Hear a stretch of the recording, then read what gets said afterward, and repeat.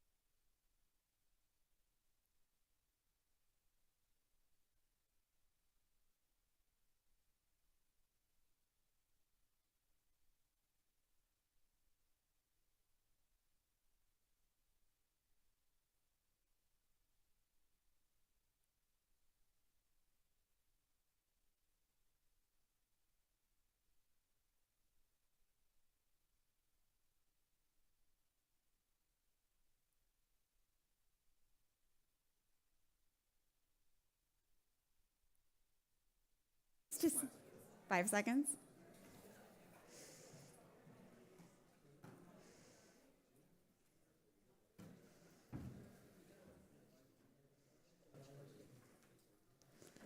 Now we're starting. Hey, everyone. Thank you so much for being here. I am thrilled to be at Duke. Can we give Duke a round of applause, please, before we get started? Woo!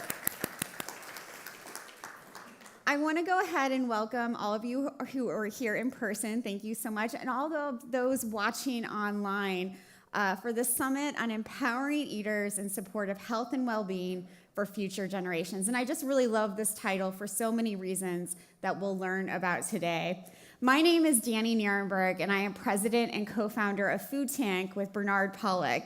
And for those of you who don't know, Food Tank is a research and advocacy organization that works to highlight stories of hope and success in our food and agriculture systems. And we do this with the aim to motivate, inspire, and ultimately activate positive transformation in how we produce and consume food. Again, it's a huge honor to be here in North Carolina and at Duke University. We are coming together to support the goals outlined in the Biden-Harris administration's national strategy on hunger, nutrition, and health. This is a national initiative to end hunger, reduce diet-related diseases and health disparities, and improve public health. I want to thank Kellyanne Blazek and Will McIntee, who are with us from the White House Office of Public Engagement, as well as Catherine Okar, who is on parental leave. They have all done incredible work to advance the administration's really, really important goals. And their leadership has been so personally inspiring to me because they are true public servants. Let's give them a round of applause, please. I am also inspired that the Biden-Harris administration has called on all of us as Americans, everyone in this room, health systems, insurance companies, nonprofit groups, philanthropic organizations, local governments, and other stakeholders to contribute to a White House challenge to end hunger and build healthy communities. And I love that they are using the term communities. No one in this room lives in a community that is not touched by hunger and chronic illness in some way. You'll hear from one of my favorite speakers today who works with food banks, and she uses this term that I really like when talking about the clientele of food banks. She calls them neighbors. All the folks who are experiencing food insecurity and diet-related diseases and other issues are our neighbors, our friends, the nurses and police officers and teachers who live in our communities. They are truly our neighbors. We all need to be part of the solution. The White House's new challenge brings in $1.7 billion in new commitments, building on the $8 billion in commitments announced during their historic 2022 Conference on Hunger, Nutrition, and Health. At the conference, President Biden announced the administration's goals to end hunger and reduce diet-related diseases by 2030 while reducing health disparities. I also want to thank our incredible host and partner, the Duke Sanford World Food Policy Center, especially Norbert Wilson, Deborah Hill, Kathy Kay, and Jack Daly. Round of applause for them, please. Today's summit truly would not be possible without them. I also want to thank Food Tank's team, our event coordinator, Kenzie Wade, and content director, Elena Seeley, for all of their work to build an exciting agenda featuring policymakers, chefs, researchers, advocates, business leaders, farm workers, academics, and other stakeholders. And you'll have a chance to hear from our incredible speakers very soon, but I need to give you a rundown of this afternoon. To make sure we end on time, and I promise you we will, we're going to keep conversations today very fast-paced and dynamic. And if we have to cut panels short, I hope you will forgive me later and understand that we really just want to have a really vibrant discussion all day long. And you will have the chance to continue today's conversations by connecting with the speakers and attendees during our breakout sessions and our reception, which you have to stay for. There will be plenty of delicious food. A big thanks to our friends at Bonterra and Ponysaurus Brewing for bringing a lot of great beverages to this event. Please make sure to step out for water and bio breaks during today. The coffee that you'll all be drinking is courtesy of Counterculture. We don't build breaks in because we want the experience for the live stream viewers to be as exciting for all of us as possible, as those of you in the room. So we have more than 2,500 people registered for the live stream, so say hello to them real quick with a round of applause. And I hope that you'll share today's conversations using the hashtag #FoodTank and the handle @FoodTank on all social media platforms. We'll be trying to respond to as many of those comments, suggestions, critiques, and other comments during the day. I'm now really thrilled to introduce someone who I admire very much after having a wonderful call with him. He's very compassionate and a very kind person, and that's Dr. Greg Albanese, the CEO of the Duke University Health System, to welcome everyone. Over to you, Craig.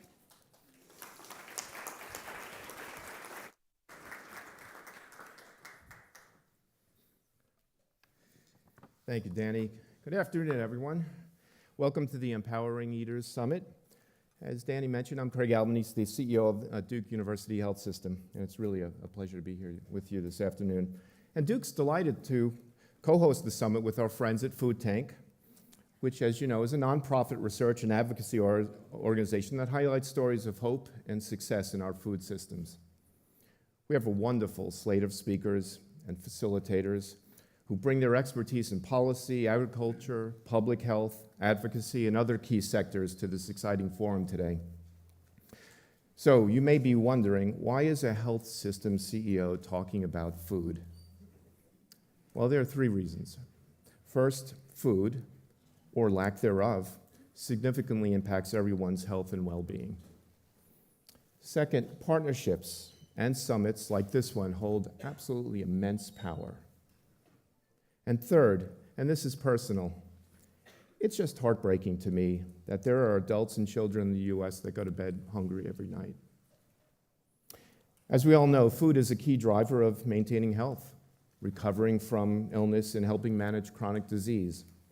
Food as medicine is a scientifically proven remedy. But many people don't have access to affordable, healthy, or culturally relevant food. These issues are prevalent nationwide and even in our own backyard here in Durham.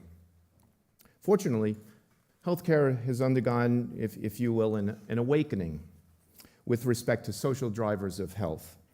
And these are defined as the non-medical factors that play enormous roles in the quality of life and health outcomes.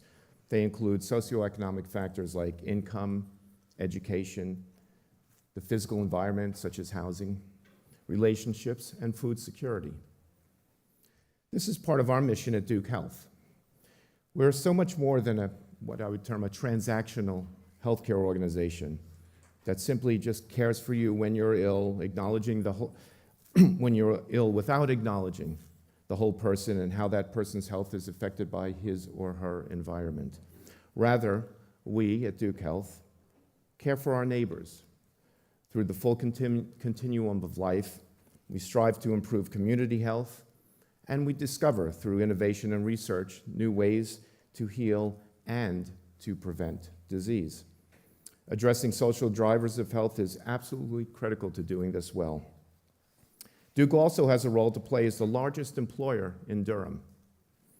I want Duke to be the employer that provides a pathway to economic mobility and stability, which in turn will positively impact the aforementioned social drivers, leading to a healthier community. To do this well, we need partnerships. No single organization, expert, agency, or industry is able to tackle large systemic issues. Now, I don't have the answer to these big questions, but I do look forward to the dialogue that will be taking place here today. Healthy debate and discord will lead to innovative and collaborative thinking that will hasten impactful solutions. That's the power of summits like this one. It brings together a tremendous amount of intellectual capital. The speakers, the in-person and virtual attendees, and organizations like Food Tank. We need all of you, all of those joining us virtually, and your networks to help catalyze the type of change our community and our nation need to overcome food insecurity and the chronic diseases our patients are experiencing. So thank you for coming together today. Thank you for advancing this conversation and action around these challenges and opportunities. I want to thank our organizers, speakers, and guests, the White House and our policy leaders for their leadership and focused attention on food security, health, and well-being. Our food tank partners, Danny Nierenberg, Bernard Pollack, and their team for their unwavering dedication to creating productive conversations and movement towards solutions. From the Duke World Food Policy Center, Norbert Wilson, Deborah Hill, Jack Daly, and Kathy Kay, thank you for designing today's program. It's a pleasure to see such a diverse group of panelists from various sectors. And our academic colleagues from Duke and across North Carolina, community-based organizations, policy advocates, and experts from across the state and the nation, and key staff from Capitol Hill joining us together today to lend their perspectives so we can learn and grow together. And of course, a big thanks to all those who helped make today possible. So now I'll hand it over to my esteemed colleague and friend, the Mayor of Durham, Leonardo Williams. Thank you.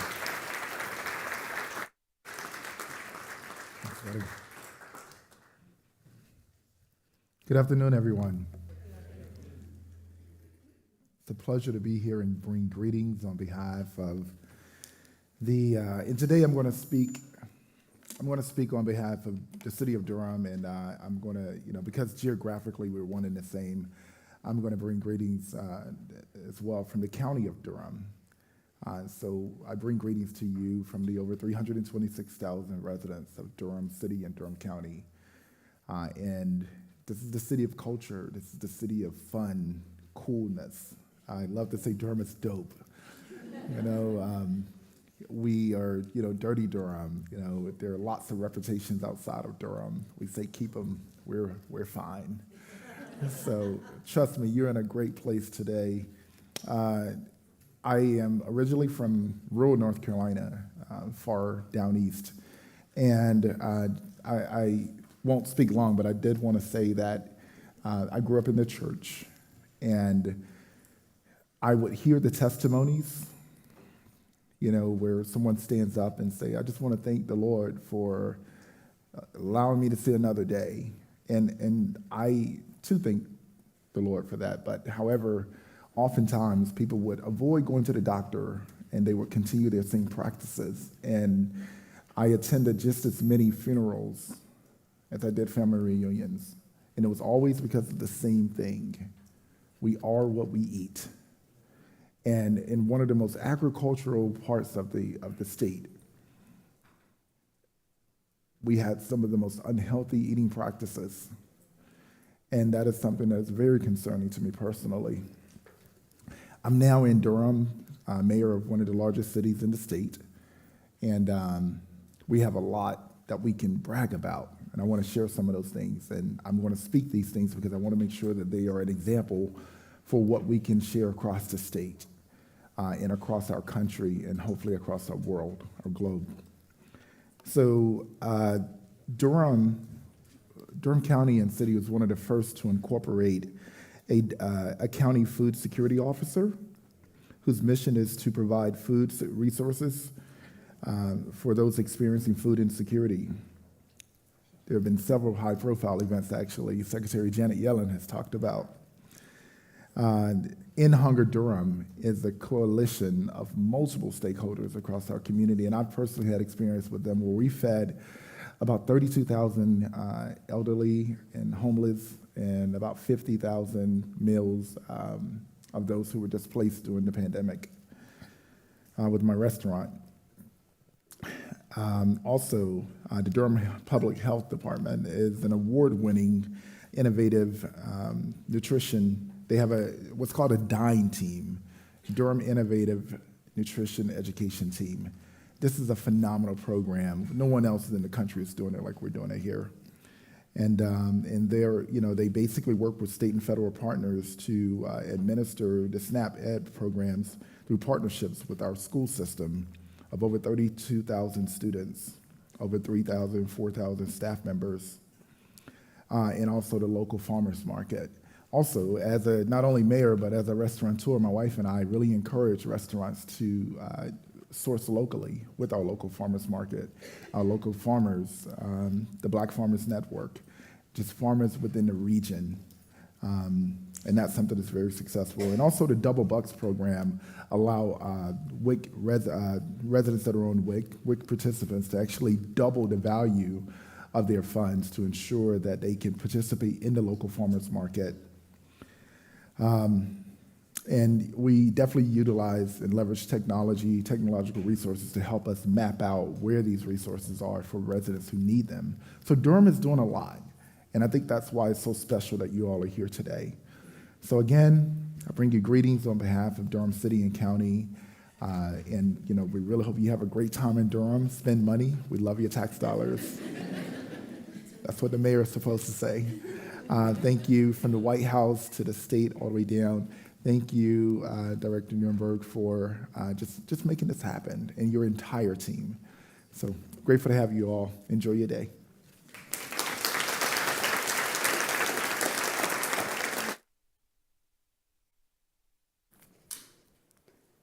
Huge thanks to Craig. I love Mayor Williams. Thank you so much for being here. Durham is dope. Thank you. I am now excited to sit down with my friend Will McIntee, the Senior Advisor for Public Engagement at the White House Office of Public Engagement, and Rachel Ferencik, the Senior Program Officer for the CDC Foundation, to help us set the stage for today's conversations. While they're joining me on stage, I'm really, really excited to share a video by North Carolina Governor Roy Cooper, who couldn't be with us, but was really excited to contribute this video. Thank you.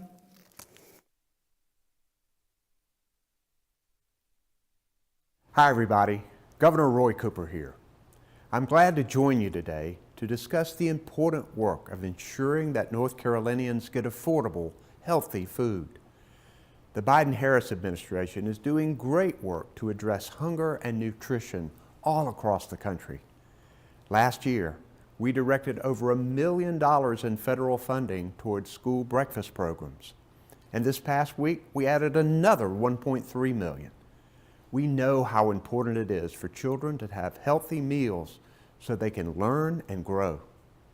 Let's continue our efforts to achieve the goals of ending hunger, reducing diet-related disease, and improving the health and well-being of communities across North Carolina. The work you're doing is critical for the health and the future of our state. Have a great event, guys.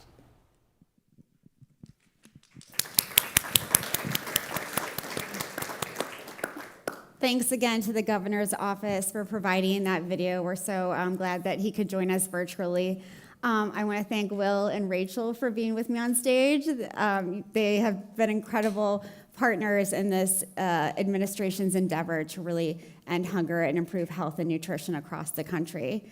I think the first thing that I want to talk to you both about is the importance of collaboration and partnerships with this work. You've had to really mobilize a lot of different folks unusual suspects, if you will. And I'm hoping you can share with us some about of how that worked and how long it took.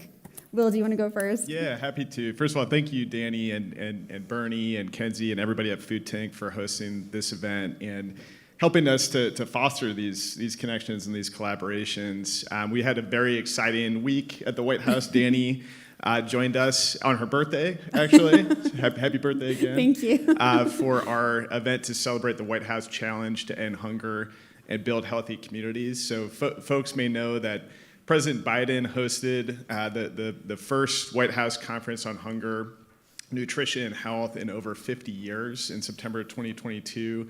Ahead of that conference, we did a lot of listening. We did a lot of talking with partners, stakeholders across the spectrum in the private sector, food sector, health sector, nonprofit and community-based organizations who are doing work to help eliminate hunger and reduce diet-related disease, state and local governments. Great to have the mayor here and to hear about all the incredible things happening here in Durham. But really to both, to help to inform the national strategy on hunger, nutrition, health that we announced and lifted up at that conference, but also to foster commitments from external partners to help us achieve the goal of ending hunger and reducing diet-related disease by 2030 that President Biden announced at that conference.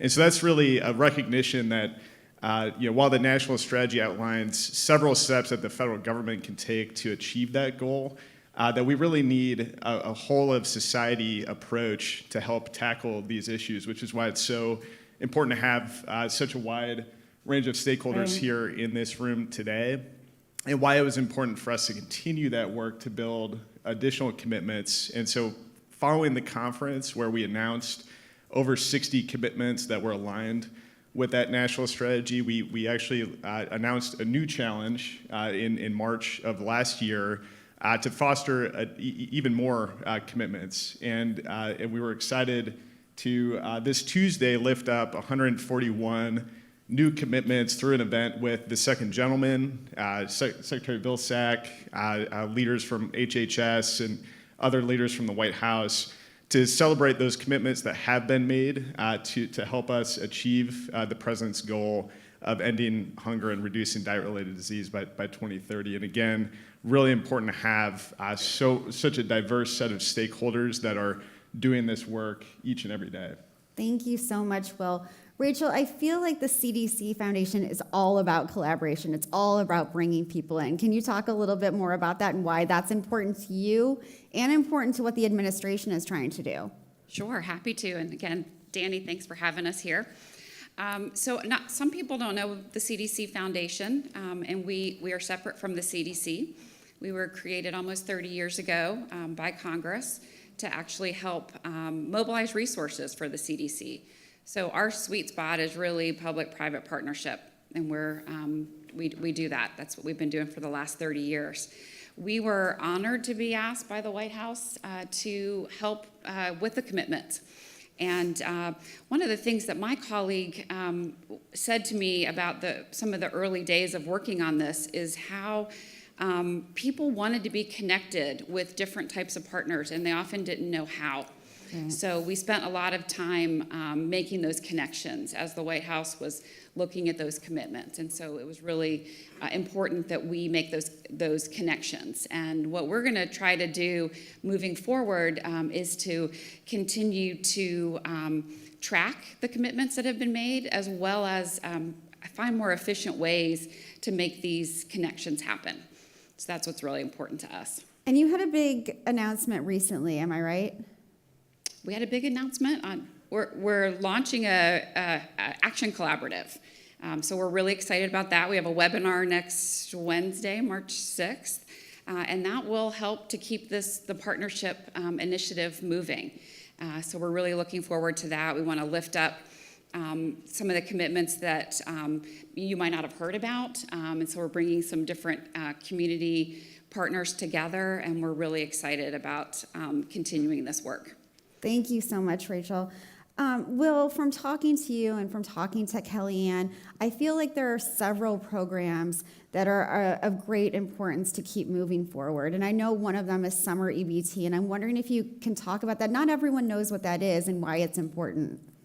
Yeah, absolutely. So, we mentioned all the commitments that were lifted up through the White House challenge. The administration has also been working, really hard and diligently to implement that national strategy on hunger, nutrition, health that was announced at the White House conference in September 2022. One of those initiatives is implementing the summer EBT program, which is an additional grocery benefit for eligible families with children to be able to afford groceries during the summer months when they're not receiving breakfast or lunch or school meals at school. And this was a program that's being implemented by USDA through partnership with the states, tribes, and territories. We were excited that in the first year of the program, which is this year, 37 states, I believe 3 tribal nations, and all territories have adopted the program and are working. Thank you.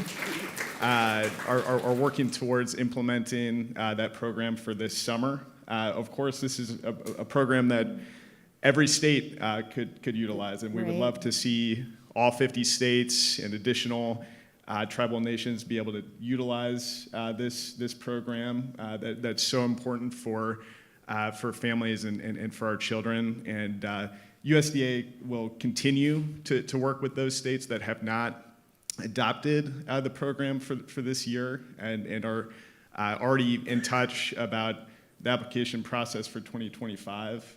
But we certainly encourage you. I know North Carolina, fortunately, is participating in the program. I know we have some folks from other states that may not be, and of course, happy to make those connections with USDA for more information if you'd like to. Just educate folks in your state about the benefits of the program. Absolutely. You used this term with me, I think, last week, that summer should not be the hunger season for children in this country. And I think that's something that we can all get around. So the states that are remaining, they have a lot of work to do, but they can reach out to you and get that work done. Absolutely. This is a new permanent program, and so we are, as USDA continues to say, they will continue to work with anyone to make sure that we reach as many children as possible through this program. And we're excited that this program will impact 29 million children this summer. Yeah, it's very exciting. Thank you for that work. Rachel, you talk about public-private partnerships like they're an easy thing, but they're not always easy. And I'm wondering if you can talk about what makes that collaboration and those connections really possible. Relationships. It takes a while to build those relationships.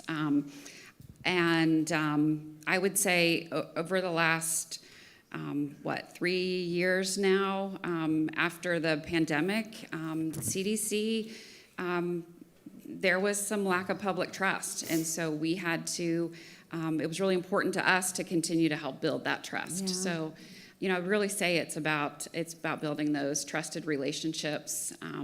We try to operate as an honest broker, not always having an agenda, but to actually bring together folks and give them a space to talk, to work together. It is all about relationships. It's about being in spaces like this one and talking to folks and getting them excited. So that kind of leads me to my next question. What are you, Rachel, excited about from today and this sort of discourse that we're trying to have? I was thinking about that and looking at the agenda. 3 things came to mind. The first is the obvious one about partnerships. This work has to be about partnerships.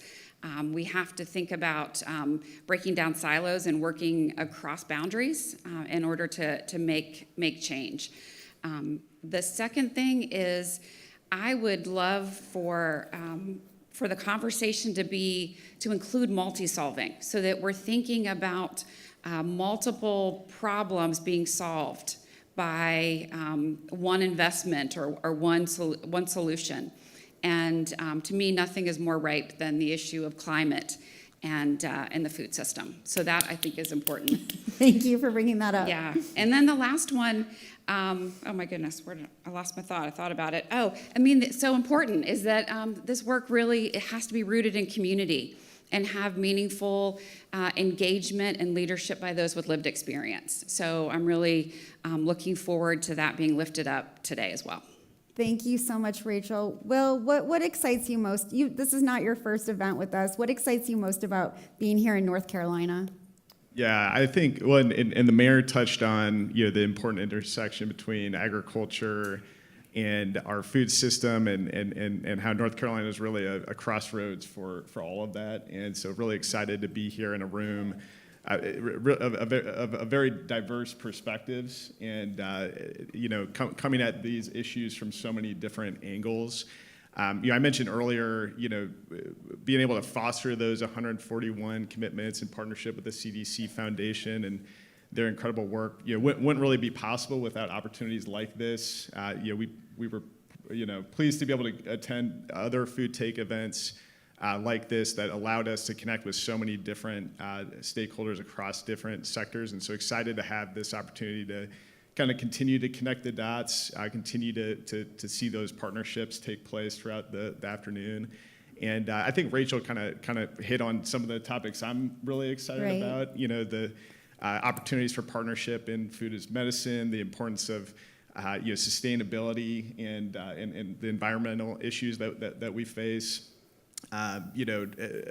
Opportunities to continue to connect the dots as we look at food access and affordability, and connecting the dots with our local and regional food systems, ensuring that our farmers, our farm workers are seeing a fair share for what they produce and the hard work that they do, while also ensuring that that all Americans have access to healthy, fresh food. So really excited for all the panel discussions, but even more excited for the opportunities to have conversation and to find ways for us to collaborate. Thank you both so much. I think they both said it so well. It's all about connecting the dots. There are so many issues that we have to link together because they're already interlinked. And so I want to thank you both for your commitment to this work, for being here today. Thank you both so much. You stay.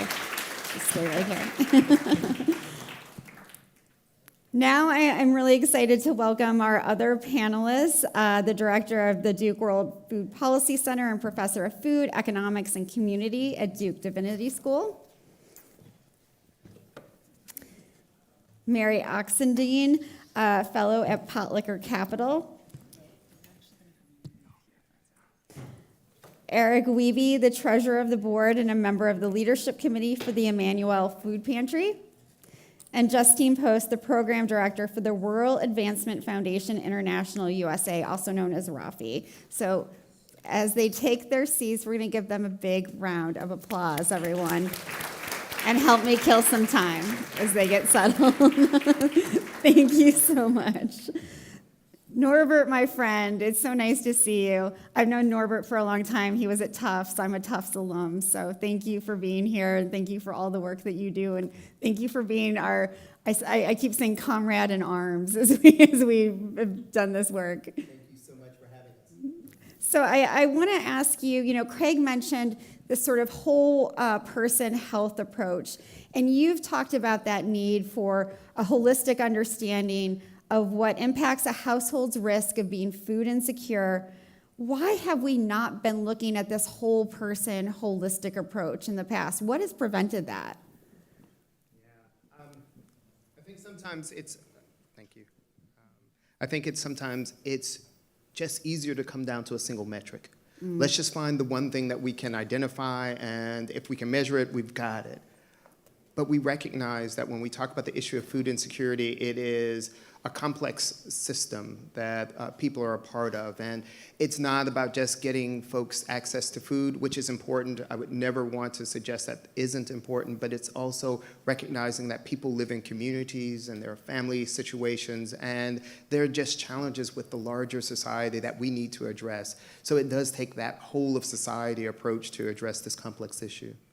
But as somebody who I know is an agricultural economist, data is very important to you. Those metrics are very important. So how do we get, I think what I'm trying to ask is how do we break people out of their silos? I mean, that's kind of what we're trying to do here today, but how do we get individual sort of professions and parts of academia, especially, to break out of that? Yeah, no, this is a really good question, and it's funny. I'm working on a different project related to this on food waste, and we're talking about convergence, and this idea from NSF that different disciplines should come together, and not just different disciplines in the academy, but also working with community groups to actually recognize the shared knowledge that we have, to move beyond and to actually really taking the risk of reaching across difference to come up with innovative solutions, to come up with solutions that we could never come up with on our own. Right. So it's that kind of innovation that I think is necessary for us to move forward. And I'm just really grateful for this panel because I think it reflects exactly this idea that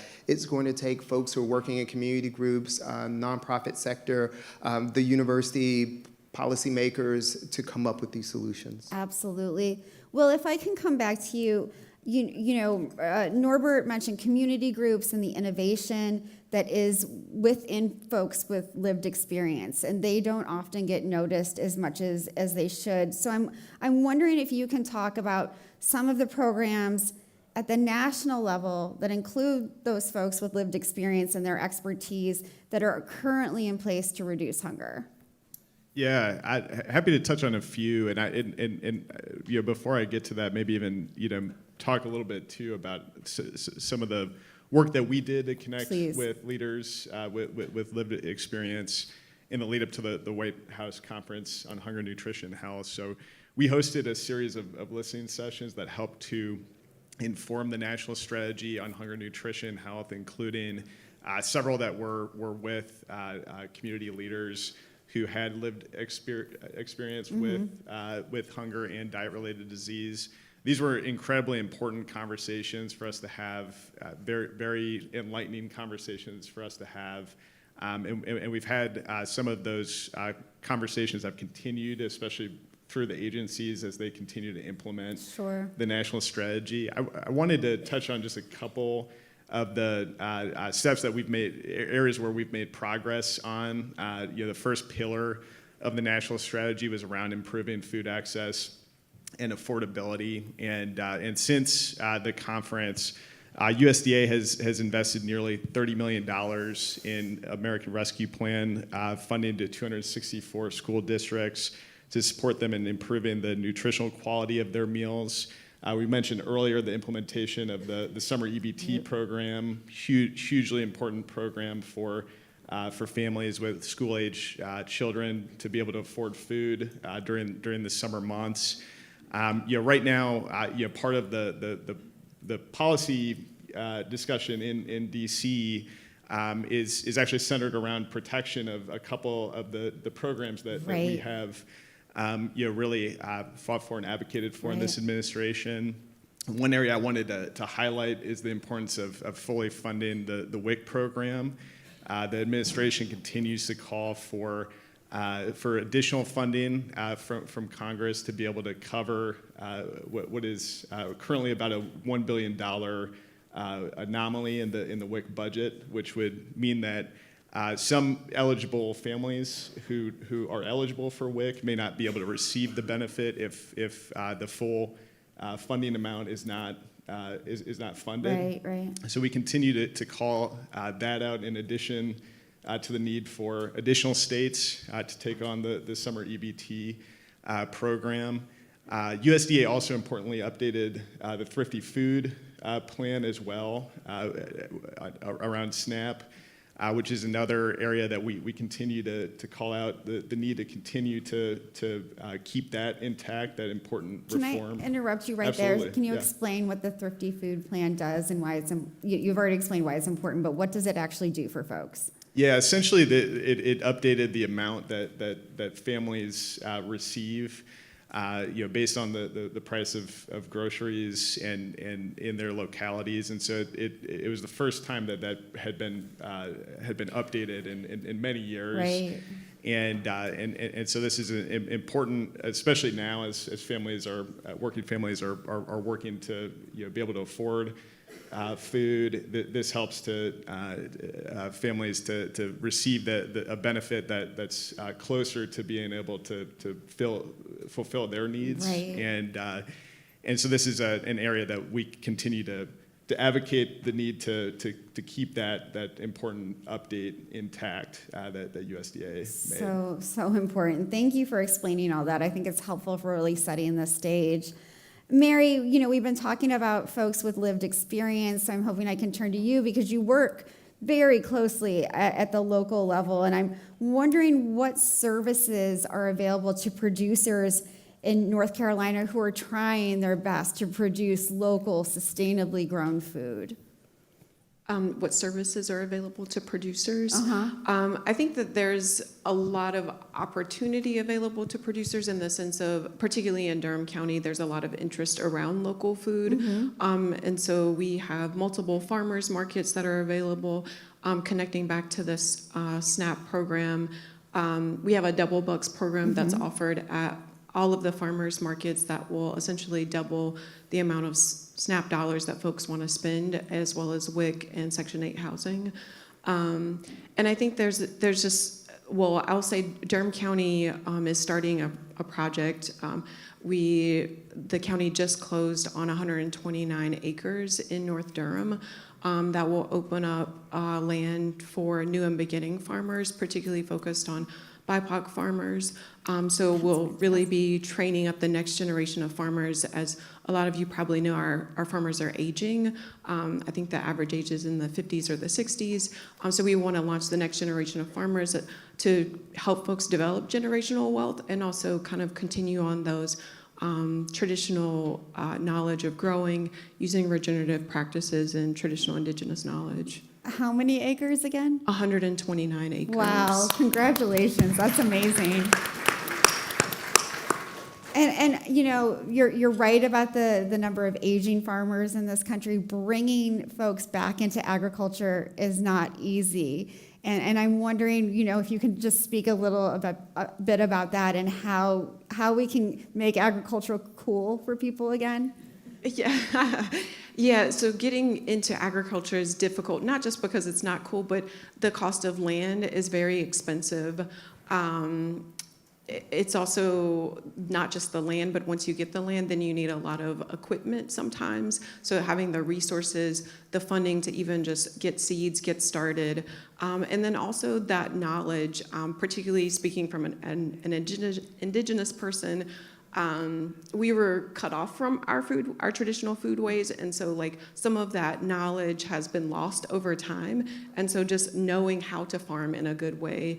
But yeah, and then I think also coming from that indigenous, also sort of Black perspective, a lot of times our folks were told by family to like leave the farm. Right. It's not, a lot of folks, even if you're formerly incarcerated, may have been forced to work on a farm while you were in incarceration. So there's a lot of trauma around farming. Sure. So beyond just like making it cool or not, like, kind of really helping folks reconnect with the land and see the earth as a healing rather than a source of trauma. Leah Penniman from Soulfire Farm talks so much about that, and it's so important. And Justine, if I can turn to you, I know you're working very closely with farmers. I just have to say that I'm so pleased Justine is here because Rafi is one of my favorite organizations in the entire world. So thank you for being here. You're working with churches to expand markets and access for Black and brown folks and indigenous farmers. How does that work, and why is that so important right here in North Carolina? Thank you. Yeah, it's extremely important. We kind of serve as the connector and just the introductory piece, so we work closely with farmers across the Southeast, but in particular North Carolina, we work with a host of farmers of color. Mary, to your point, the resources that are available in North Carolina are like huge. Farming in North Carolina is a great place to farm because there's just so many nonprofits and service agencies available. There are people that even help you get access to NRCS and FSA and all of those pieces, Rafi being one of them. Happen to know that piece.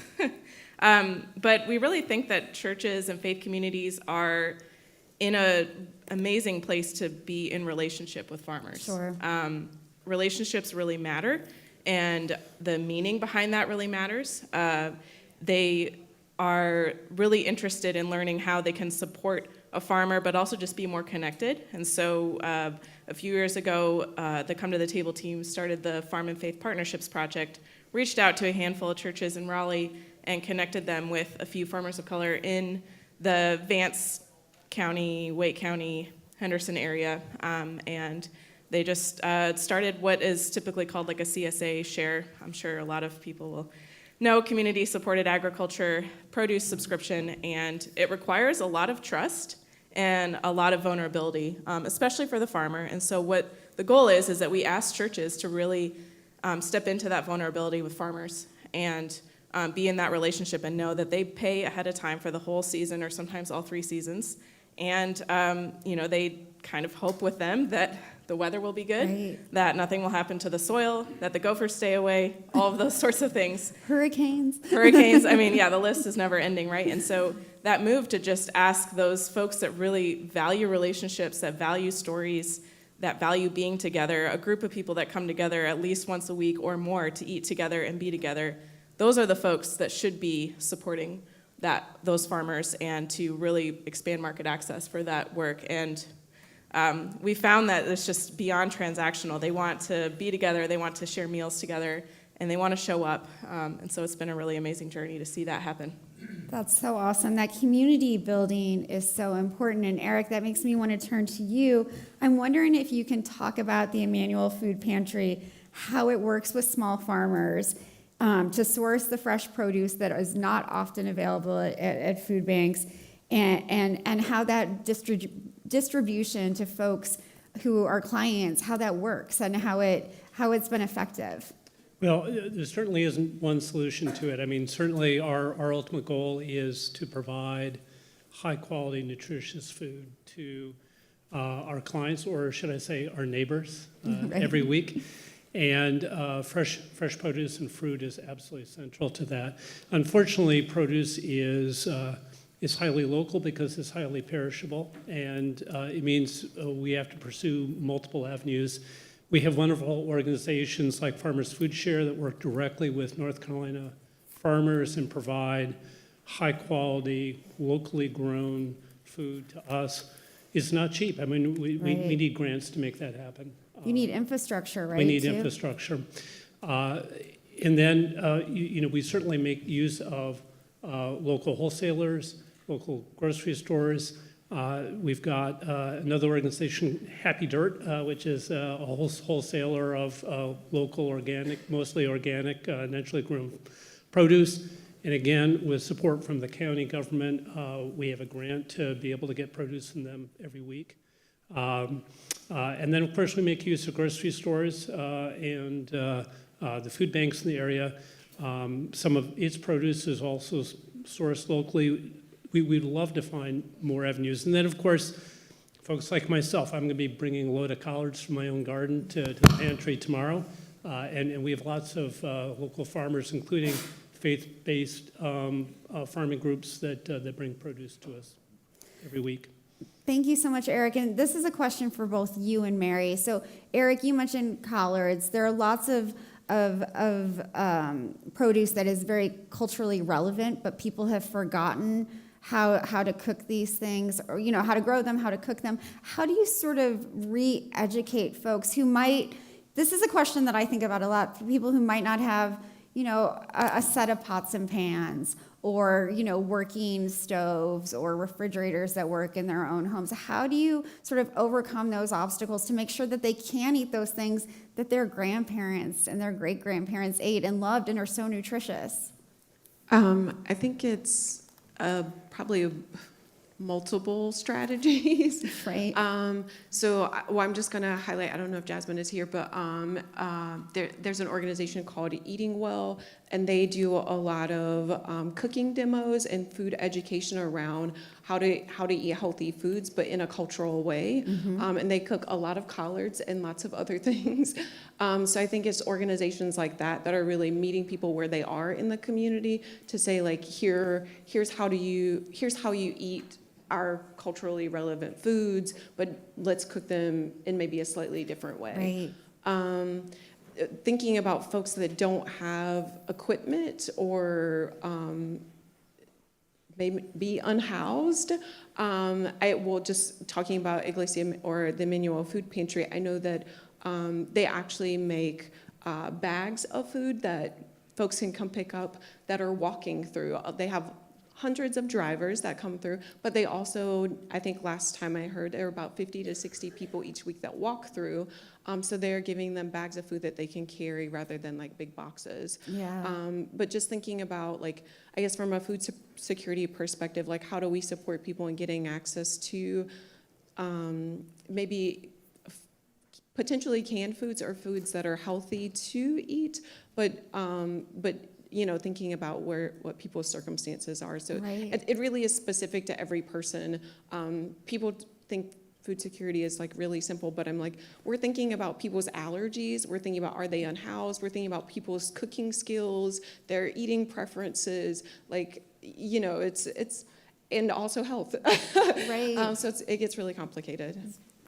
Yeah, I think the short answer is it's definitely a dance, and it's definitely a community solution. So we have a large portion of Latinx coming through every week, but also African Americans, also African immigrants and other refugees, in addition to Caucasians, and widely varying diet. I would say that for me, one of the biggest challenges is, in terms of food education, is really general education around healthy foods as opposed to ultra-processed foods, which unfortunately way too many of our neighbors have been forced to eat, and in fact that is their normal diet. And so how do we now introduce them to collards that maybe their grandmother cooked but they haven't seen in their lifetime?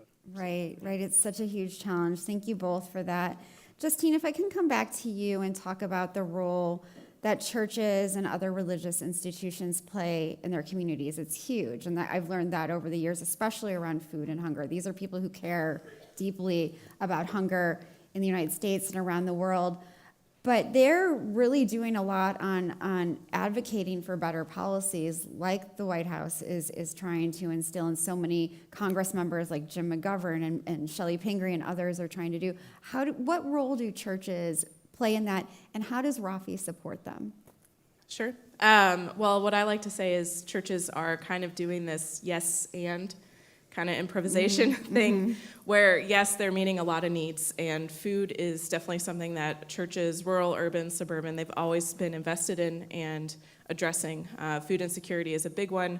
Like I mentioned, churches hold stories. In the Christian tradition, food shows up a lot. And so they're often interpreting what that means for their actions and how they can be most involved. And so we often work with, so the Come to the Table team, we kind of are a program, and we invite faith communities to participate in our workshops and trainings and conversations around how we might transition or shift from more charitable acts toward a more justice-centered approach. But we always do it in the sense that it's always, yes, you're going to continue to need to feed folks, right? So however, a lot of the folks that are in that work of feeding people and keeping pantries open, sometimes twice a week, it's very exhausting, and they need space to really process that and figure out how they can move on. And so we try to offer kind of a yes and allow them to kind of express and say what they're feeling, create peer connections across the state, and learn from other clergy and faith leaders who are also doing this work. And also, what are ways that we can step into advocating for stronger policies that would improve SNAP and WIC access? How could we expand, school meals so that the burden isn't always on churches or isn't always on 1 to 2 players to feed children and families? And so really, we kind of create this container to have those conversations, and then also provide them the resources. Like, hey, have you seen our Farm Bill platform? You can kind of see it here, or have you seen NSAC's Farm Bill platform? Whatever it is, we kind of try to make the dots and connect them so that they can continue to do both things, which are both really hard to do. But operating in that space of safety and finding a way to do both of those things. Yeah, that yes and approach and connecting the dots is all we've been hearing, and I think that's so important. Norbert, if I can come back to you, Justine talked about a justice-centered approach, and we know that programs like SNAP are critical. They are vitally important in this country, but they don't and they can't solve all of the inequalities that we are seeing in the U.S. right now. What other kinds of solutions are out there, and how can we lift them up? Yeah, thank you. And I want to make a really clear point about the inequity when we look at food insecurity. If you look at the national statistics of food insecurity in the United States, you will see that certain households are much more likely to be food insecure. African American and Hispanic households led by single mothers, particularly, and even with single fathers. And so there's something that's not right about that. You can just look at that, and that doesn't make sense. And so it represents this larger problem that I think is happening in our society. SNAP is a critical program. It really does reduce food insecurity. There are a number of studies that actually show this in a causal relationship. However, when you peer behind those studies and you start to look at what inequalities still remain even with SNAP, those inequalities persist. And so there can be ways of thinking about how do we adjust the SNAP program to actually make it more likely to not only lower food insecurity, but also reduce the disparities in food insecurity. But we can't just look at a program like SNAP and say, well, that's all that needs to take place. Because at the root of food insecurity is economic instability or inequalities. And so thinking about what are the larger set of policies that we can implement that can help address those issues is critical. We should never forget about taking care of the food challenge that families face. But if we're not also thinking about the economic opportunities for those families, we're going to continue doing this effort. And we're never going to get to those root causes. And so I do hope that we can continue this conversation about food, but I hope we can bring other partners in to talk about what does it mean for housing? What does it mean for employment opportunities? And how can we work collaboratively? It's messy, and it's not always easy, and it's costly, but it's worth it because the cost of not doing it is actually, I believe, greater. So I would hope that we can have this sort of multiple-pronged approach to address these issues of food insecurity. It's so needed, and you're right, it's messy. One of my good friends is Adrienne Lipscomb from the 40 Acres Project, and she is not just a chef, but also a city planner. We need more folks with like multidisciplinary skills to come into these conversations and really help, unpack that messiness, dive into it, and embrace it in so many ways, right? Well, I want to come back to you because I'm scared, okay? We saw the expansion of the child tax credit and how successful it was for reducing childhood hunger rates during the pandemic. And I'm wondering what support you see for it, for making it bigger, better, more expanded, because we have a really difficult political situation in this country right now. Yeah, no, it's a great question, and I think Norbert just touched on a lot of really important points around eliminating disparities in this work as well. The child tax credit, when that was implemented through the American Rescue Plan in 2021, we saw child poverty be reduced by nearly 50%, and that was across demographics as well. We also saw food insecurity drop by 26% as a result. And Norbert was just hitting on all the right points about the need to both address poverty but also create economic opportunity. And so the child tax credit and both the expanded child tax credit and the earned income tax credit, we know are proven tools to be able to both reduce poverty and address food insecurity. which is why the Biden-Harris administration continues to push for a permanent expanded child tax credit. That's a continued conversation that was actually in the national strategy as well, and something that the president continues to speak to the need of, and in addition to so many other areas. Again, not to belabor it, but the summer EBT program is really a huge opportunity, and again, we want to continue to work with the states that have not taken the opportunity from that program to make sure that this truly reaches all of the children and families that could be impacted and could benefit across all 50 states. And then also, I think I forgot to mention as well the important work that USDA has done around the community eligibility provision to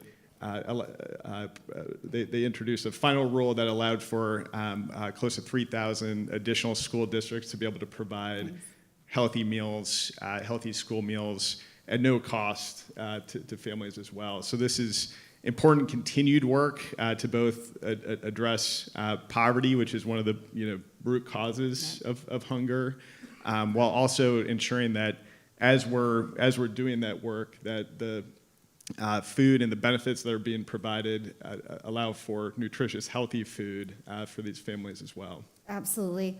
We're almost out of time, but I'm going to have us go 2 minutes longer because I want everyone on this panel to give a 30-second call to action. Mary, can I start with you?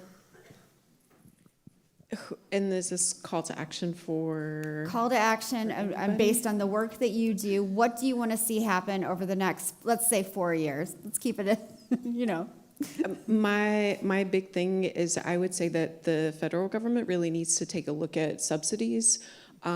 We currently subsidize commodity crops, essentially corn, soybeans, things that are going to corn-based ethanol, so fueling our cars, corn-based feed that are going to factory animal farms that are contributing to climate change, and ultra-processed foods. While at the same time, the government is spending millions and billions of dollars on public health programs to help people make the healthy option the easy option. So if we changed our subsidies, instead of making the commodity crops cheaper and subsidize fruits and vegetables, which the government considers specialty crops, and making those cheaper, our families would be able to afford those healthier options.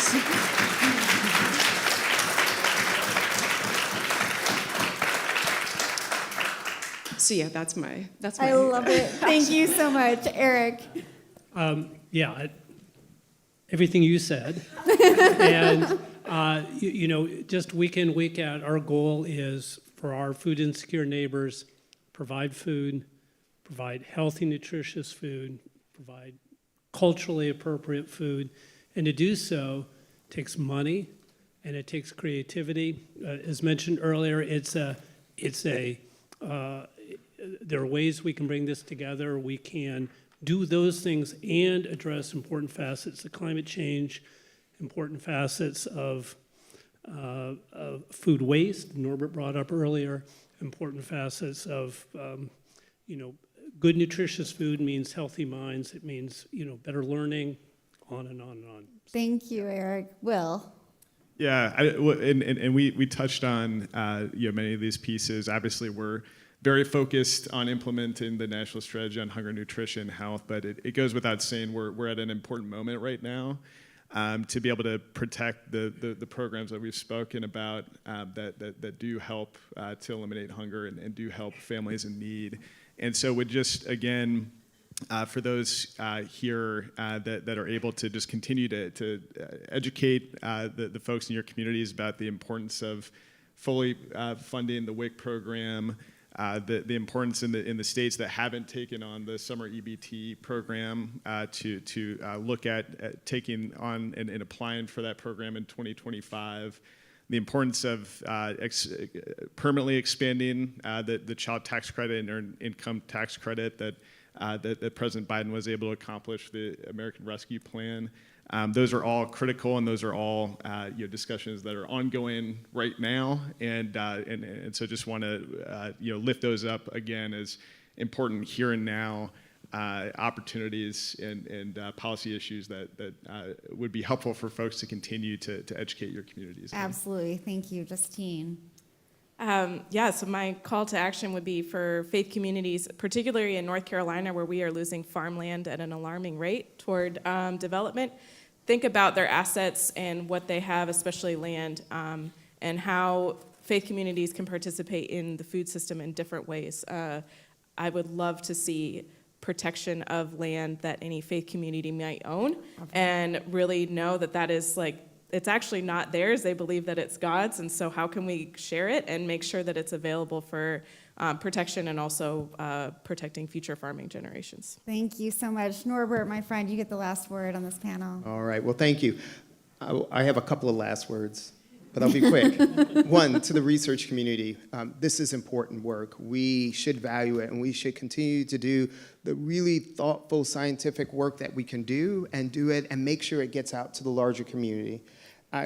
Because I'm a faculty member, I want to encourage our students, and I know there are students in this audience, this is valuable work. Engaging in issues of food security and realizing it's part of the larger issue of climate and the larger issues of social inequalities. These are ways that you can make a difference, and I just encourage you to continue to do the work that you're doing, because I'm not going to be able to do it for much longer, and I want to make sure others come along. So thank you. Thank you, Norbert. Thank you to all of the panelists. Big round of applause. I'm really so glad that Norbert brought up the need for thoughtful scientific work. That is going to be much needed, and science has been attacked in so many ways over the last several years, so keeping that in mind is really important. It is now my incredible honor to introduce U.S. Congressmember Valerie Foushee, who represents North Carolina's 4th Congressional District. And so we're so excited to have her and her voice here. So please give her a round of applause as she joins the stage.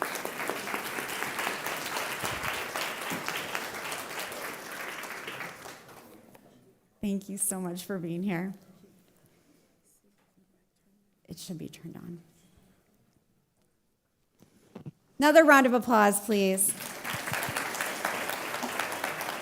So thank you for joining us again. I'm wondering if we can talk about something that was sort of mentioned in the last panel, and that's the need for different kinds of infrastructure to connect eaters with food markets and local growers. Sure. First of all, thank you for having me here and certainly allowing me to be a part of this very important conversation. Yes, it's good to talk about this situation holistically, and I think part of that is talking about infrastructure and about ways of not just moving people from point A to point B, but ensuring people have access to services, right, access to all of those things that are needed for them to be able to raise healthy and providing nutrition for their families. So I'm proud that there has been, from the federal government through the Biden-Harris administration, funding coming directly to the 4th District, particularly as it relates to providing more funding for buses and for the rail system. Sure. We know that over the past few months, there has been $2.1 million invested right here for expanded access to bus services. And I think we all saw the announcement where $1 billion has been invested right here for the Raleigh to Richmond S-Line rail service. So glad to see those kinds of things happening and understanding that we take the opportunity now to provide transportation so that people are connected with the services that they need. Because so many folks are living very far away from farmers markets or grocery stores. Sure. Buses are, I'm hoping you can touch a little bit more on that. Buses are so important. And for those of, the folks in the audience who drive cars and get around that way, buses are vital. Can you talk a little bit more about that? For several reasons. First of all, we know that we need to do what we can to reduce the effects of climate change. And so we're talking about relieving congestion. We're talking about easy access, cleaner access, right, safer access, all of those. And I mean, they're important. We see, particularly in a growing area, where we're trying to remove as many combustible engines off the roadways, just allowing for people to have access without the need for putting more cars on the road is the way that we should be going, and providing that funding allows us to do so. So important. I want to shift gears a little bit and talk about the role that green spaces play in improving the overall health of communities. We've talked about whole person, holistic health. Green spaces are a huge part of that. Absolutely. Because if we're talking holistically, we want people to be healthy. And so we have to allow for those spaces to be available by way of parks and other areas of green space so that people can move. People can have access to recreation. When we also talk about green spaces, we're talking about reducing other factors that contribute to climate change. Right. We take these opportunities to reduce pollution and have those green spaces in centers where people can access them. Again, if you connect green spaces with access to transportation so that people can get to these areas, have the opportunity to explore parks, explore nature, add to what we know to be a thriving ecosystem. All of that is important. And so important for children. Absolutely. Absolutely. And for seniors like myself, we Barely. We still want to move. Not at all. Not Yeah. at all. Absolutely. I'm wondering what opportunities you're seeing right now as such an influential member of Congress to improve food security at the national level before November. Yeah, so I'm glad that, how about that one? I'm glad to have heard some of the conversation with the earlier panel, because I think, you know, particularly since the pandemic, we've seen how the federal government did come in and provide nutrition for not just people who didn't have access by way of transportation or being able to get out, but with school children not having access to be in school buildings where many students who live in poverty were relying on meals. They were getting meals for breakfast, getting lunch, and many of them leaving school buildings with backpacks with food. But that whole situation that was funded by the American Rescue Program, where for a long period of time, people became reliant on access to those meals. It gave the opportunity for not just children, but also senior adults, people who had not engaged the system before, had the opportunity to be provided with nutritious meals. I think we know that there is a responsibility that government plays in ensuring that there is food security. I think we learned a lot of lessons from that. It is my hope that we would continue all of those programs that provided for nutrition for children and their families. It's interesting that a number of situations were revealed during the pandemic, such that there was a greater push to not just acknowledge that this was a situation, but to provide for it. And to come together in a bipartisan way to provide those funds. You know, it's not like when the pandemic ends, people went back to having opportunities for job placement and that sort of thing. It's not such that people were able to move back into what they knew to be normal. So to just stop, have a dead point where no longer these programs were available does not make a whole lot of sense. And so I'm hoping that my colleagues will move forward with understanding that until we get to a point where people can count on assistance as it relates to our farmers, particularly new farmers, farmers who saw a period of time where they could not invest in equipment, as we heard earlier, or understanding what the supply chain situation yielded for all of us. Our role as a responsible government is to not only see those things, but to address them such that we can move our country forward. As somebody who is an anti-hunger advocate and understands the lessons that we learned from the pandemic, and to be frank, not a lot of your colleagues are remembering those lessons. Sure. Do you feel optimistic that we can make these changes and make them quickly enough so this the generation of kids right now who are struggling, the generation of families right now who are struggling, that they won't have to 6 months from now, 2 years from now, 4 years from now? That's a really tough question.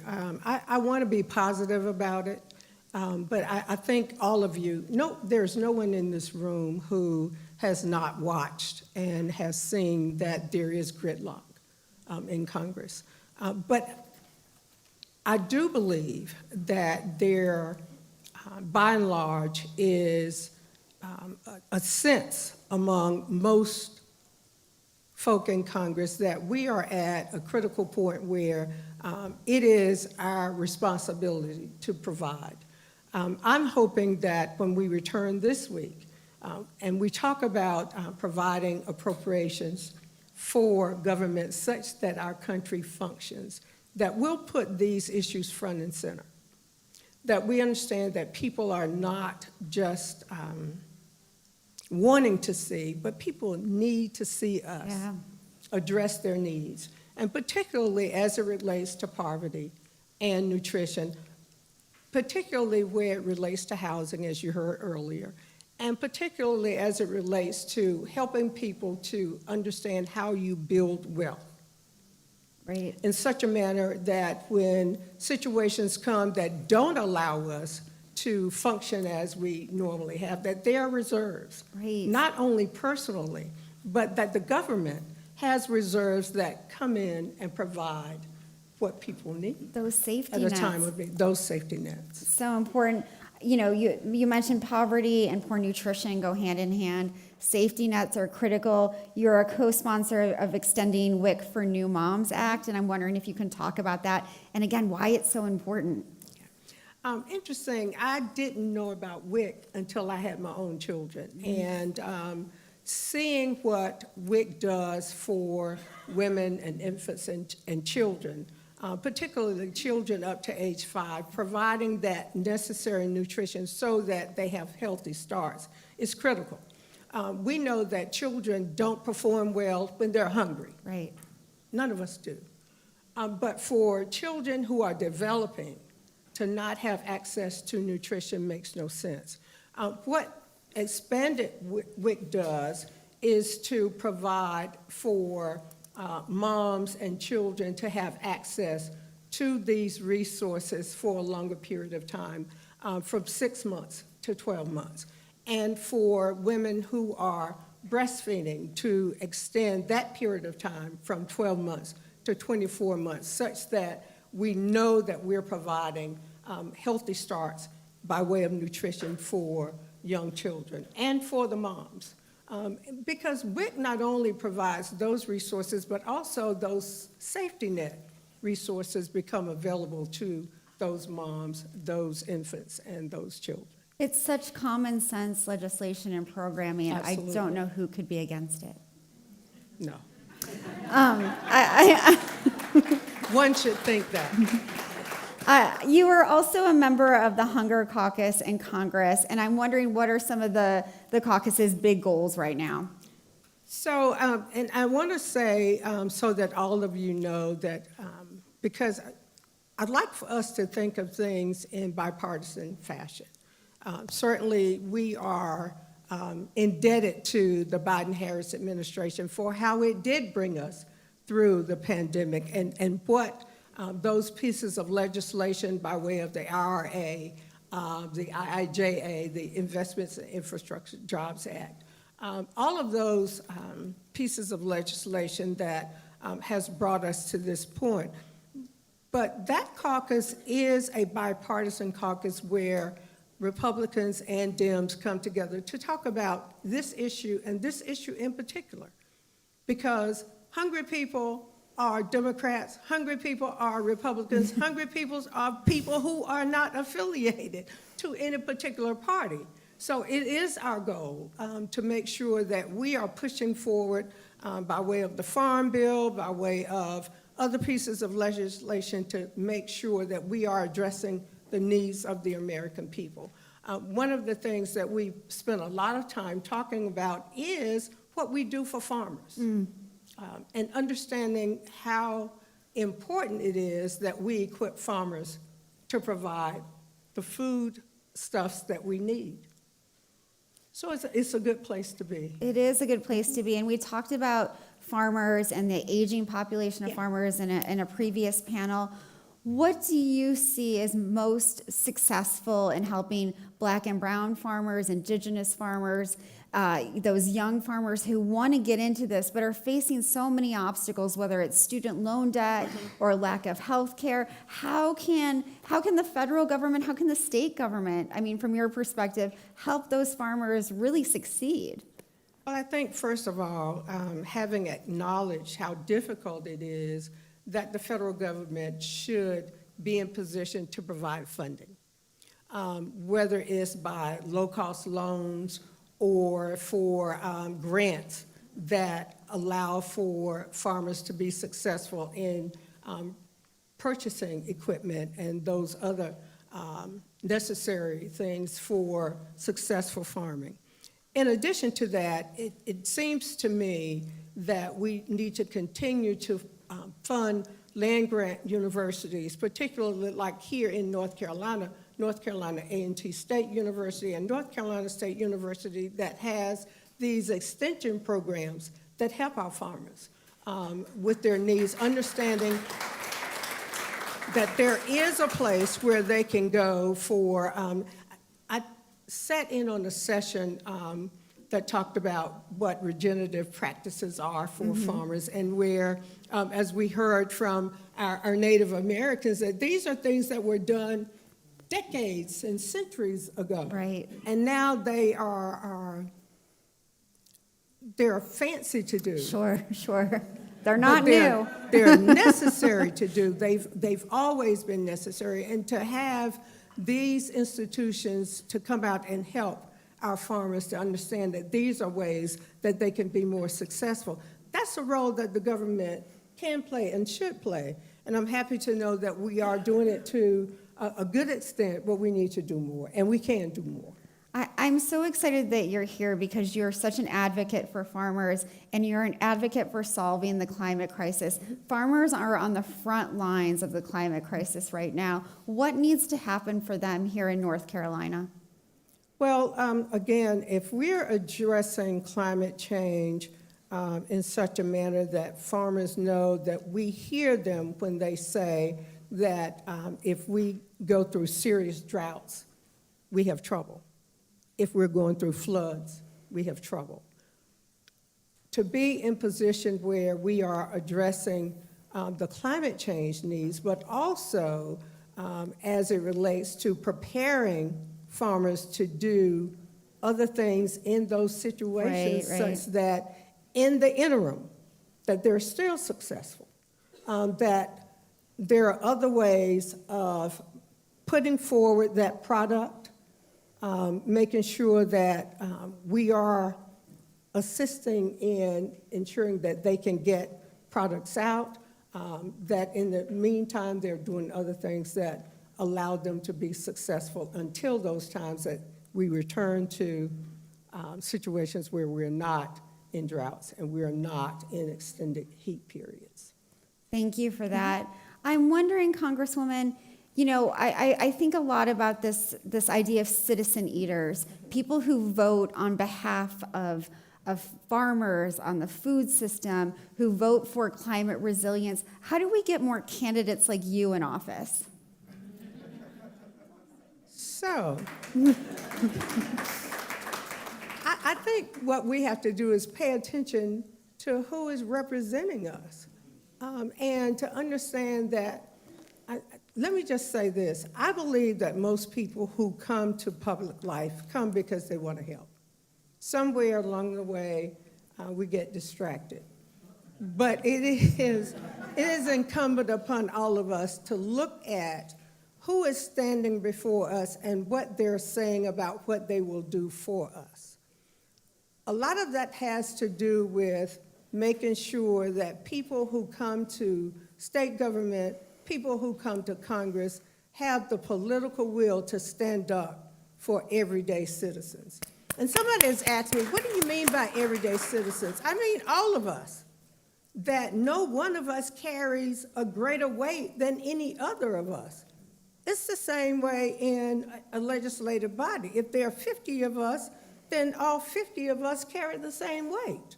Well, it should be the same for the American people, that we don't just cater to people who have the loudest voices, but understanding that each of us represents a number of people. I grew up very poor in this area, but through education and persistence of my parents, who were teenagers when I was born, but they understood the value of hard work, so they worked more than one job. Sure. They understood the value of education, and so they made sure I got one. And they understood faith, and they made sure that it was pushed into me such that I came here from church today.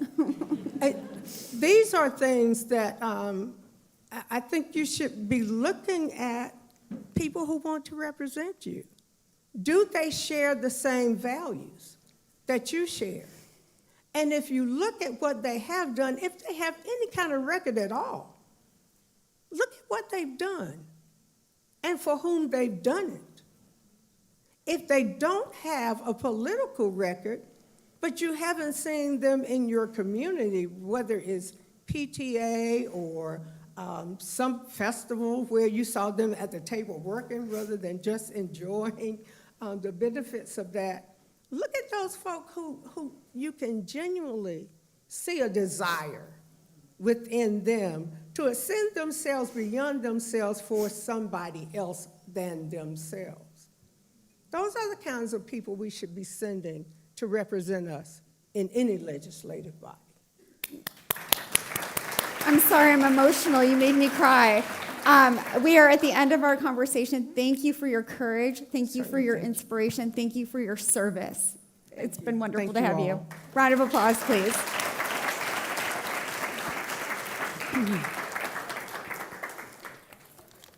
I always say it's not a food tank summit if I don't cry on stage. We're going to turn to our next panel to explore the importance of healthier food environments. I'd like to welcome our speakers, Kellyanne Blazek, the Special Assistant to the President for Agriculture and Rural Policy in the White House, Chef Rob Kaneen, a native Alaskan chef and the Outreach Director for the North American Traditional Indigenous Food Systems, also known as NATIVs, Alice Ammerman, a professor in the Department of Nutrition at the Gillings School of Global Public Health and the director of the Center for Health Promotion and Disease Prevention at UNC Chapel Hill. Such a mouthful, Alice. And Gavin Fitzsimmons, a professor of marketing and psychology at the Duke Fuqua, did I pronounce that okay? School of Business. Give them a round of applause, please. Nice to see you. Kellyanne, I'm going to start with you, okay? The Biden-Harris administration's national strategy on hunger, nutrition, and health prioritizes healthier food environments. And I'm wondering, to help set the stage for this conversation, what is a healthier food environment? What's a food environment? Thanks, Danny. Great to be with you all today. As Danny mentioned in the national strategy, Pillar 3 is all about healthier food environments. And that means anywhere there are people, we need to make sure that the healthier option is the easy option, as a previous panelist mentioned. And so that really starts with kids. That starts in schools. And maybe we'll do a little bit of audience polling. Raise your hand if you ate school meals when you were growing up. Okay, for those in the live stream, most folks in the room just raise their hand. There's actually 30 million kids who eat school meals every day, and so it's a huge reach. And one of the things that we're really focused on in the Biden-Harris administration is making sure that there are healthier food options in schools. USDA issued a proposed rule around healthier food options in schools to make sure that school meals, nutrition standards in school meals are actually aligned with the US dietary guidelines. That rule will be finalized this spring, and one of the pieces that I'm most excited about is what would be the first ever added sugar limit in that proposed rule. We know that kids are consuming way too much added sugar, as are a lot of us, but that's kind of baked in, no pun intended, but baked into the food system, right? So it's not like people are adding sugar at home. Same for sodium. We're not adding sodium at home, which is baked into processed foods. And so we understand that we can't flip a switch and turn this on or off overnight. This has to be incremental progress. So the proposed rule would actually phase in an added sugar limit over time. That would do two things. One, it would give manufacturers time to actually reformulate their products. And two, it would give kids time to have their palates adjust to those new foods.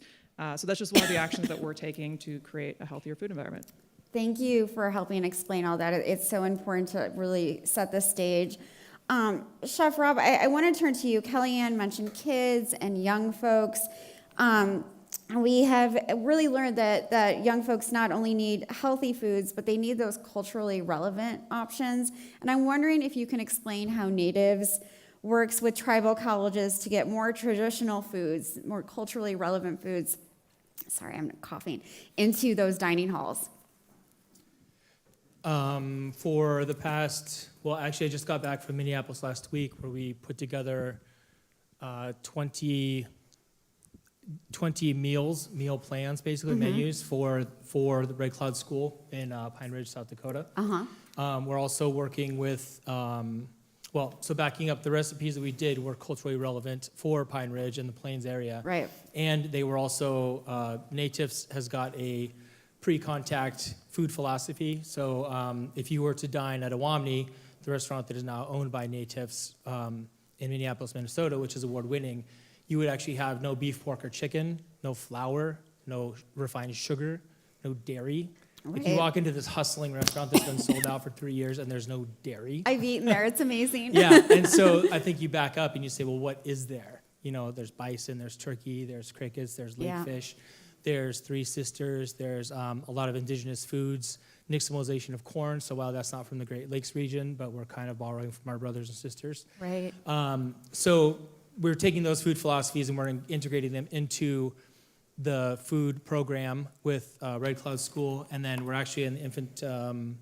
We're in some steps right now with another bigger national entity that works with tribal schools. So we're actually going to start kind of working with an institutional model. And again, not only are we bringing culturally relevant foods to institutional landscapes, but we're also creating, I think what will happen is opening up dialogue for those indigenous farmers that are producing those indigenous foods to start growing their worth by having those foods available on bigger corporate dining entities like like a Cisco or a US Foods. And you've talked to me about the importance of contracts with those food producers, those foragers, to make sure that they have sort of a long-term security to be able to do that. Can you talk about more about why that's important? I think a really great point of view on this is that we're working with the USDA FDPIR, Food Distribution Program for Indian Reservations. So when you think of indigenous food, there's a commodity food box that's a part of that program, right? That box serves as the identity of Turtle Island, which is from Florida to Maine to California to Alaska. And I give you a box that represents that food. Right. That doesn't really seem right. Right. So I know one of the things that we're looking at is, we talk about constantly, is regionalizing that box of food. So, people in Alaska don't care about napoles. Sure. People in Florida, probably don't really care about salmon. So it's just kind of like, what can we do to kind of regionalize that food? But what that will also do is integrate regional food systems. Breaking that up into a regional facet will also create regional demand for those traditional foods for a culturally relevant client base. And yeah, it's so important to think about food systems more regionally rather than the way we've been thinking about them for so long. Thank you for all of that. Gavin, if I can turn to you and shift gears a little bit, I want to talk about this definition of healthy. We throw this term around a lot, but the definition doesn't regularly change for companies. And I'm wondering, how do we balance the need for consensus while also recognizing that health and nutrition research will continue to evolve, will continue to learn new things? Yeah, so I think I might be one of the few sort of representatives of the business community here There are today. others. There's a couple out here. I spend a lot of time partnering with big businesses, and many of them are shocking. It might shock many in the room. Very interested in providing healthier foods to their consumers. Not surprisingly, because they see it as a profit incentive. All right, I'm a business school professor. I don't think that's a bad thing. I think that we should not shy away from the profit incentive as a way to get healthier foods into our children's diets.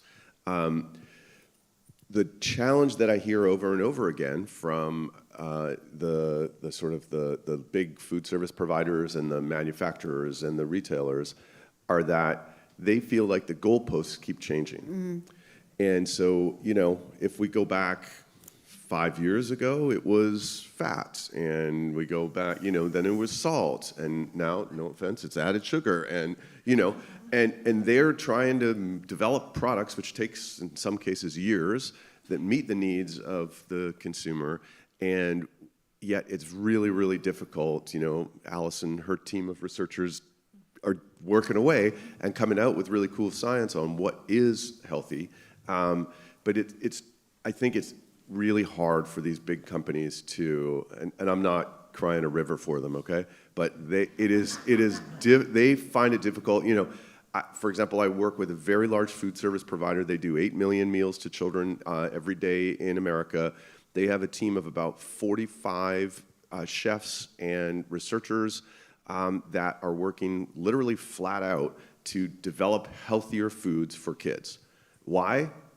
Because if they are healthier than the other food service providers, what's going to happen? They're going to get more contracts, make more money. In my mind, this is a good thing. That's why I partner with them and provide advice for nothing, because I think it's a good thing. And yet, their guys say to me, well, added sugar, nobody used to stress about. Now we're stressing about added sugar. What's it going to be next year? And I think it would be incredibly helpful if we could, as a community, communicate whatever that might be, right? So again, not crying a river on their part, but I would like to suggest to those of folks out here, and we've heard a lot of folks in government doing amazing work, a lot of folks like Rob doing really entrepreneurial stuff in the community. This is amazing. There's a resource in these giant Fortune 500 companies and unlimited amounts of money that could be put to work in this domain if we can just basically tell them what is it that consumers are going to want so that they can make it, they can make their money, and our kids can eat healthier. Again, it's about that communication, connecting the dots. Thank you so much for bringing that up. Alice, if I can turn to you, Gavin talked about meeting the needs of eaters or consumers, and one of your areas of interest is around medically tailored meals. And I'm wondering if you can talk about what these meals are and how they help eaters access more nutritious food at home, especially for, I imagine, elderly people, people who are sick. Can you talk more about that? Yes, I think we have a lot of opportunity coming with the medically tailored meals. Food is medicine. You'll be hearing about that in the next panel, I think. And just a lot of efforts to try to make food, healthy food, more accessible. We haven't said much so far about the fact that food needs to taste good for people to eat it. And it needs to be culturally relevant. That's often a big part of taste. I started a little company that makes healthy frozen meals, and our favorite compliment is when people say it doesn't even taste healthy. So it's a little sad, but it kind of conveys the fact that people have this assumption that healthy food tastes bad. So we need to work, and if people aren't going to be eating the food that companies are trying to make to be healthier, then it's not going to work economically, so we have to do that. So the medically tailored meals, it's a way to try to reach people who may not have access to healthier options, may not have tried some things that could fit into their culture.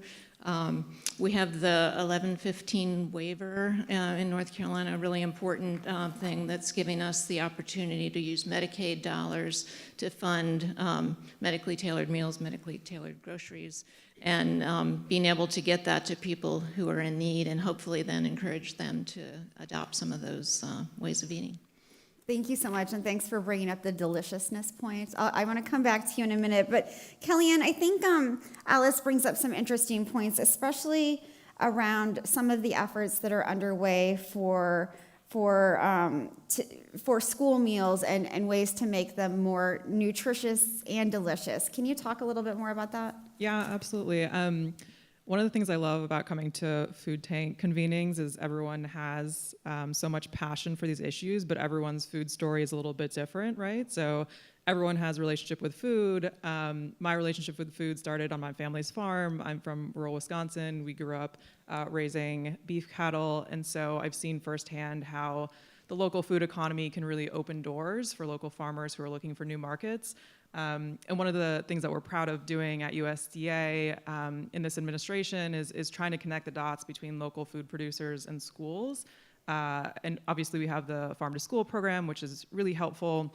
But we actually invested $200 million in cooperative agreements between USDA and states, tribes, and territories to help them enter into agreements with local producers to get that food into schools with a specific target for underserved and small producers.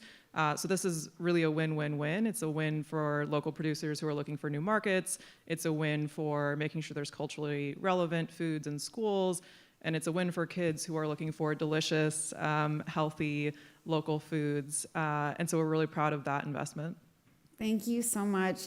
Gavin, keeping sort of on this theme of kids and making food environments better for them, are there strategies that stand out for you that encourage young eaters to consume healthy food? Sure. Maybe if I can take 10 seconds to just comment on something that Kellyanne and Alice raised. One kind of fun thing that we've been finding is we've been highlighting in our communications to consumers that foods are local by saying where they're from and et cetera. And it turns out when people find out that the food is locally grown or raised, they think it's both delicious and healthy. So it breaks that cycle, that ugly cycle that many of us have learned over the years. So that's kind of a fun thing for it. Hopefully, so focus, highlight local. It's really awesome. You know, some of the sort of the things that we do with children to try to motivate them to make healthier choices, it's not rocket science. It's basic motivation and trying to encourage them. We ran a test program with a school district in Western North Carolina, 6 or 7 schools in partnership with a big organization. We called it the Fruit and Veggie Challenge. We gave the kids stickers for every additional serving of fruits and vegetables that they consumed at lunch. They had each class then put the stickers up, and they had a competition for who had the most stickers at the end of the Fruit and Veggie Challenge, and then the class that won a prize. It was not a pizza party. And those kids then learned for a week that fruits and vegetables can be interesting and fun and rewarding. And then we tracked fruit and vegetable consumption over the coming weeks, and lo and behold, they ate more fruits and vegetables, even when there were no stickers, when there was no incentive. It was heightened if we got parents involved at home. And so that's not anything fancy. It's just trying to give the kids something that rewards them, that encourages them to try some things. When they find they like them, they respond really positively. Again, it's common sense. It's not rocket science, right? It's so interesting to me. Chef Rob and Alice, I want to turn to you because I think a big part of what we're talking about when we talked about local, we're talking about healthy foods. We need to procure those things in such a way that is beneficial for farmers. And Chef Rob, we heard about the trauma of some Indigenous folks or Black and brown folks going back to farming that their grandparents might have done. How do we encourage a procurement system that emphasizes culturally relevant foods in those regional food systems that you mentioned before? Yikes. Sorry. No, that's a big one. But I think that's, again, going back to something like a model like the FDPIR program, Food Distribution Program for Indian Reservations. I think that, I mean, what I love so much about working with natives and working with Sean, he's very eloquent in the way he can talk about the history and trauma of Indigenous people in this country and bring it without being abrasive or confrontational. It's just very matter of fact. Right. And I think that part of it is really understanding that dialogue so we understand why the Indigenous food system is the way it is today. But to rebuild it, I think that, you know, with a good example is the FDPIR program. Something that goes into that box that represents food for an Indigenous community should be contractually obligated to come from a BIPOC or Indigenous farmer producer. And if the means aren't there to get that, then there should be funding available to solidify that base. A good example, I know that people are interested in bison, and you know, but when you look at the bison, what the FDPIR box needs to produce a pound of bison for 550 confederated tribes across the country, there's no Indigenous producer that can do that. So then it goes to a non-Indigenous purveyor. There should be a preference, you know, with the 638A Self-Determination Act, for example. There's a lot of different ways that we can kind of leverage that information and bring it to, but also I think there needs to be an understanding of why that is the case. And I don't want to get into all that right now, but I would say that I think those dialogues need to come out as well. I think Sean in a proactive fashion. I think Sean will bring up some of that later too. So thank you for that. And sorry for such a complex question, but you answered it so eloquently and so matter-of-factly. I really appreciate it. Danny, Alice. sorry, can I jump in on that just real course. quickly? I just wanted to mention, since you brought up bison in the FDPIR program, we do have a pilot that we launched specifically around trying to address the challenges that Rob mentioned. You know, in terms of like the quantity that's needed to have USDA purchase bison, et cetera. The pilot is ongoing right now, but essentially it allows USDA to purchase smaller portions of bison directly from tribal producers, and also allows them to use local distribution to get it directly to tribal nations. So a lot of times in government programs, when we're trying to figure something out, we do it in a pilot fashion to see how it works. But we're really looking forward to seeing how that plays out and how we can work in partnership with tribes. Obviously, tribal self-determination is a key cornerstone of this administration, this president, so we're really committed to figuring it out. Thank you both for that. Alice, the procurement process for your medically tailored meals and these delicious frozen foods that people don't know are healthy, how does that work? Well, one approach is just to emphasize what foods are locally available and using that in recipes and school meals and things like that. So like sweet potatoes, that's our state vegetable, if anybody didn't know that. You know, they're wonderful because they last a long time. They're pretty inexpensive. So we use those in almost every meal. My research I studied the Mediterranean diet and how it affects health. And I think a lot of people have the misconception that if you eat a Mediterranean diet, you have to eat grape leaves and olives, primarily. But the nice thing is that it's really the science behind the Mediterranean diet, which is that transition that Gavin talked about, of now we're looking at healthier, good quality oils that you tend to find in Mediterranean kind of foods, and then the usual kind of fruits and vegetables, nuts and things. So we've adapted what we call the Med-South diet, which is taking the Mediterranean diet and applying it to the kinds of foods that people are more used to eating here. And to take that to an extreme, I work with some folks in Kenya who, you may know that a lot of low and middle income countries, they're developing the same chronic disease rates that we are here, because unfortunately a lot of it shipping our own eating practices and ultra-processed foods over there. And it didn't take very much to look at their recipes and say, how about a little bit more of this, put some of this here. It turns out they use a lot of collard greens, just like we do here in the South. So there are a lot of ways to culturally adapt the science of the Mediterranean diet into healthier and culturally relevant foods. I'm so glad that that's finally coming about, because I know that the Mediterranean diet has been like applauded as the only, like we should all be eating that way, but to recognize that it doesn't look the same. These culturally relevant diets look different almost everywhere. We only have a few minutes left, so I want you all to sort of answer briefly, if you can, the role that the private sector plays in supporting the creation of healthier food environments. And so maybe, Gavin, if I can start with you. I think it's underutilized right now. Yeah. And I think there's an opportunity, if you think about how, getting something passed through our government right now has already been mentioned. Gridlock is tough and it's very hard to get things to be implemented. If a very large company thinks they can increase their profits by rolling out healthier food to our children nationally, it'll happen next week. And so I think there's a huge opportunity for us there and some of it is, in demonstrating through entrepreneurial activities like the kind of stuff that Rob's describing, just how it can work. And then those big companies can learn and leverage that and roll it out on a mass scale. And so, look to them for opportunities. Thank you so much. Kellyanne.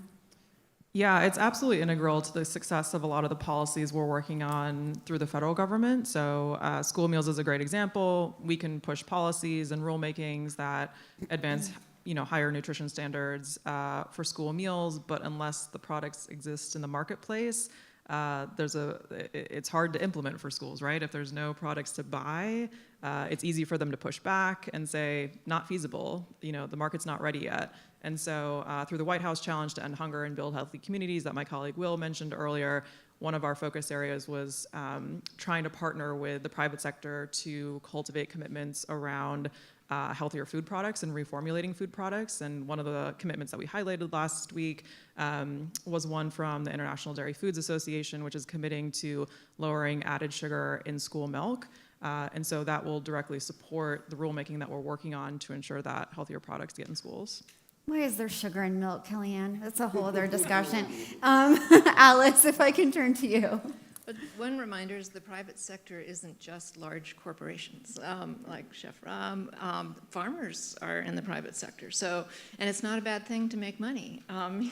People in rural areas need opportunities to make money. So if we can support local businesses that serve people in the community and also, it sustains them economically, that's all really important. So entrepreneurial efforts can be very broad and are really important to economic development.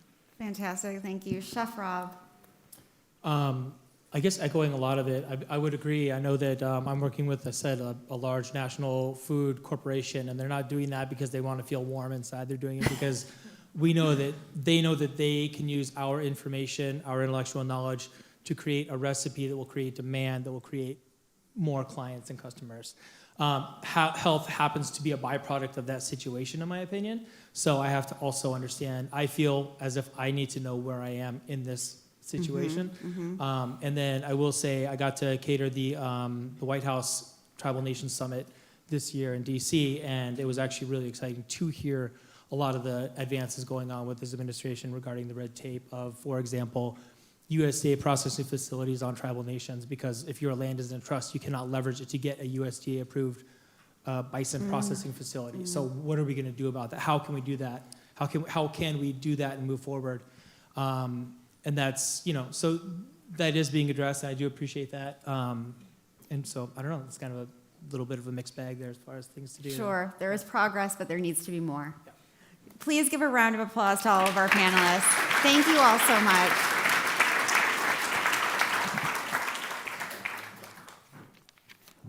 In the lead up to today's event, we reached out to all members of Congress in the House and the Senate who represent North Carolina, asking them to share remarks for the summit. Not everyone was able to record in time, but I am grateful that we are able to share a collection of these videos with you throughout the afternoon. So I'm excited to introduce the first two of these videos submitted by U.S. Congressmember Dr. Greg Murphy of North Carolina's 3rd Congressional District and U.S. Congresswoman Alma S. Adams representing the state's 12th Congressional District. While the videos play, I'd like to invite my friend Luis Guardia, the president of the Food Research and Action Center, to join me on stage for our next fireside chat. Enjoy the videos. Good afternoon, everyone. I'm Dr. Greg Murphy. I'm a member of Congress representing North Carolina's 3rd Congressional District. I'm very grateful for your efforts to emphasize the close relationship that occurs between food and medicine. I've been a physician now for over 30 years, and I understand the impact that nutrition has on the health, well-being, and recovery of my patients. We all understand that obesity and chronic disease is oftentimes a result of poor food choices, driven by inadequate education, ultra-processed foods, and lack of access to fruits and vegetables. We must push for comprehensive reforms of SNAP that ensure recipients choose nutritious and healthy food alternatives. Prescriptions are often not needed when individuals treat food as medicine. With your dedication, we can make progress in expanding nutritional education and empower individuals to take ownership of what they consume. Thank you for your dedication to improving the health and welfare of Americans and saving lives.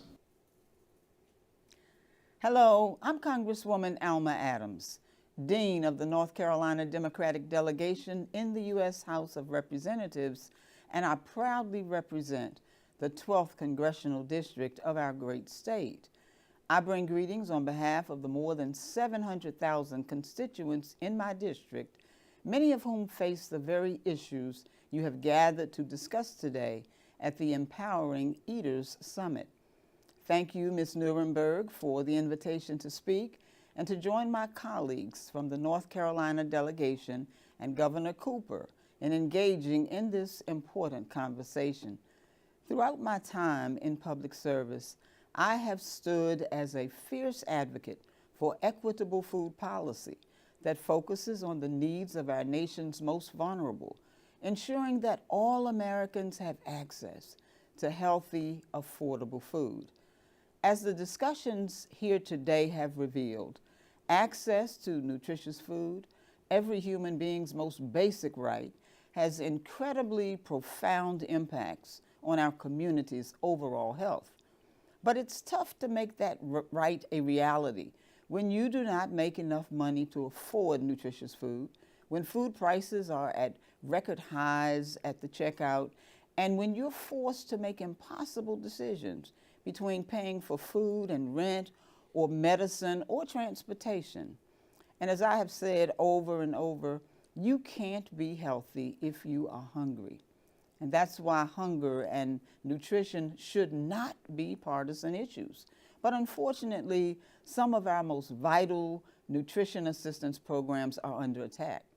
These programs like SNAP and WIC support millions of people, especially children, nationwide. As a member of the Agriculture Committee working on the Farm Bill, I'm holding the line against attacks on SNAP. We must continue to advocate for the protection of these programs. In that spirit, I commend you all for coming together to support a national strategy on hunger, nutrition, and health. This country needs more people who grasp the connection between hunger, health, and quality of life in America. I hope this summit conversation will help shape food policy here in North Carolina and around the country in the years to come. And I want to personally thank all of you and the organizations you represent for being engaged on these issues. Thanks also to the Sanford World Food Policy Center at Duke and Food Tank for demonstrating how much more we put our minds together toward a common goal. I wish you well in the rest of your proceedings, and God bless you all.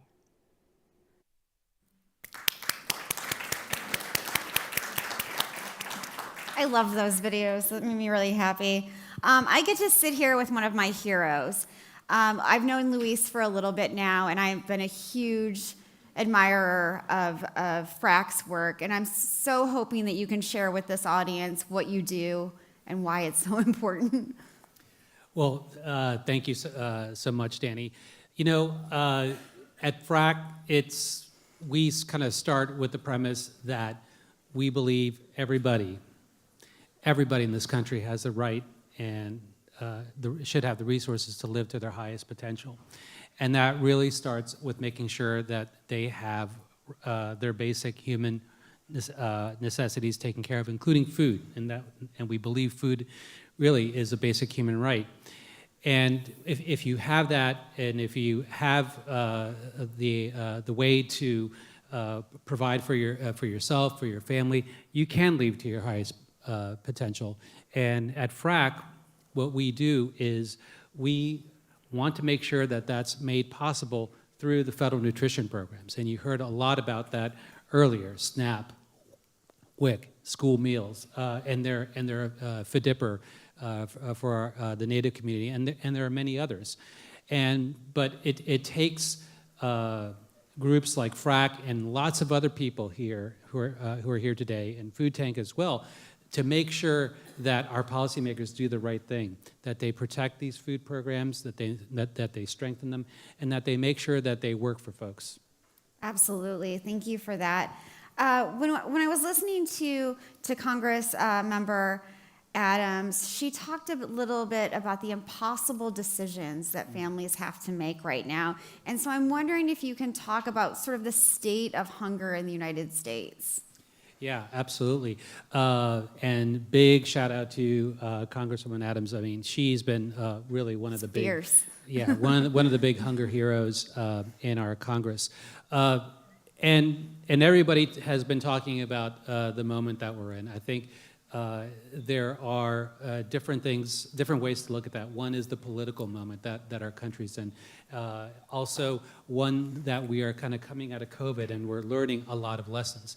And unfortunately, on the hunger side, we're seeing some hunger rates start to creep back up. Right. This is happening for a couple different reasons. We see, obviously, we talked about food prices earlier, and also there was a reference made to how some of the pandemic era benefits have been rolled back. I think the Congresswoman had mentioned that. So one of the things that we're concerned about is the rise in hunger rates, but also we do have solutions in place. There are policies that are making their way through the Congress that we need to make sure people in power know that we are supporting, and people know that this is an important way for us to address hunger in this country. Thank you for that, Luis. I'm wondering if you can talk about some of the barriers folks are facing. So you mentioned, the pandemic has definitely been a huge obstacle. People lost their jobs. Some of them couldn't go back to making the same salaries they were before. Some people had to move. There are lots of things that prevent people from getting proper nutrition and having healthy diets. One of them we talked about before is sort of the home infrastructure, right? Not having, the skills, for example, or working kitchens. What are other obstacles, and how can we work to alleviate them? Yeah, these programs they're great programs, and they can be made even better by addressing some of the barriers that we know. So, and I think we owe a big shout out to the Biden-Harris administration for calling some of that stuff out in the national strategy to end hunger. We talked about school meals a little bit, but one of the things I wanted to make sure that folks knew about was at FRAC, we're really proud to be working with a lot of other folks on a national coalition to make healthy school meals for all available to every school child in this country. Full stop. Full stop. It's we saw the benefit of this during the pandemic when there were USDA waivers that allowed parents and kids to access school meals at no cost.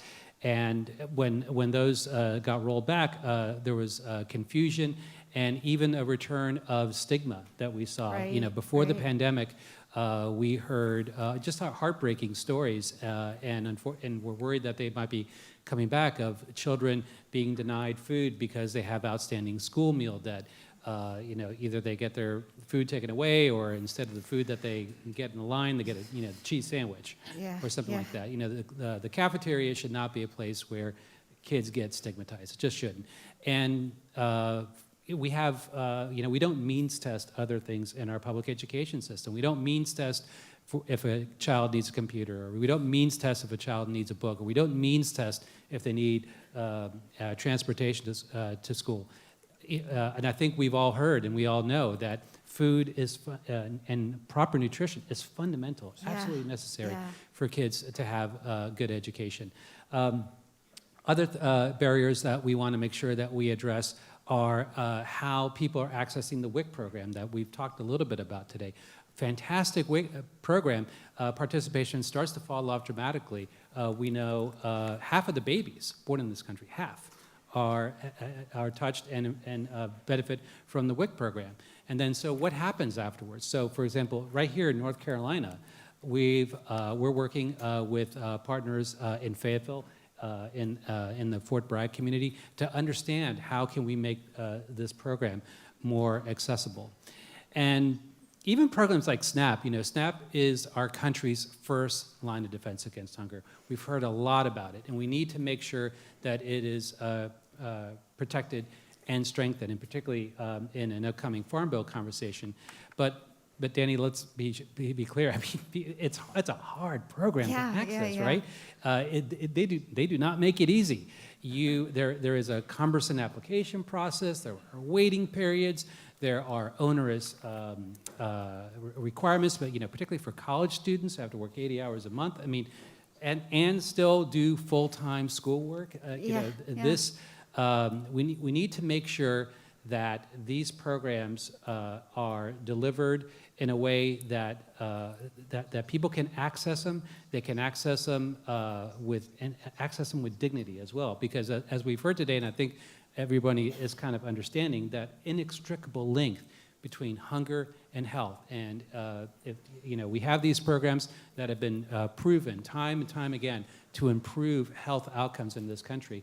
And if we're making it harder for folks to access them, it really kind of makes it quite difficult for folks to achieve the health outcomes and improve their livelihoods. Yeah, absolutely. So Luis, you've said a bunch of things that blow my mind right now. One is that there is a term that is school lunch debt. That just blows my mind. That should never happen in the richest country in the world. The other is, we've heard this throughout the day, that there are these continuous attacks on SNAP, but we know how effective it is, and we know it's often difficult for people to get. And people like me are always talking about how food is a nonpartisan issue. It's the only, nonpartisan issue we have left. But it's pretty partisan right now because of things like SNAP. How do we get past that? You're right. We absolutely need to address it. I think one way that we all need to think about this is we need to meet people where they are in terms of where they're coming from on this.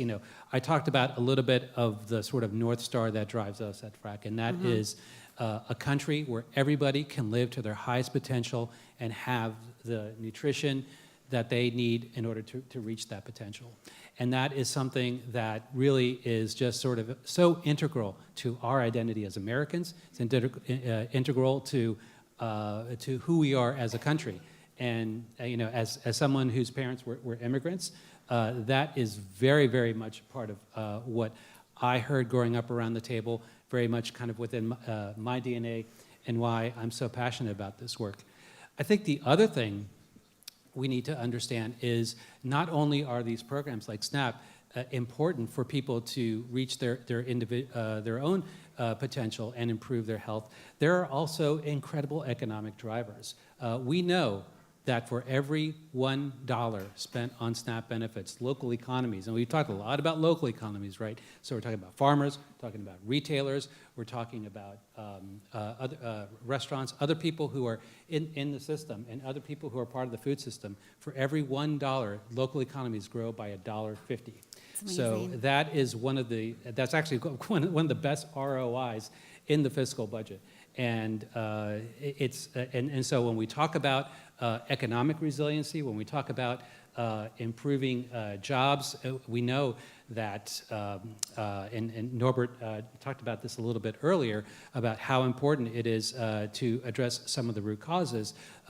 Programs like SNAP have this sort of virtuous cycle benefit where they put food on the table, they grow local economies, and they produce jobs, which ultimately is what we need for folks to get out of hunger. People need to make sure they have the economic resiliency that they should have to provide for themselves and their family in the way that's most appropriate for them.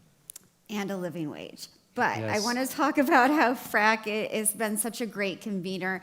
And, we talk about the obstacles to filling out the SNAP paperwork, but there are lots of organizations, including FRAC, but many others that you work with that help folks do that. But they need funding to do Yes. that. And where do you see sort of the future of that? Where do you see, because more and more people, food prices are still very high. More and more people are hungry. We're going back to the rates during the pandemic. Where does the funding for that come from, and how can we increase it?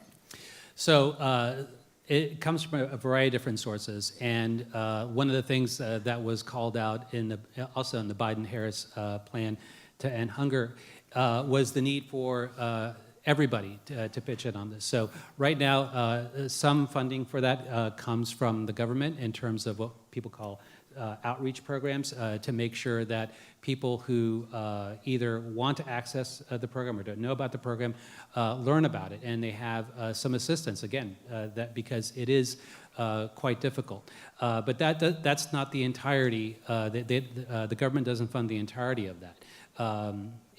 In most states, it's up to about half of the money for that. So a lot of that other money comes from philanthropy, and at the beginning of the pandemic, I remember making this case a lot because people would see queues of cars stretching like for 7 miles. I mean, I distinctly remember I think it was a New York Times front cover above the fold, the San Antonio Food Bank, and that picture, and everyone's like, "Oh my goodness, how do we get here? Let's make sure we help this sector," and that's great. And the food banks do tremendous work. But we know that for every SNAP meal, every meal that the food bank provides, SNAP provides 9. So we're talking almost about a 10-fold level of increase. And I would make the case that sometimes, someone filling out a SNAP application doesn't make for great TV, right? Yeah. But the big, dramatic, panoramic drone shots of the 7 miles, boy, that grabs people's attention. So it's really, really important that we raise the awareness of the work that a lot of these organizations are doing in local communities, like the local anti-poverty groups or the local Appleseeds.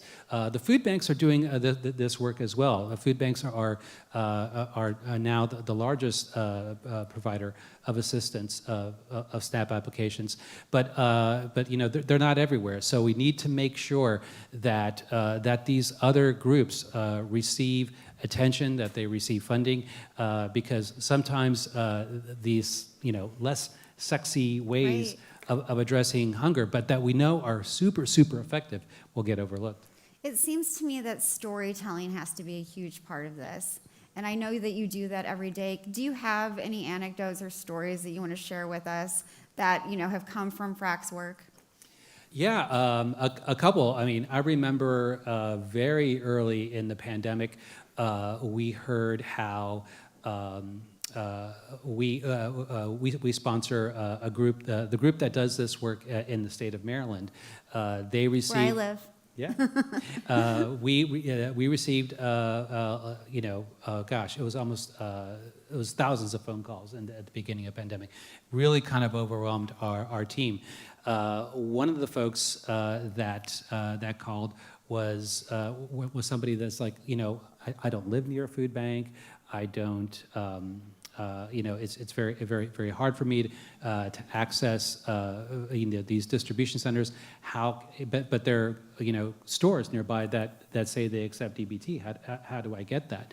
And this is somebody who is a professional, but they hadn't encountered the need for that. So we need to make sure that people understand that these programs are just they're an integral safety net to folks, and that they're actually by design there for this specific purpose. When people do hit hard economic times, that's when the program's supposed to step in. Yeah. That's why it's called the Supplemental Nutrition Assistance Program. Right, That's what the acronym SNAP comes from. And then, but we've been talking a lot about the importance of good nutrition as well. And on a tour that I was doing out in California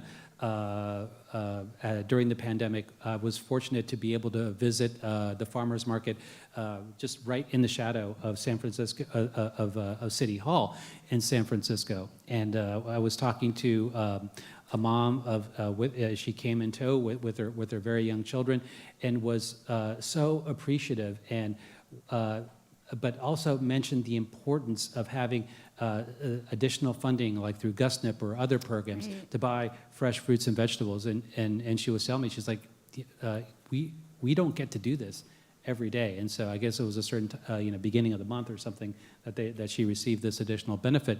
And she was able to bring back fresh peaches, fresh blueberries to her family. And she was talking about how her children really, really loved it. But it was not something that was available to them with the regular resources that they have. So we've seen, we see and hear these stories.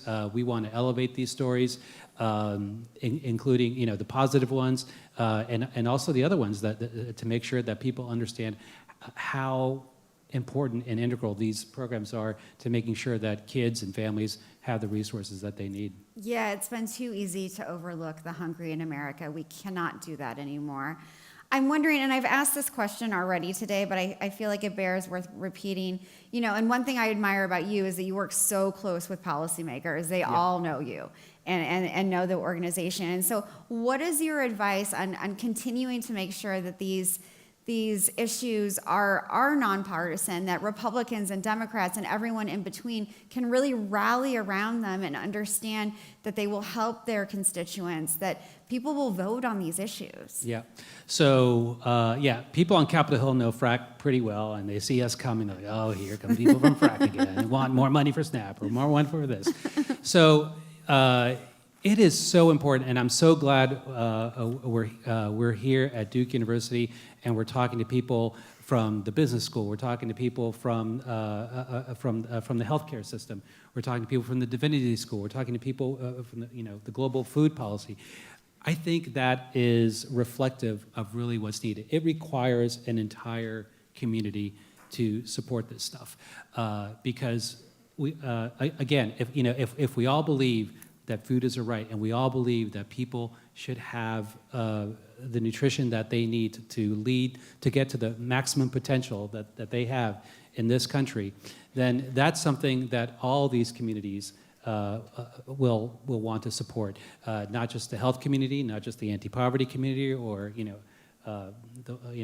anti-hunger advocates like myself, but also the education community, and also the military community. There are so many people who have a stake in this, and making sure that that we work together, that we coordinate and have opportunities like this, where you brought us together to hear from the different communities, so important, because I think I've been not surprised, but I'm always inspired and encouraged when I hear people from all these different backgrounds talking about the importance of access to nutrition and access to food. Yeah, and you've been such a big part of that silo breaking. You continue to be my hero. Everyone should support FRAC. Please go to their website, make a donation. You can do it right now. Thank you. FRAC.org. Please give him a round of applause. Thank you so much.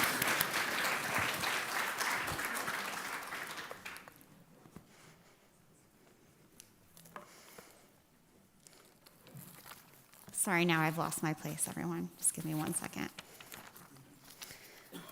Big round of applause for Luis again as we make our transition.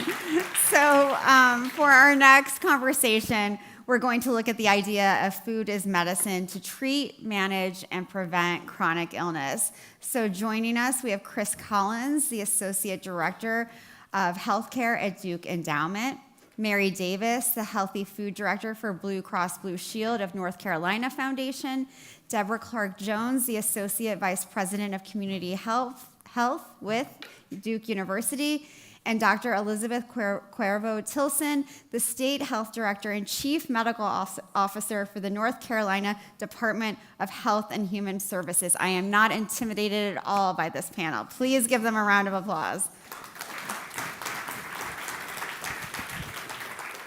I am intimidated by you all. Thank you so much for being here. Deborah, if I can start with you, when we last spoke, you said that the idea of health equity is talked about a lot. Sorry, I'm trying to get this straight in my mind, but it's important to remember that nutrition is a big piece of the idea. So I'm wondering if you can talk about how food as medicine initiatives can help us promote health equity. I think I got it all. Absolutely. Can you all hear me? Okay. Let's just first start with the definition of health equity, because we throw the term around quite a bit, but not everyone fully understands what it means. And when we talk about health equity, we're talking about everyone having a fair and just opportunity to achieve their highest level of health. We also know that there are many barriers to that. Socioeconomic barriers, food happening to be one of those. And so it's really important as we aim to address and advance health equity to make sure that we are being attentive to those social needs or unmet social needs in our community in order to achieve that. Thank you so much. I want to turn to Chris now and talk about some of the food as medicine work that you're involved in that engages people with lived experience. And we've talked a ton about lived experience, but why is it so important that those voices are heard? Thank you. I'm with the healthcare sector at the Duke Endowment, and we primarily fund the not-for-profit hospitals, and many of them have begun to, due to new requirements, do screening for social determinants of health for their patients. And so in that space, they are identifying people who are food insecure, and we have a workforce shortage, right? So the nurses already have a lot on their plate. Social workers, we need them in the mental health arena. So there is a real effort underway, and we have funded several health systems that are integrating what they call community health workers onto that clinical team. And that community health worker, when they're picked correctly, is really a leader from the community. It is someone from that community who knows the barriers, whether that's a food desert or the difficulty of filling out a SNAP benefit, for someone who maybe English is their second language. And so they work very closely and help that individual navigate. And often these things are interconnected, right? So we uncover that somebody is food insecure, but if they're also homeless, they're not going to be able to prepare the food. They're not going to be able to store the food. And so they can address sort of the host of a really holistic approach to health. And so, and there is no shortage, unfortunately, in this country of people with lived experiences and difficult experience. And we're finding them to be really effective in this work.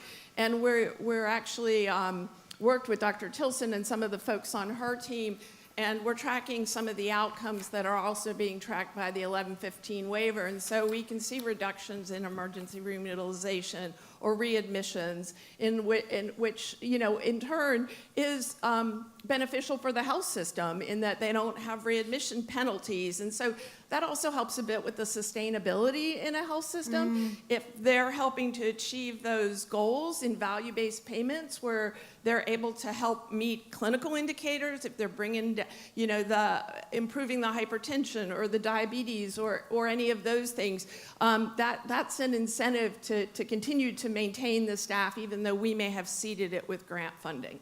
Absolutely. A lot of what we've been talking about today, I feel, is about building relationships. So Mary, how do you go about developing those relationships with local communities that you work with? What has been most effective? Yeah, thanks so much. So today, this week, I was lucky enough to be at a convening of 10 of our community-based organizations that are delivering various kinds of food as medicine interventions, kind of from the mountains to the shore of North Carolina, and they're all doing it in their own way. And what I was really reminded is that food is love, food is community, food is connection, and food is culture. So what these community-based organizations are delivering is so much more than food is medicine. Right. I mean, it is so much more, kind of to your point, Chris, right? It's, they're addressing social isolation. They are supporting our local farmers, our local food producers, which also supports soil health and climate health. They're building stronger communities, kind of et cetera, et cetera, et cetera. So we are so happy to be working with them to help them build their capacity to deliver food as medicine in North Carolina. It's so lovely what you just said about, food as medicine is all of these other things. It's love, it's labor, it's community building, but it's very difficult work to do, and those relationships take a long time. And I'm wondering if maybe you all can answer this.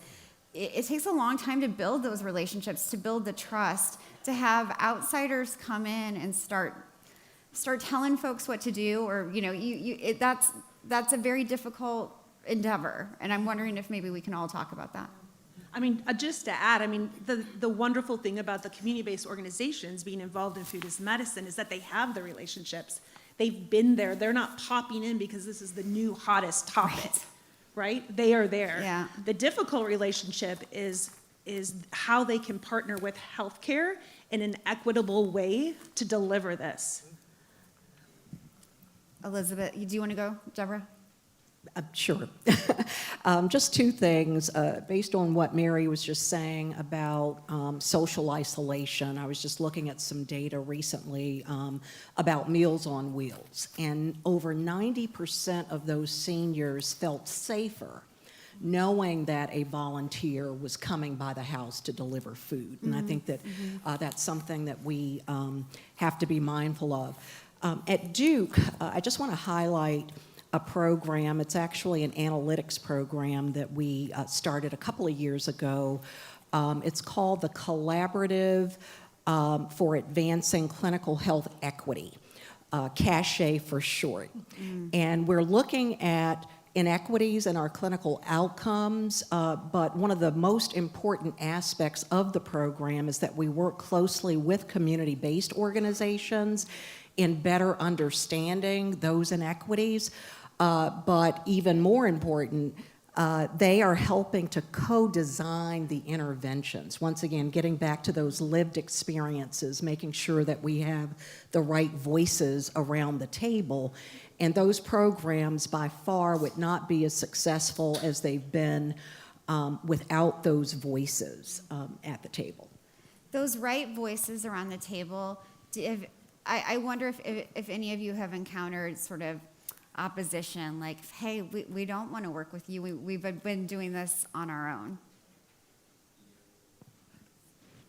Deborah, you can go. You had your I feel like I'm hogging the mic here, but I'll get to Elizabeth in a second. Most of folks that are in the healthcare profession are excellent at what they do. Preeminence is the term that we certainly use at Duke Health when it comes to the type of healthcare that we deliver. But we don't often or always recognize the assets in our community. And so I'm really happy to be a part of an academic medical center because this is something that our researchers are very keen on, community engaged research. Many of those researchers are also providers. I will also say that I was just talking to a provider at one of our hospitals the other day, and he is working around some housing initiatives. He just took it upon himself, just with a passion to help patients. And he stated to me, I am a better provider based on this engagement in community. And so that's something that we really want to socialize more, just to understand the benefits to the health system through that engagement. That's really great to hear. Elizabeth, I'm so excited to turn to you because we all know that the private sector is invaluable to all of this work. And I'm wondering if you can talk about sort of how the public sector's approach to food as medicine is evolving at the state level, and what is most exciting to you right now. What are you like most optimistic about? Yeah, I'm happy to. I'll answer that, but I also want to get back to some of the questions Please. The partnering. I think one of the risks, I think a huge benefit is linking healthcare and social services, because that's where the money is when we think about food as medicine, how we're going to pay for it, and leveraging healthcare dollars, huge opportunity. The risk is healthcare comes in and says, oh, we know how to do it. We can figure out housing, we can figure out food, and that healthcare system feels like they then will be the delivery system for social services, where we have the expertise, the trust, the intentional routing in community. So that's one of the risks we have to think about, is not having the healthcare system come and take over, but how do we connect and lift up and really leverage the expertise that is there in the community pieces. And I think in general, we're getting there, but sometimes there's those sources of tension there. But getting to the role of state government, and I think there's incredible opportunities of collaboration between federal, state, and local governments. And when I think about in North Carolina, what we're doing is, one, thinking about how do we maximize enrollment in our federal benefits. So we've talked a lot about WIC, a lot about SNAP. How do we think about maximizing enrollment? We've been doing some work internally with our own data systems. You're enrolled in Medicaid, you're enrolled in SNAP, you're not enrolled in WIC, but you're likely eligible. So how do we think about our own data so that we can then give it to our local Department of Social Services and health departments so that they can do that outreach and get people maximally enrolled. The other federal program that we haven't talked about is Medicaid. Sure. Right? And thinking about Medicaid expansion, which I am so thrilled to say happened in North Carolina. And we, day one, we enrolled 274,000 people. We've been enrolling more than 1,000 a day. We're up to almost 384,000 people that we've enrolled since December 1st. Amazing, congratulations. Yeah, and we don't think about Medicaid solely as a food program, but when we can cover people's medical costs, then their dollars can go to food and housing. Absolutely. And we can help people get access to care so they get more healthy, so then they can get a job and be stably employed. So Medicaid expansion, I think, is incredibly important, and I really hope that North Carolina, by expanding, will be that opening door for the rest of the Southeast, because when we think about equity and disparities and what populations are disproportionately impacted by food insecurity, it is our populations in the Southeast. Yeah. So I'm really hoping that's just an incredibly important lever. Second, I think state government can help to build some of that infrastructure and ecosystem that we've talked about, so that it really helps our health systems and our other payers be able to innovate. Chris talked a little bit about screening. So one of the things we did was had a standardized set of screening questions. We have a statewide referral platform. So when a provider screens for and finds food insecurity, we can refer to the food pantries and have a closed loop function. And so thinking about those ecosystems that can be used across all of our populations. And then third, an incredibly important place that states can lean in, and not that all food insecure people are covered by Medicaid, because there's a lot of food insecurity everywhere, but Medicaid is an incredibly important lever, and so if we can lean in and leverage our Medicaid dollars to not just buy health care, but buy health, that's an amazing thing, and we've done a lot of that in North Carolina. Just with our Medicaid managed care plans, there's lots of financial levers and incentives that we can do to make it easier for health plans to pay for food and housing, and as you've heard a couple times, we have our 1115, which that's a wonky term, but that means that we got permission from the federal government to be flexible in how we can use Medicaid dollars. And so what we're doing now in 3 areas of the state, we are paying for 29 services, food, housing, transportation, and interpersonal violence, are starting to show amazing results. We're getting our next interim evaluation will be coming the end of this month, looking at, can we actually effectively deliver services? Does it decrease social risk? Does it decrease ED utilization, hospitalization? Does it improve health? And does it save money? And so we're really excited to see that. And then what we're excited too is that we also proposed our next 1115, so submitted that to the federal government in October, and our goal is to hopefully be able to do that statewide, which will be great. Yes, yes. And tweak some services, things that we have learned. And the other piece, just getting back to some of the climate change from the earlier panels, because North Carolina, we're hit by hurricanes over and over, and it's the exact same it's the exact same population. And so one of our proposed eligibility categories is that if you've been the victim of a natural disaster, for 12 months after that, you'd be eligible for the pilots as well, because we know families need to rebuild. So we're really excited about that, and that, again, is that collaboration between federal, state government, and then we are completely reliant on our local partnerships to actually deliver that program. Like Durham. Yes, so Durham is not one of our pilot regions yet, but I'm sure they will be. But our Sorry. pilot regions, no, it's all good. Our pilot regions are mostly rural, actually our rural area. So North Carolina has the second largest rural population in the country. Yeah.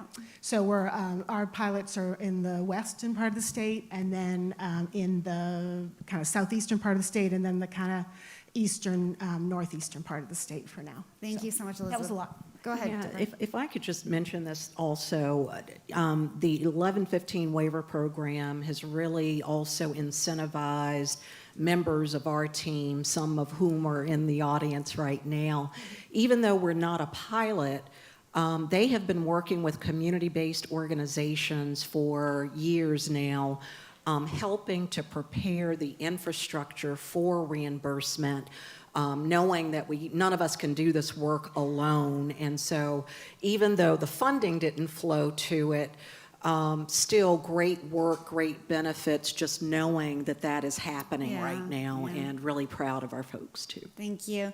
This is a question for you all, but I want to start with Mary. I'm wondering if you can talk about some of the broader benefits beyond individual health of food as medicine programs on local food systems, because this, you said before that this goes beyond the individual, but sort of specifics. What are you seeing? Sure, then thank you for that question. So I'll just speak to the 10 community-based organizations that we fund in North Carolina. And among those organizations are 2 food hubs, right, who purchase their food locally, support farmers locally, and then aggregate and distribute that food, right? So already, Food as Medicine is supporting local farmers. And then we have a farm. We have an actual farm that's also participating with their local health system there and growing the food for the patients of the health system and then providing that food. So, I mean, there's direct benefit in terms of more dollars flowing to our local farmers and local producers and those people that serve those markets and serve those farmers. And that will make folks want to be farmers. Well, it might make folks want to be farmers, but it's bringing more money into the system, Right. and that's a good thing, right? Absolutely. So for us, that's a big, and those are rural, lots of eastern North Carolina places that I'm talking about. So we need those dollars in those communities, and that's why we really talk about food as medicine. As this is good for community health, and this is good for community wealth, and it's that multi solution that Rachel was talking about earlier. That's how we see it. Chris, can you talk about some of these broader benefits? Yeah, so we also have an initiative that's really trying to go upstream called Healthy People, Healthy Carolinas, and it's really trying to prevent chronic disease and obesity. And so what those drivers, access to healthy food is a really important component of it. And the way it's organized, it's a collective impact model, which is, we're trying to bring schools and employers and the farmers and the churches and everyone to the table, city, county government, and we let the community decide where they want to start. It's not anyone coming in saying you need to start with this particular program, but it might be starting a farmer's market. It might be a garden at the school where children learn to grow and see how vegetables actually are grown and eat them right, to build the love right there. And so it's really that collective impact, because I don't think any of us are going to solve this on our own. Government doesn't have enough money. Philanthropy doesn't have enough money.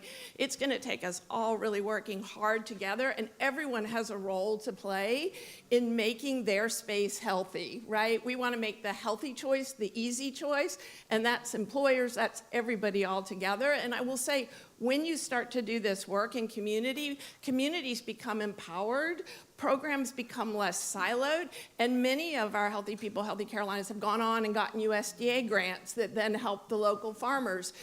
I do want to add one thing to the question you had with communities, and if communities ever sort of push back.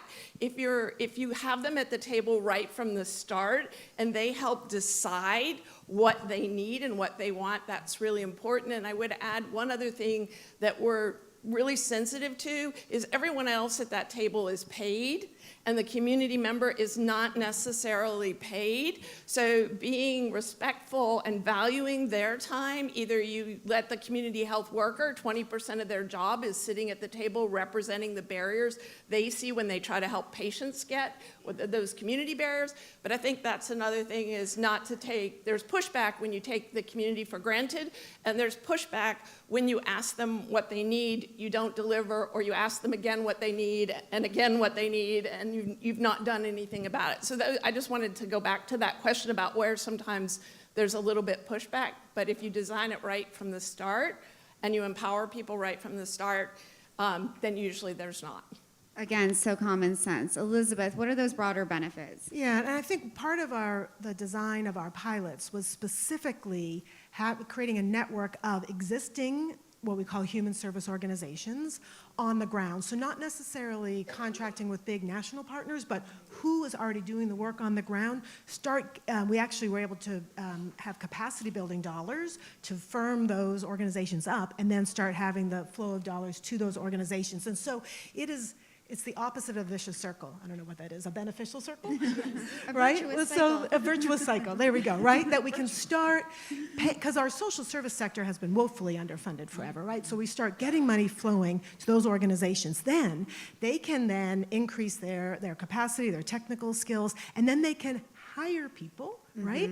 And then we start flowing the money in, and so not only are we helping the individual who's receiving that food box, but we're also helping that individual who now can be employed because that human service organization now has a stable funding, and that you're creating that community wealth, which also is an investment in health as well. So it's just a win-win-win when you can leverage dollars to pay for food. It's a win-win, and so we're very committed to making sure that we're funding our local community-based organizations through this. Deborah, do you want to comment on broader impacts? Well, I'd like to actually comment on something slightly different. Of course. I just have to say, and I'm going to borrow Mayor Williams' term, but our students are dope. They have truly been on the forefront of a lot of great food security, nutrition security initiatives, working with our providers, receiving actually referrals for patients that are food insecure. There's an organization called Root Causes. They have a fresh produce program, doing phenomenal work, delivering food on a bi-weekly basis. We also have the Food Recovery Network. They are collecting the surplus food with our dining services. It's also a climate initiative, but they are delivering that food to community-based organizations. But just to see that integration of what our students are doing, a lot of volunteer work that they're doing to advance this particular topic, and I just did not want the chance to, or missed the chance to actually celebrate what they're doing. Thank you so much. So important. Just very quickly, and we only have 1:45 left. I know.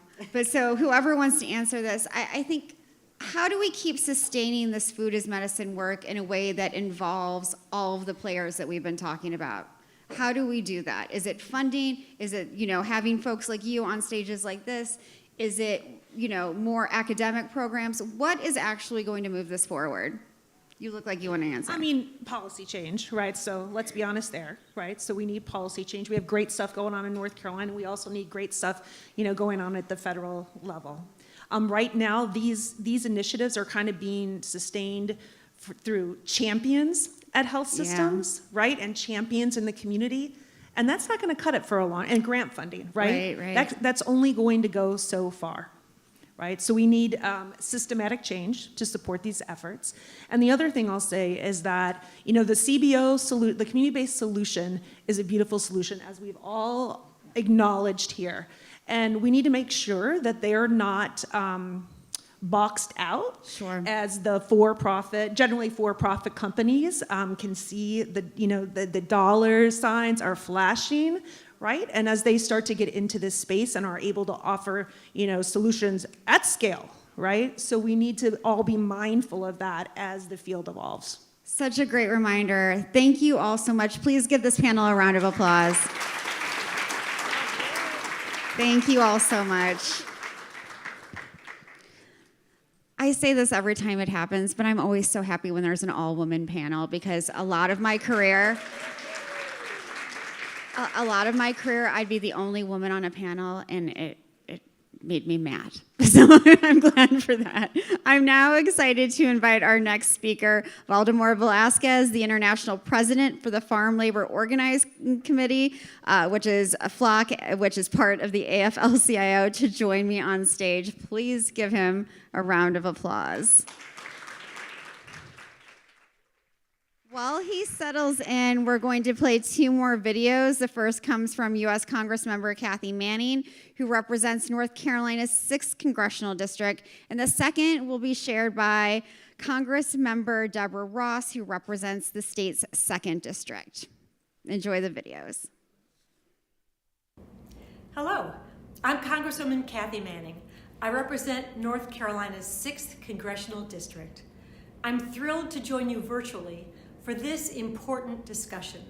We know that access to nutritious food is key to living a healthy life. Nutritious foods can prevent and even help treat certain health conditions. But sadly, America's nutrition landscape isn't meeting our country's needs. Every year, hundreds of thousands of Americans lose their lives to medical conditions like heart disease that can be directly linked to poor nutrition. And in the district that I represent, many communities are considered food deserts, areas where residents simply lack access to grocery stores. For communities like these across North Carolina, improved access to and affordability of healthy foods would change countless lives and even save lives. That's why I'm proud of the Biden-Harris administration's efforts to address the health needs of Americans with a food is medicine approach and their commitment to bringing down the cost of nutritious foods. I'm grateful to Food Tank and Duke University's World Food Policy Center for hosting this important event. Thank you all for the work you're doing to address America's nutritional needs. Hello, I'm Congresswoman Deborah Ross from the 2nd Congressional District in North Carolina. And I'm sorry I couldn't be at your summit today, but I couldn't think of a more important issue, particularly right now, than dealing with food insecurity, hunger, and how we provide for people not only here in the United States, but around the world. Last session of Congress, I worked on a committee that looked at hunger and nutrition issues and ended up providing a lot of information for the White House's conference on hunger. And we are hoping that this administration can help even more people. But in Congress, we are struggling every day. Just this week, we had to extend another deadline so that WIC recipients could continue to receive the essential food, nutrition, and services that they need, both the mothers and the children. Having that firm foundation in life will make all the difference for these children's future. But WIC is on the line, not just because of the budget, but because of the Farm Bill. I visited a WIC center in my district and heard firsthand how important nutrition and food programs are here in the United States. And then I had folks visiting me in my office talking about the importance of USAID and World Nutrition Programs. Folks, food is basic. We need it in order to live and in order for our bodies to survive and thrive. And it is up to us, the richest nation in the world, to make this a priority. I thank you for investing your time today in this crucial issue, and please know I'm with you in this fight.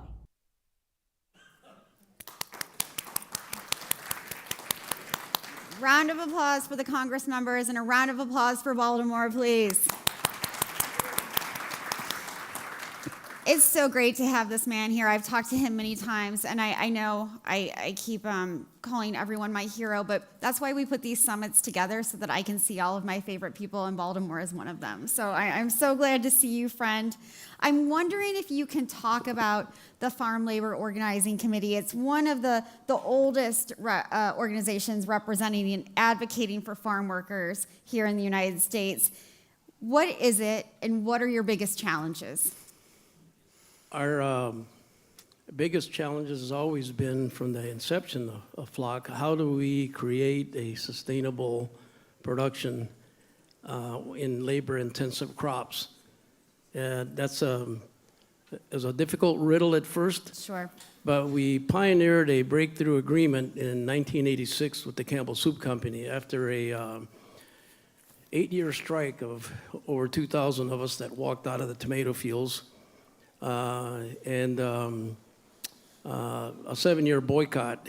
When we finally came to terms with the company, we negotiated a price increase for the farmers that were our employers to be able to double our wages. At that time, we were getting paid 16 cents a bucket for a 33-pound basket of tomatoes. And the growers were getting paid $34 a ton. So that 16 cents multiplied by 60, 2,000 pounds in a ton, that's $9 and a little under $10 of that $34 per ton that the farmers got paid. I said, if we want to even, and the average contract with a Campbell's tomato grower at that time was 40 acres. When you multiply his profit margin per acre, in order for him to break even, when you took consideration of fertilizers and diesel and all the other things to get that tomato plant into the ground, transplants, planting, cultivating, hoeing, his break-even point, he had to yield 16 tons an acre. The average yield in 3 years before 1986 was 18 tons. So he was making $68 profit per those 40 acres. So when you deduct that $9.60 of our 16 cents, it left him with just that balance. He was making a profit margin of $68 per acre. Multiply that by 40, that was his profit margin, some $3,000 and some change. And I said, if we ask for a 2-cent increase in picking tomatoes, you're going to dig into that profit margin, he's going to go out of business. So we had to have the company increase the price of tomatoes to facilitate wage increases for the workers.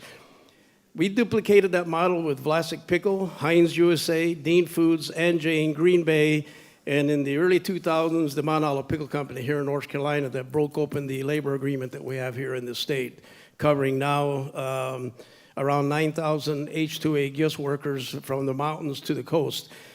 And so that supply chain agreement is our biggest challenge, and there's not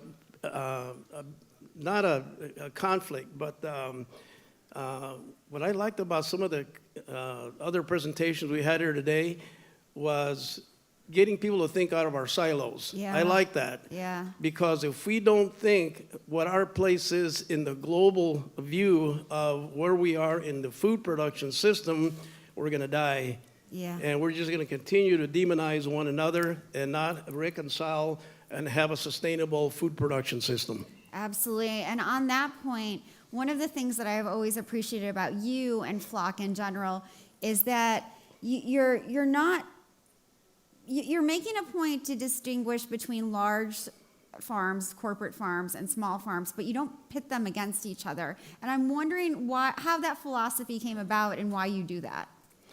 Well, I think that when we talk about the food production system, we have to think about what our role is in the global issue around the commodities that we produce. And it really boils down to a farmer who invests his land in planting, cultivating, and harvesting a crop that is supplied to major manufacturers and retailers, as opposed to the corporate farms who pretty much control their own markets and market directly to food chain stores and other things. Small family farmers that are suppliers to these manufacturers and retailers are at a disadvantage because they have no way to negotiate the commodity prices. They just have to take what's imposed on them. Yeah. And they have to take from that to cover our expenses. And if we really want to see what improvements in agricultural workers, farm workers' lives, we have to think about our role in that entire supply chain and what we have to do to affect that change in order to make it sustainable for everybody. Right, big and small and everyone in between.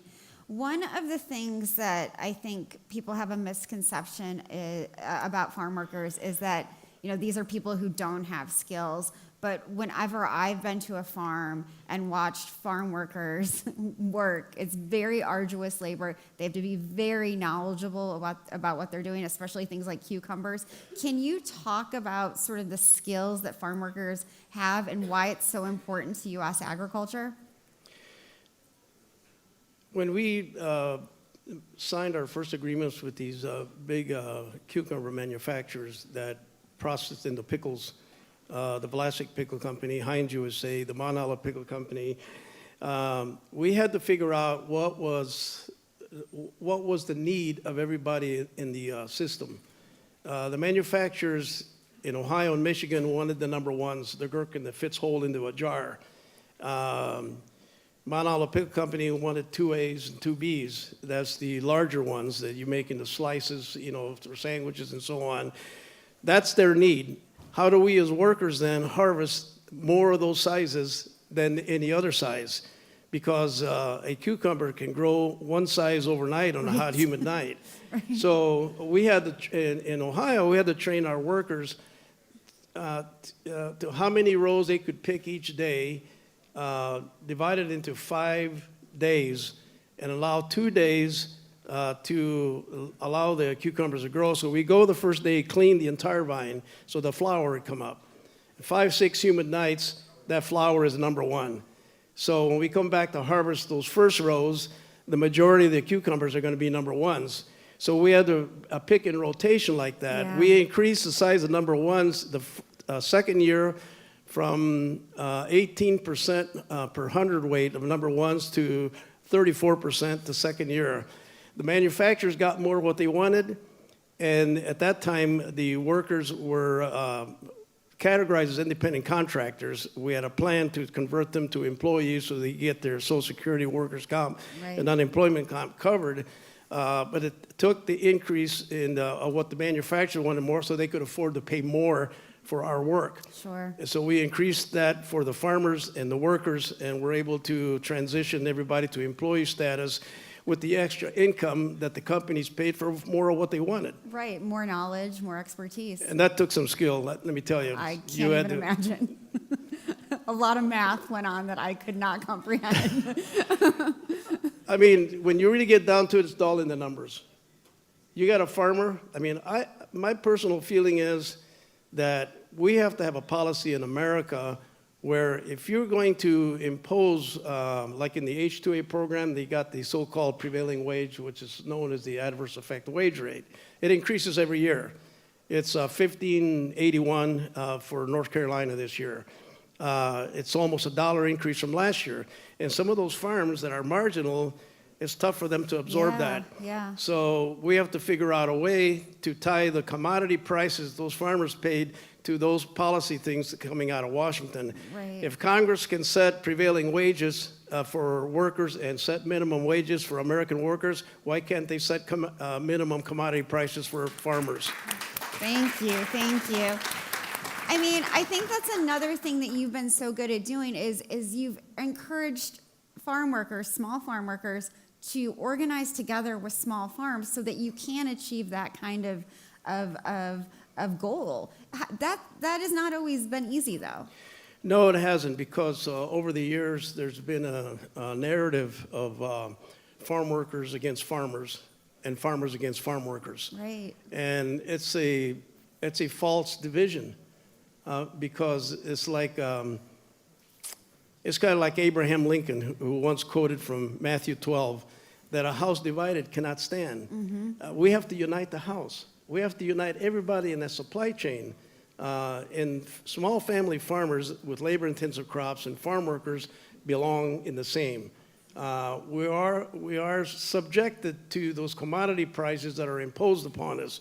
So we had an event October 1st of this last year, and we brought together the North Carolina Growers Association, the Dunlop Commission, Farm Aid, Latino Farmers and Ranchers International, and call for an alliance of small family farmers and farm workers so we can address some of these supply chain issues and talk about pushing for sustainable policies for all the parties involved in agricultural production. It's real silo breaking that's happening. It's a challenge because we still have a lot of, we're still buried in old thinking. Yeah. Back in the 60s, during the Civil Rights Movement, Lyndon Johnson and Martin Luther King Jr. had this debate about how to empower the poor. And Dr. King wanted voting rights. Lyndon Johnson wanted the anti-poverty program, the Office of Economic Opportunity. Farm workers were showered with all these monies, for food stamps and all of that. There's some good things that came out of that war on poverty. The Head Start program, for instance, the food stamp program, and those kinds of things.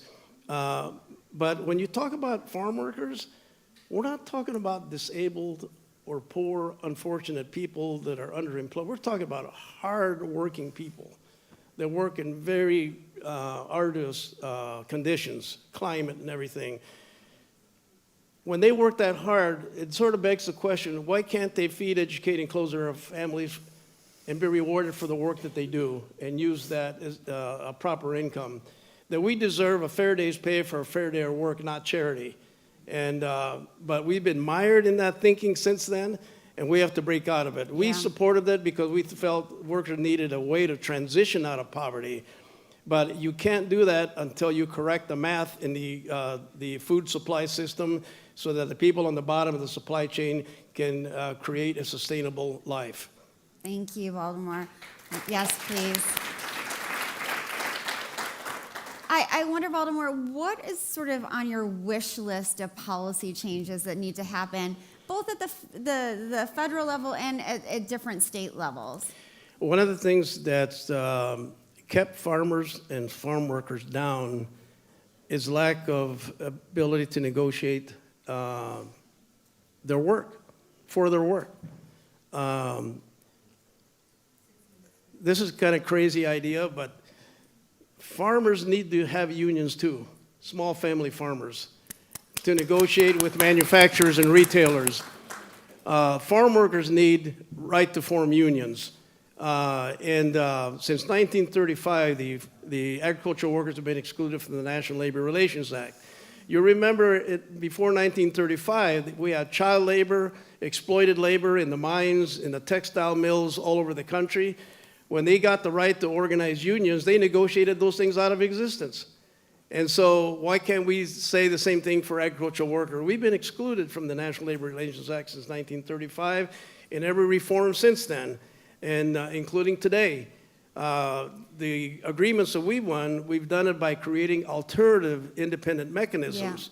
And we pioneered what we call the Dunlop Commission.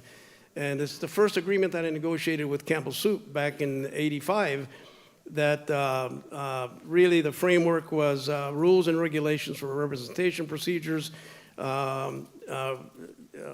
authority to issue fine penalties and make whole remedies if you violated the rules for collective bargaining. And it was an independent commission signed by the Campbell Soup Company. So every company that we challenged from that point on, we got them to recognize that commission first before we negotiated a labor union. But it allowed the farmers to participate in those negotiations. And the one we won here in North Carolina was with the Mount Olive Pickle Company. And they're the ones that brokered the agreement with the North Carolina Growers Association by increasing the price of cucumbers to modify the prices that we had to get them covered under a collective bargaining agreement. But that we have a voice then, and the farmers have a voice. And I think that that's the most important thing. But when we're voiceless, we're at the mercy of those who want to give us charity. Thank you, Baltimore. That voice is so important. And I think part of what makes your work so powerful, just knowing you personally, is that faith is very important to you. And, the faith-based community and the farm worker movement have been very closely intertwined. And I'm wondering if you can talk a little bit about that. Well, if we don't reconcile the old narratives historically that pits us against each other, we're going to end up stagnant and staying where we are and at the mercy of everything around us. But together, I think we can challenge some very important things that need to be addressed. One is the fact to recognize that we're part of a global economy and we have global competition. Let me give you an example in tobacco. Everybody knows tobacco in North Carolina. Tobacco is being challenged greatly because there's only like 6 or 7 buyers of all the tobacco in the world. And one of them is Alliance One over here in Greensboro. They buy all the tobacco for Philip Morris International. And they buy tobacco all over the world. They compete with North Carolina. We visited our counterpart tobacco workers in Malawi, where Alliance One has a big investment. We asked the guys at the flue-cured tobacco operation how much they got paid. When you translated their currency into dollars, you guys are getting paid 85 cents a day. Now, how are you going to compete with that? We're not going to compete with that. The farmers are not going to compete with that. So we have to have a global approach to this with our foreign policy and with our trade agreements that we have. Our trade agreement with Canada and Mexico, we now import more food from Mexico than we export. That's turned around in the last decade. And because the trade agreement that we have with Mexico allows corporate farms to set up operations in Mexico with no tariffs or anything on those products coming in. It's like growing it in the United States, much cheaper in Mexico. How are farmers in North Carolina going to compete with that sell their strawberries to Walmart, for instance, or sell their tobacco to Reynolds America? We're not going to compete. We have to have a global approach to that. I don't think the farmers can do it by ourselves. I don't think the farmers can do it by themselves. But if we did it together and join hands and find allied partners in the sympathetic, progressive communities around the country, we can make it happen. Nobody thought in the 80s that a ragtag group of tomato pickers could compel the Campbell Soup Company to sit down and negotiate with us as equals.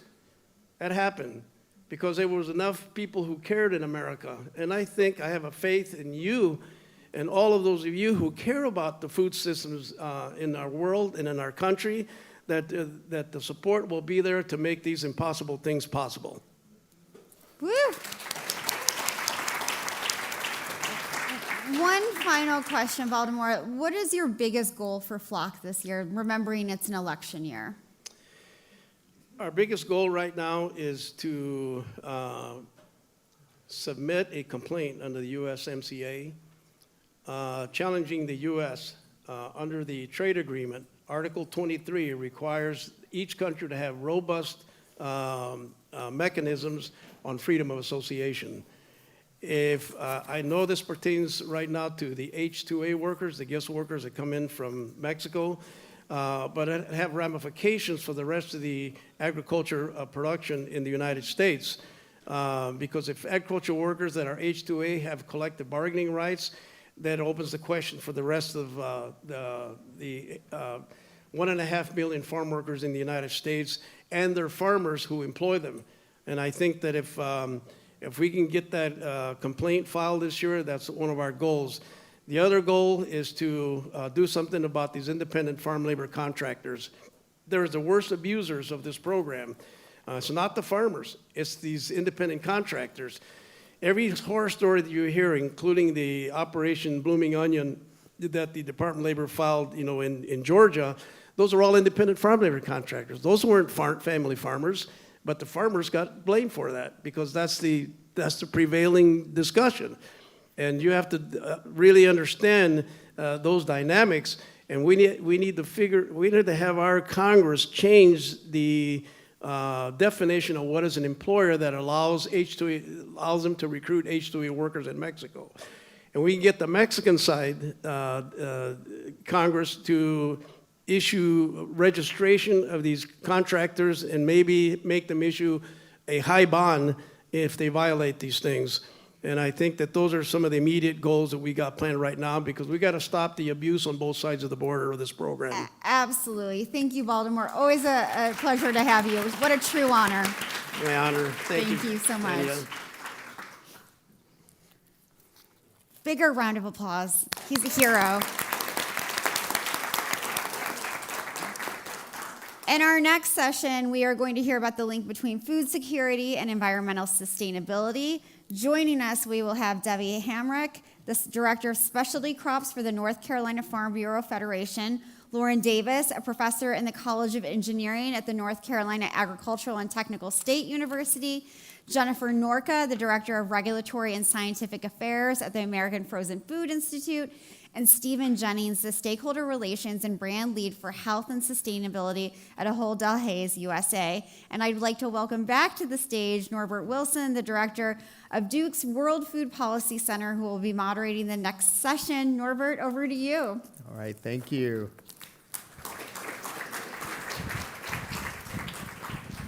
And let's thank Danny for leading so many of these sessions. She gets a small break. I'm really honored to lead this discussion on food security and environmental sustainability. I am actually standing in for Matt Lardy. He was supposed to lead this discussion, but unfortunately he fell ill, and so I hope, Matt, that you're doing much better. We cannot talk about the food system without thinking about its connection to sustainability in its broadest sense, environmental, also in areas of providing social goods, and sustainable farms and sustainable food systems also need the ability to be profitable. And so we have an excellent panel to help us think about these multiple factors as we look at the food system in really constructive ways. So I really want to start off with you, Debbie. Would you help us understand what growers need to produce the food necessary to support food security? And how do you see sustainability fitting into this work? Sure. I'd like to start by challenging Mr. Baltimore Valasquez on one point that he made. My sister, my brother, and I did shares with my dad, halves for cucumbers a couple of years when I was in high school. And when I was in the 9th grade, we figured out, as Mr. Valasquez talked about, how to maximize our profit by harvesting number ones. But he said that he was able to let the cucumbers grow overnight. I will tell you that in North Carolina, when the temperature is right and it's raining all day, you can hear the vines growing and the cucumbers expanding on the vine, and you never get caught up. And it is like this panic. I still dream about that sometimes. You know that perennial test we forgot when we were in college, growing cucumbers on the vine and trying to maximize our profit from the 9th grade. So the first rule of sustainability for a farm, and you just heard this from Mr. Valasquez, is profitability. If we can't make profit on farms, the farms simply can't be, they're not viable. Right. And only 5% of farmers in the United States are able to earn a full-time living farming, just 5%. Most of our farms are part-time, and the farmers that are farming full-time are doing an awesome job. Great. I would like to now turn it over to Lauren and just understand a little bit more about some of the work that you're doing. So we know that farmers and retailers are major contributors to produce the food necessary, are major contributors to food banks. And can you talk to us a little bit about the role that food banks can play, not only in serving communities that they're facing, that are facing food security, insecurity, but also in reducing food loss and waste? Sure. So if you think about, on one side, we have roughly, a third of the food that's generated is unsold, and potentially part of that goes to waste, goes into the landfill. And then on the other side of that, we have roughly, as of 2022, 44 million households, Americans, that are food insecure. So food banks are an integral part of the supply chain that helps to connect this potential food that's available to those who actually need it. They work very hard to cultivate these relationships, not only with big box retailers like Walmart, Sam's Club, local growers that we've heard about, like BIPOC farmers as well, to actually try to make sure that this food can be rescued and distributed through their very large network that they have of food pantries, soup kitchens, these what they call partner agencies that are working on the front lines to actually serve people who are food insecure. So in addition to working collaboratively with the food system to rescue the food, they also rely on donations from the community. They work hand in hand with the state and the federal government. They are large TFAP distributors. So they are really doing the work of trying to make sure that the food that would end up in the landfill could actually be diverted to those in need. Yeah. No, this is really important. I actually want to continue this idea of providing this kind of really nutrient-dense food, especially for families that are struggling. So Jennifer and Stephen, frozen foods are one of the ways of actually changing that food that might go to waste and kind of converting it so that it can be stored a little bit longer. Frozen foods represent really a healthy way to provide nutritious foods to those who are in need. And it can also provide for more affordable and accessible foods. Where do you see opportunities to improve that pipeline of fresh produce that might get transformed so that different individuals can access them? Yeah, I like that you pointed that out. Let's remember that frozen starts off as fresh, and it's often a diversion market for fresh produce that maybe won't be sold at retail or is in excess. But I think that there's a huge opportunity to work on consumer perception around frozen foods. We are often finding that consumers do not understand the freezing process, and this is one of our most natural and ancient preservation methods, and it's literally just a temperature state. So let's start there. Let's also talk about the technological advancements in the freezing process in the past decades. We create really high quality taste, texture, flavor in frozen foods today. It's not like what maybe your grandparents talked about, like mushy, wet, tasteless food. We do not have the same frozen food as those days and ages. And there's so much innovation happening in that aisle that can meet any consumer's diet, any consumer's preference. There's meals that are ready to heat for people that don't have time or don't have the cooking skills, or there's innovative sides and additions as ingredients to kind of create meals at home. I think these consumer education campaigns should also address how they are nutritionally equivalent to fresh foods. The freezing process actually locks in nutrients over time, and we have that longer shelf life period, so people can access nutritious foods for a longer period of time. Lastly, like you said, it helps with food waste, and this can help at the consumer level with household food waste.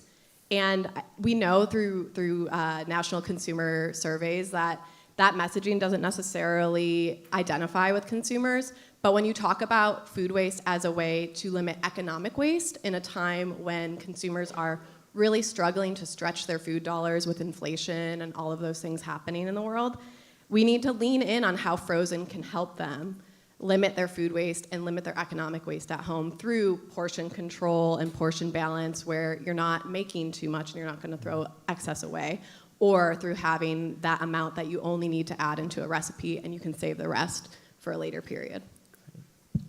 Yeah, well, let's start with, does anyone know what the heck an Ajo de las USA is? I do. Some hands. Does anyone here know Food Lion? You all better raise your hand because there's one like right down the street, right? So they also provided the food that you guys had for lunch there, which was very appreciative. So Ajo Deleuze is a group of grocery retail brands. We are the largest East Coast grocery retail group on the East Coast, stretching from Maine down to Georgia and over to Tennessee. We have over 2,000 stores. We serve 30 million customers a week. A week. So we have the opportunity to have a lot of impact in this space. We're one of those companies Gavin was talking about on the previous panel. Yes. So we're on the business side, right? And we want to sell food, but we recognize we need to be the role model to nudge our customers towards healthier choices. And one of those paths, part of this question, is to frozen. And what I wrote down as part of my kind of notes to bring up is the pandemic shifted a lot of customer behaviors when it came to shopping. Some of it was you might not have had your favorite vegetable or something available in the produce department because we just didn't have it. So a lot of customers were shifting to frozen options, even canned options. As you know, with the pandemic, everything was kind of selling. But we focus on frozen a lot with all of our brands because of all the reasons that Jennifer just mentioned, even including myself. It's affordable, it's accessible, and the great thing is it lasts a really long time. So one of the struggles with the perception of value when it comes to fresh, sometimes with food insecure customers or even customers with limited means, is that I don't have maybe the refrigerator space for the fresh food, or it won't last as long in my house because we don't eat it fast enough. So frozen does become a really great option. I know my freezer is absolutely full of petite broccoli florets, which Jennifer and I talked about earlier. I love them. So it's part of our job in this space is to bring those options for customers to make the best choice for their lifestyle and family. Okay. I got to say, in my household, when there's a meal left over, it goes into the freezer. Then it's the debate of, like, did we get it out? So we're working on that. We're working on that. But this raises an important idea about the challenge of supply chains and cold storage. I mean, and it happens at the farm because you got to make sure you can get the product off the field so it's cooled and able to get it so that it doesn't go bad. We know that this is a real challenge when we think about the charitable food sector. I would love to hear you all talk about how important is the cold chain? I mean, and that's probably a phrase that everyone doesn't use all the time, but I think this is a crowd that would actually appreciate hearing the importance of these different actors along the supply chain needing to cool products down and get it to the next person. I'm happy to start talking about cold chain. So yeah, I mean, if you are unfamiliar with the term cold chain or cold chain infrastructure, it's refrigeration and freezer infrastructure. And it's not just like the freezer or refrigerator at your house. It's at the retail level. It's the transportation trucks that get it from the field to the processor area, from the processor to the warehouse that also has refrigerators and freezers that can hold the food and then distribute it out to the retailers. There is much needed investment to happen in this country on cold chain infrastructure for both frozen and refrigerated foods. I think when we look to like food distribution and food donation, that is a huge area where we could bolster cold chain infrastructure and capacity, because oftentimes I think the food banks have the freezer and refrigerated capacity, but it's those regional and local partners that might not have that capacity, or they maybe have like a household refrigerator available at their pantries. And that creates inequitable distribution of food to the communities that can actually hold those foods. So we're not ensuring an equitable distribution of these frozen foods that people may want or need. That's a great point. And food banks are going to try to move the food to the places that can take them. So as was mentioned, like if the charitable agencies do not have enough capacity, because capacity is a big issue, they don't have the capacity to take the food, then to prevent the food from being wasted, it's going to create problems of inequity within the distribution. And the goal for every food bank is to make sure there's fairness in distribution in the service areas that they support. So they are actively trying to find ways to increase capacity within their network so that their partner agencies can receive nutritious, frozen, healthy food. The cold chain actually begins on the farm. Yes. Proper post-harvest handling for any fresh fruit and vegetable is absolutely maximum. We don't want to be calling the frozen folks with product that didn't get handled correctly. And so removing field heat immediately is just priority one for most growers of fresh fruits and vegetables. We've done a really great job here in the state of North Carolina of getting grant funding for some of our smaller farms that didn't have cold chain capacity to be able to install coolers. We've been working hard on getting those smaller and middle-sized distributors to also have refrigerated trucks so that we can maximize the temperature for the right temperature for the right product at the right time, and make sure that the products that are delivered to retail are the highest quality possible. Yeah, and I'll just add validation for in real world is we don't have robust like company-wide donation programs. We rely on the everyday heroes in our stores. It's our store associates to have unique, special relationships with the communities that they serve with pickup agents, whether it's a local church, whether it's a local soup kitchen, or whether it's the larger food bank partner. And the issue for capacity is spot on across the board, is that we have food to donate. Unfortunately, what happens is a pickup agent will come to one of our stores. The store's super proud of all the donations they've collected, from frozen lean meats to fresh produce, et cetera. And then they show up in a little Honda Fit car and can only fit like 2 boxes of the 20 that are offered. And then when it gets back to, again, to the actual pantry or the church or the food bank, they have a household refrigerator that can't support. And then they end up throwing the food away, unfortunately, because it's highly perishable. So we do know, again, this is very regional and local. There are grants out there that help support some of these refrigeration capacities. So we would be looking more for partners that are in that space to, whether grants or donating larger, more commercial size refrigeration and freezer space. And there are even federal grants and loan programs, like through the USDA, that we can just continue to funnel money into to work on these projects. I love the fact that talking about refrigeration, which is not something I thought we would necessarily do, is such an important part of how the supply chain works. If this is not working for farmers, farmers are not able to earn the highest profit they could from the produce that they're producing. Otherwise, it has to go to some alternative market, if it even makes it there without proper cooling. The charitable food sector doesn't work if there's not proper cooling, and it's also a challenge for those small pantries who may have a household refrigerator, which is wonderful, but it's not enough. So I really appreciate how you all are seeing this and seeing these connections between how we can mitigate food loss and waste, which is a contributor to greenhouse gases, but it also helps farmers be profitable, but it helps the whole supply chain work. This is critical.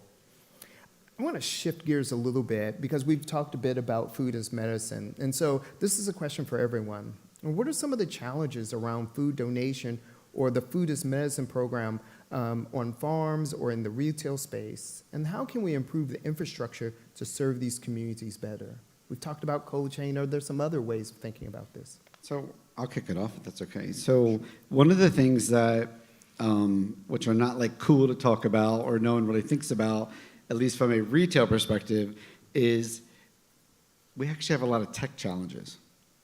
And tech meaning, so specific to food as medicine, there is so much great work out there right now with funneling funding through, we refer to it as healthy food benefits or healthy benefit cards, which are great because it makes a digital access to healthier, fresh, affordable foods, whether provided through healthcare funding or Medicaid, et cetera.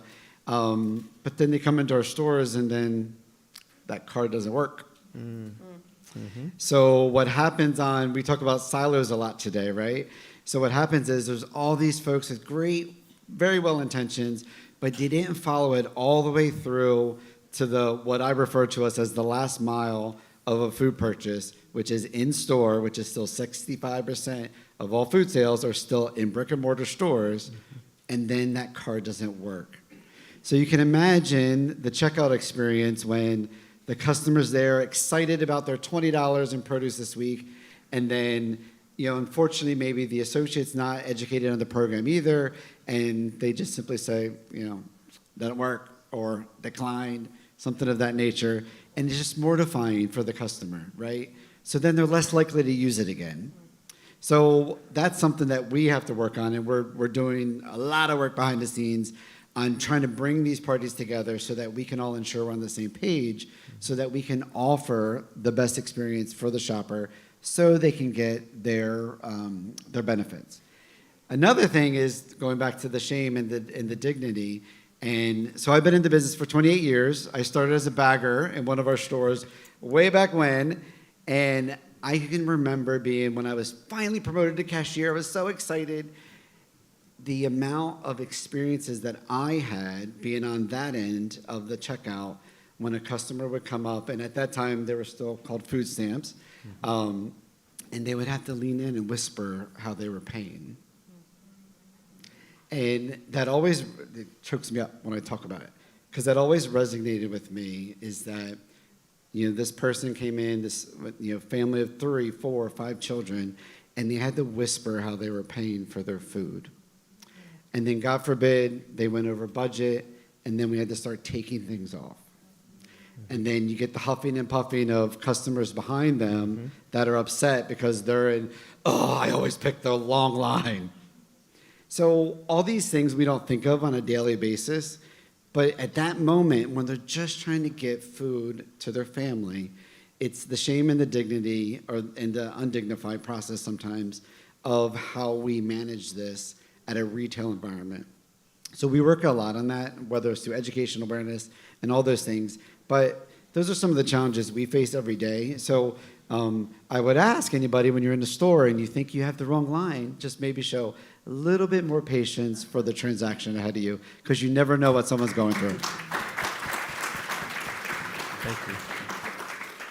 And I'd like to add to that, that I think, farmers are partners in this whole process, and we need to start treating them equally like they are a partner.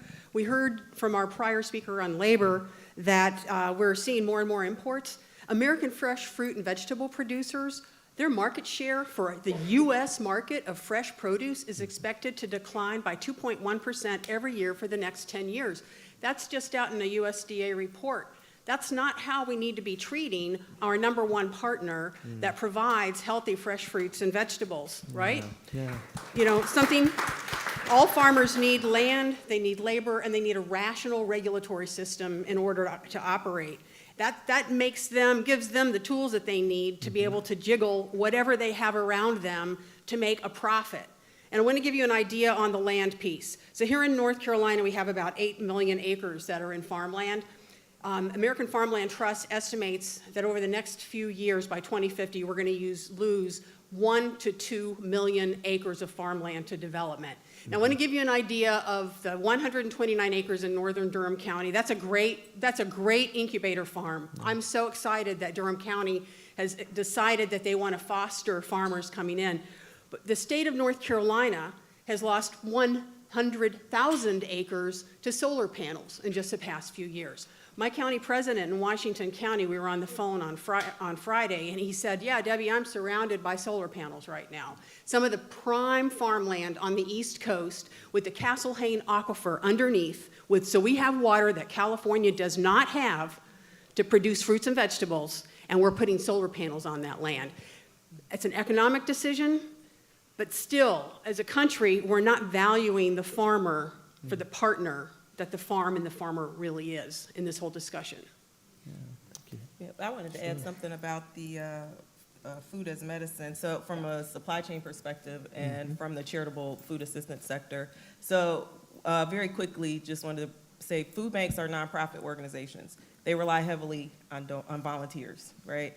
And so any type of additional programs, such like, senior boxes or working in a food as medicine, it requires volunteer support, not only to prepare the boxes, but also to deliver. So there's as we talked about cold chain capacity, we also need to consider processing capacity, human, material, labor constraints, those kind of things that affect the ability of food banks to actually distribute as much food to people that they would like to.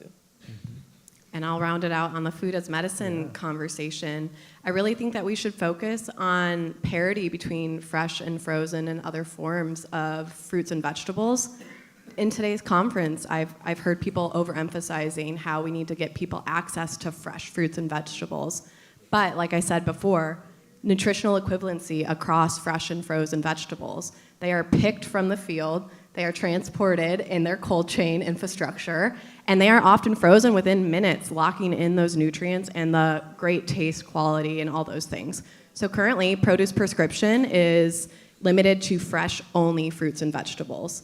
And when we look at GusNIP, which is the nutrition incentive like Double Up Bucks, it overwhelmingly prioritizes fresh fruits and vegetables over other forms, with 86% of grant funding last year going to fresh-only programs. And then, of course, we talk about WIC, where states have to elect to offer other forms. They're required to offer fresh fruits and vegetables.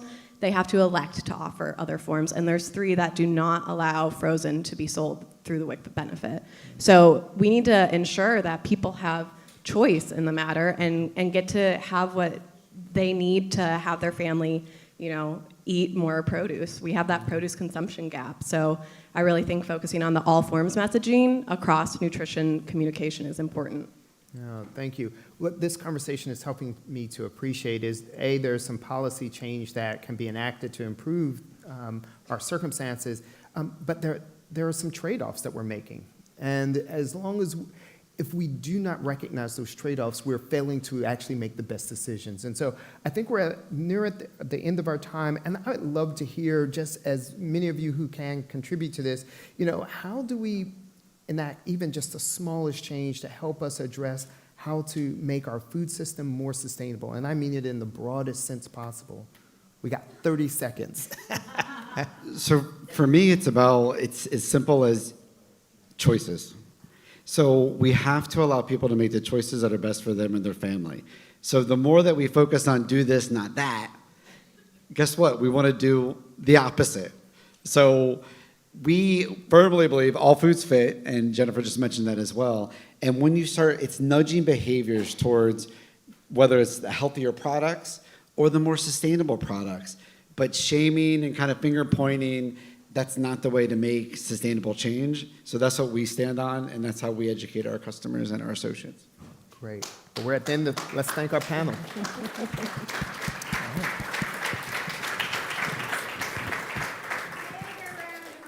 Everyone, bigger. Norbert is a rock star. He allowed me to have a bio break. I can't be more grateful. Thank you again to all of the panelists. So we have one more panel that will be focused on what's happening to strengthen food retail spaces. Joining me in the conversation will be Ken Kolb, a professor and chair of the sociology department at Furman University. Sean Cash, a professor in global nutrition at the Friedman School of Nutrition Science and Policy at Tufts University, which is where I went to school.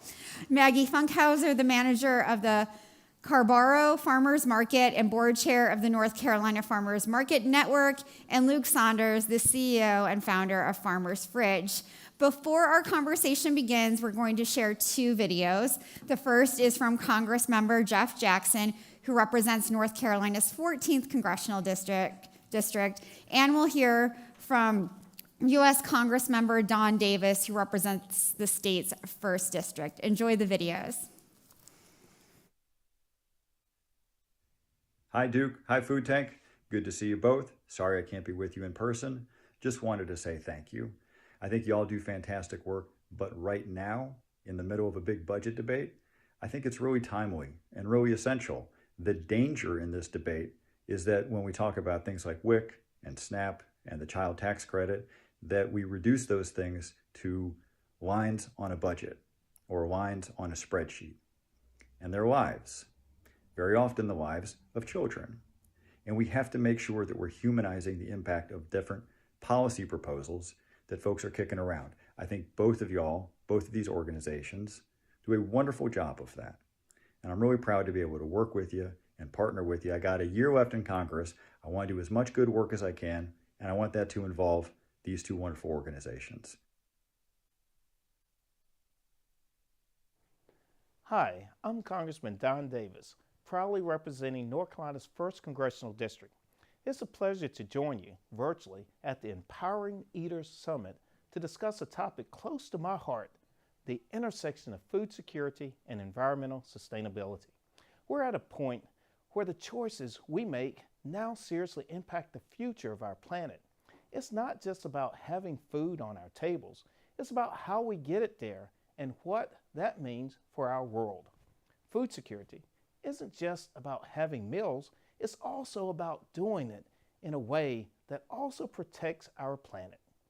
As we address food security, we must adopt practices that not only feed our growing population, but also safeguard our environment for generations to come. Farmers in eastern North Carolina are already stepping up, using methods like agroecology and precision farming. These aren't just fancy words, they are ways of farming that help the soil and save water while safeguarding our planet. And guess what? There are fantastic local projects happening, like tackling food deserts, setting up farmers markets, and supporting community gardens.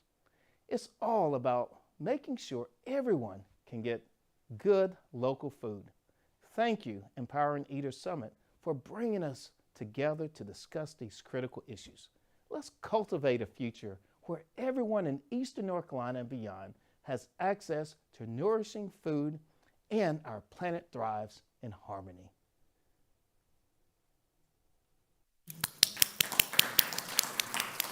I loved all those videos. I thought they were so great. I want to thank all of our panelists for joining us. Give them a bigger round of applause, please.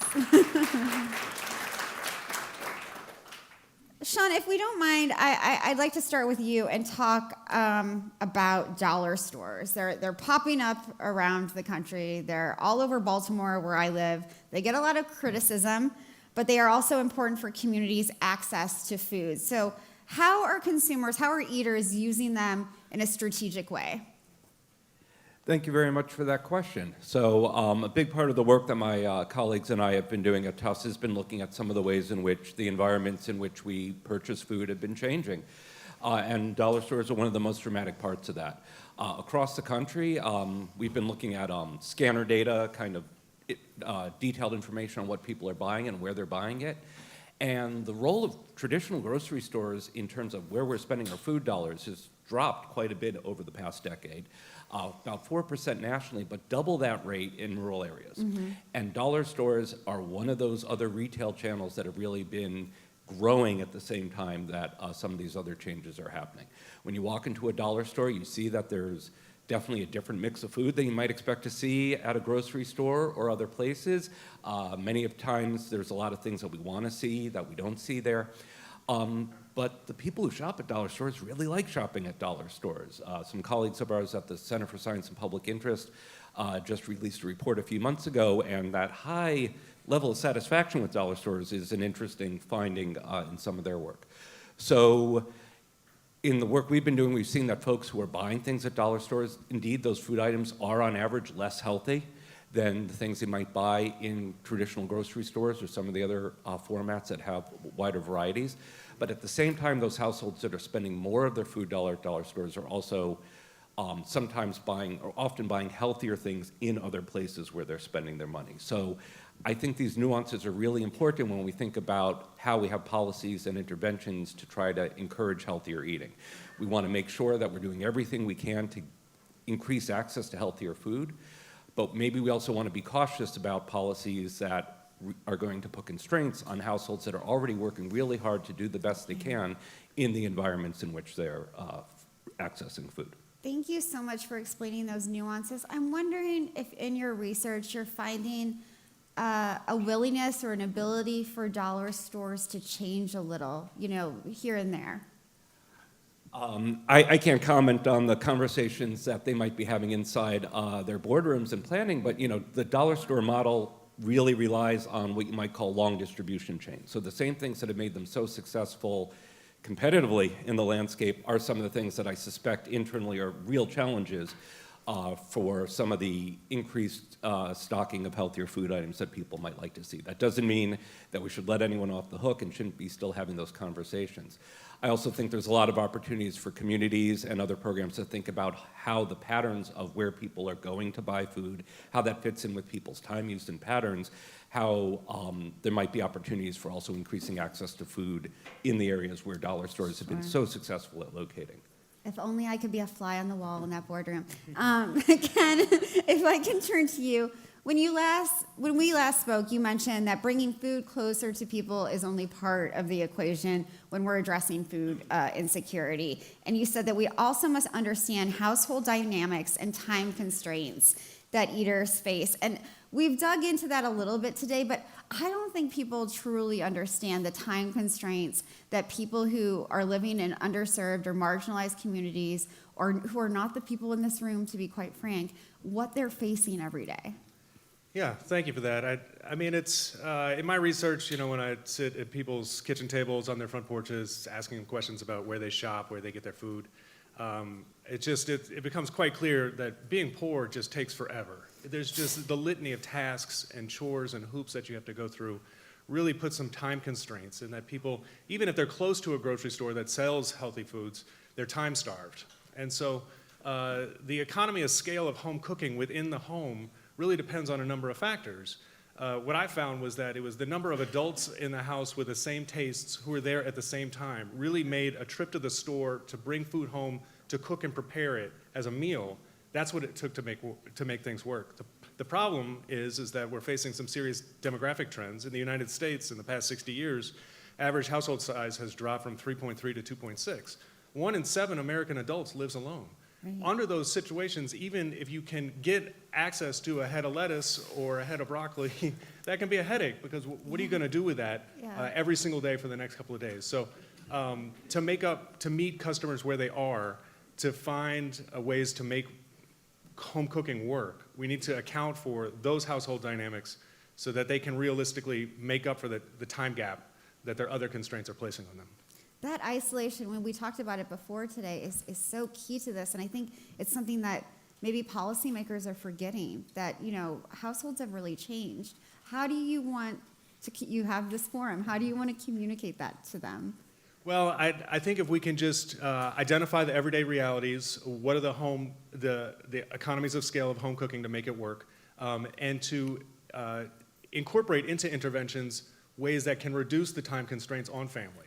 So this is cooking is one part, but it's the shopping and the chopping and the cutting and the preparing and the recipe making, all these things that can also be done by other agencies. So if other agencies can help families prepare and work in unison to create sort of meal kits that can take advantage of wholesale food pricing, cut down on some of the time constraints when it comes to making the meals work at home, anything that you can do that can just address the time bind that people are in, that they want to eat healthy, and even if they can access it and even if they can afford it, there's still, those household dynamics still might block them from being able to prepare it inside the home.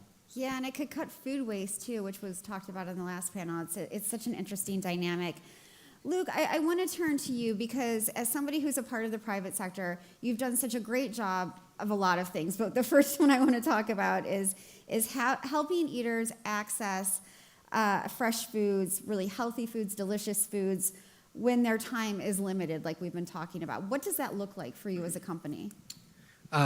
So time, we recognized a while ago that that's one of the biggest factors. If you make $10 an hour and you have to spend an hour making your healthy meal, that it just costs you twice as much as a fast food option. So for those of you who don't know, Farmer's Fridge puts food in vending machines. We operate in 22 markets across the country. And our whole mission is to make fresh, healthy food as accessible as a candy bar. So the idea that it could take 2 seconds, you walk up, you buy something, you can go and it's ready to eat right there, was really why we got started.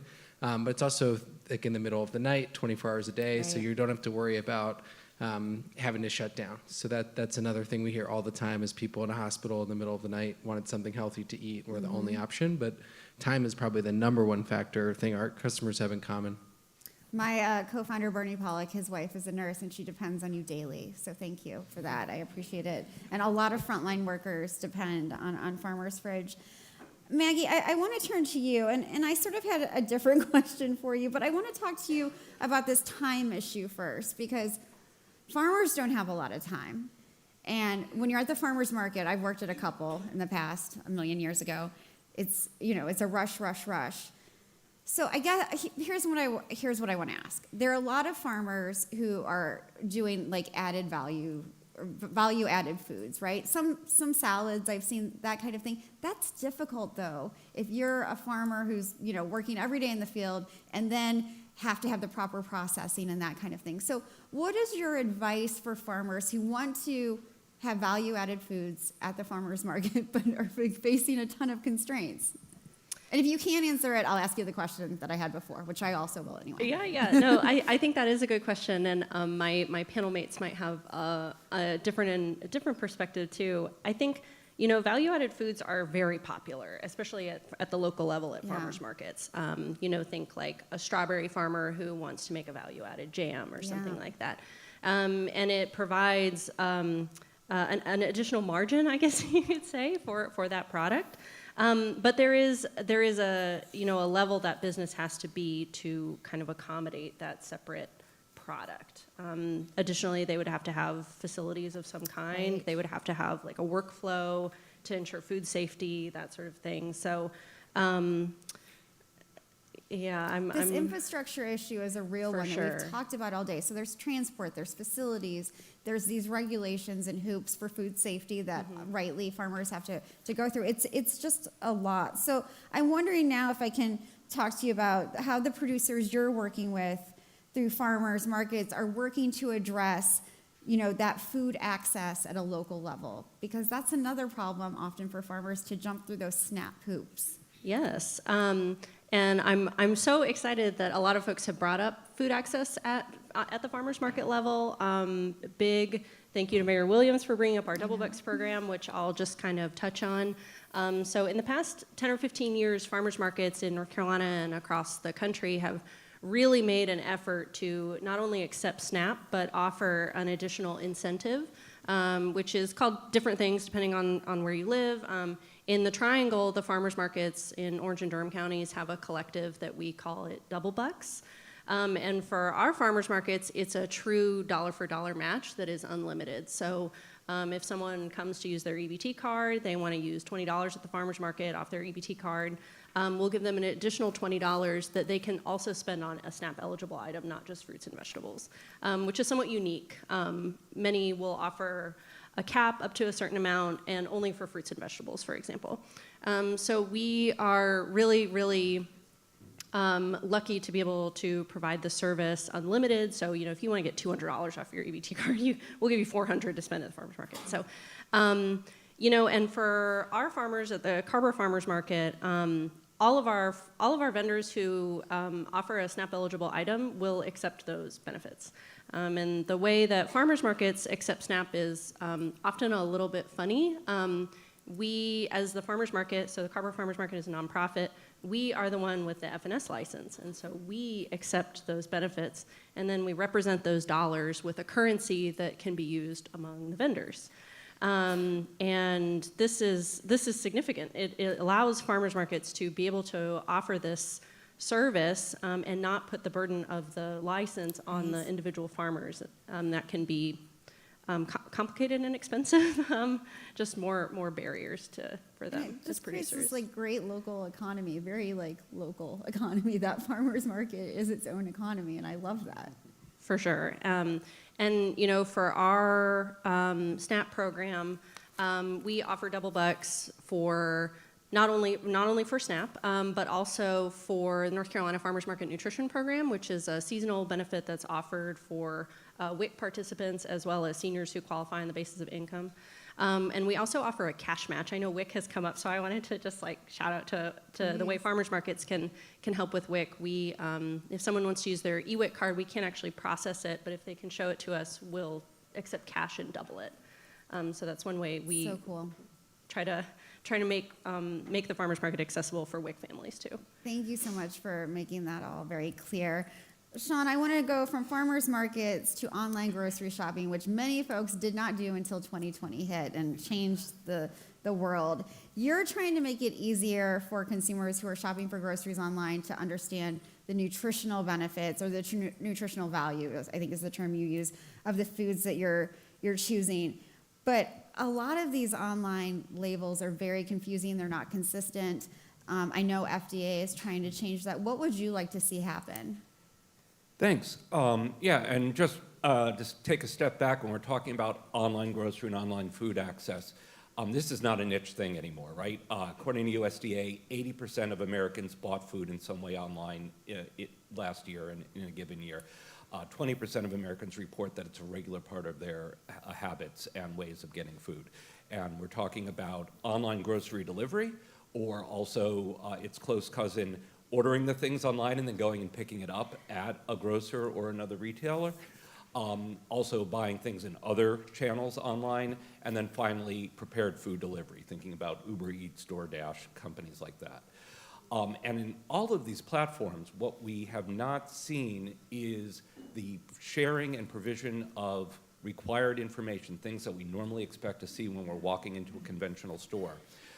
Things like the ingredient list, the nutrition facts panel, allergen disclosures. We are not seeing these things consistently provided in these online environments. And to date, there's not really a clear requirement that they be provided. Why is this important? Because this information does matter. At the population health level, people do better when they have more information, right? It's a small but important part of how we might help encourage healthier choices and healthier outcomes. The other reason why this is a concern is not just that people can't necessarily easily access this when they're choosing the food, but in the absence of requiring things like a nutrition facts panel or an ingredient list, that what you see instead is other information designed to sell us food rather than tell us about our food. And so in some of the studies we've been doing, we really see that's what's proliferating. There's a lot more of this voluntary information and marketing type language, what's sometimes called the romance copy, and you just can't always or consistently find the information you would normally expect to see on a package of food, or calorie disclosures in a restaurant not showing up in a third-party platform. Sure, and I've also found it interesting for me, who often shops online, that it represents sometimes a time constraint that I didn't expect, because I have to go Google what is in this actually and how much salt, whatever. Like that's another time constraint for folks. Yeah, and the opportunity for this is definitely not being realized, because we know that in so many other areas of our lives, online tools are ways that connect us with information and allow us to personalize the things we're searching for. So personally, I would love to see, whether it's voluntary or mandatory, more things that if I'm concerned about added sugar or sodium or trying to avoid certain allergens, that I should be able to set up as a consumer those search filters.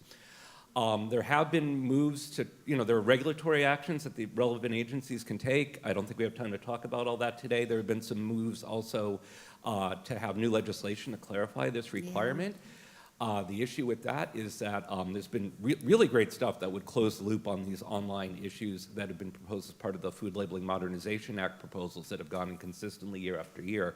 But there's a lot of other things that those bills include, and given the politics that we face today, large overhaul bills face more opposition. So, and again, I think that this online grocery thing and saying, hey, the information you get in that you've got in places under 20th century laws and 20th century environments should also apply to these more novel environments. I would hope that's a nonpartisan issue and that we can find a way to close those gaps. I would hope so too. Thank you so much, Sean. Ken, if I can come back to you, I'm interested in hearing from you, what other opportunities do you see in the retail space or at the policy level to help ensure that eaters are not just food secure, like getting enough calories, that's just not enough anymore, right? But that they're nutrition secure. Well, I think it's a targeted approach to try and find out the populations that we're trying to reach. So there's some folks where we're just trying to get them up to a bare minimum, okay, of meeting their basic nutritional needs. And then there's another group of folks who are just kind of hanging on, okay? We can think about they're a family of 4 living just above the poverty line, maybe $28,000 a year. For them, a flat tire or a sick kid can just derail everything. It can spiral down. And then you need food assistance. You don't really have total control and autonomy over what you're eating. And then there's a group that's kind of hovering a little bit above, let's say, 150% of the poverty line, maybe $35,000 a year for a family of 4. They're in a position where you know, they have their basic needs met. They have a chance to explore and try out new foods. But the risks are still really high, because the risk of refusal for healthy foods, especially for families with children, are really acute. So you can think about, we were talking earlier in the green room that my daughter's first year of her life was 100 yards away from the Carborough's Farmers Market. And so we spent a lot of time trying to introduce new and foreign foods, healthy foods, dark greens, bitter foods. Kids have natural aversions to those. They don't want to eat them upon first try. You need to introduce it to them time after time after time, and they may refuse it time after time after time until eventually you can get them to adopt and acquire some of those tastes. But that's an expensive process. It's a luxury, right? It's a luxury. And so the economic constraints of I can just meet my basic needs to the point where I can now afford the risk to acquire new and healthier lifelong tastes that can stay with us, to get kids to be able to acquire and adopt those embodied tastes to where it's not just like they're faking it, okay, Mom, I like it. It's that they really do appreciate it. That costs a lot. And so it takes money to get people to like healthy food. And that's something I think we need to acknowledge. And we don't have a marketing campaign for that, or a lobby. Yeah, thank you for all of that.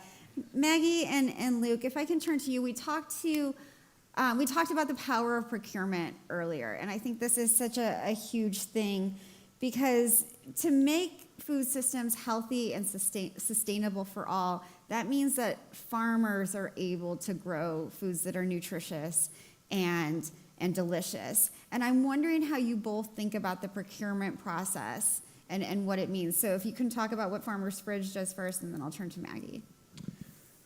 So one of the principles behind Farmers Fridge was fresh, healthy food is a lot of fruits and vegetables. It's like the one thing everybody agrees on makes you healthier. So we actually make all the food in one place. What this allows us to do is buy a lot more food directly from our farmer partners. So we actually just graduated to the level of scale where we're like skipping the Cisco and the US Food step and able to get food directly in.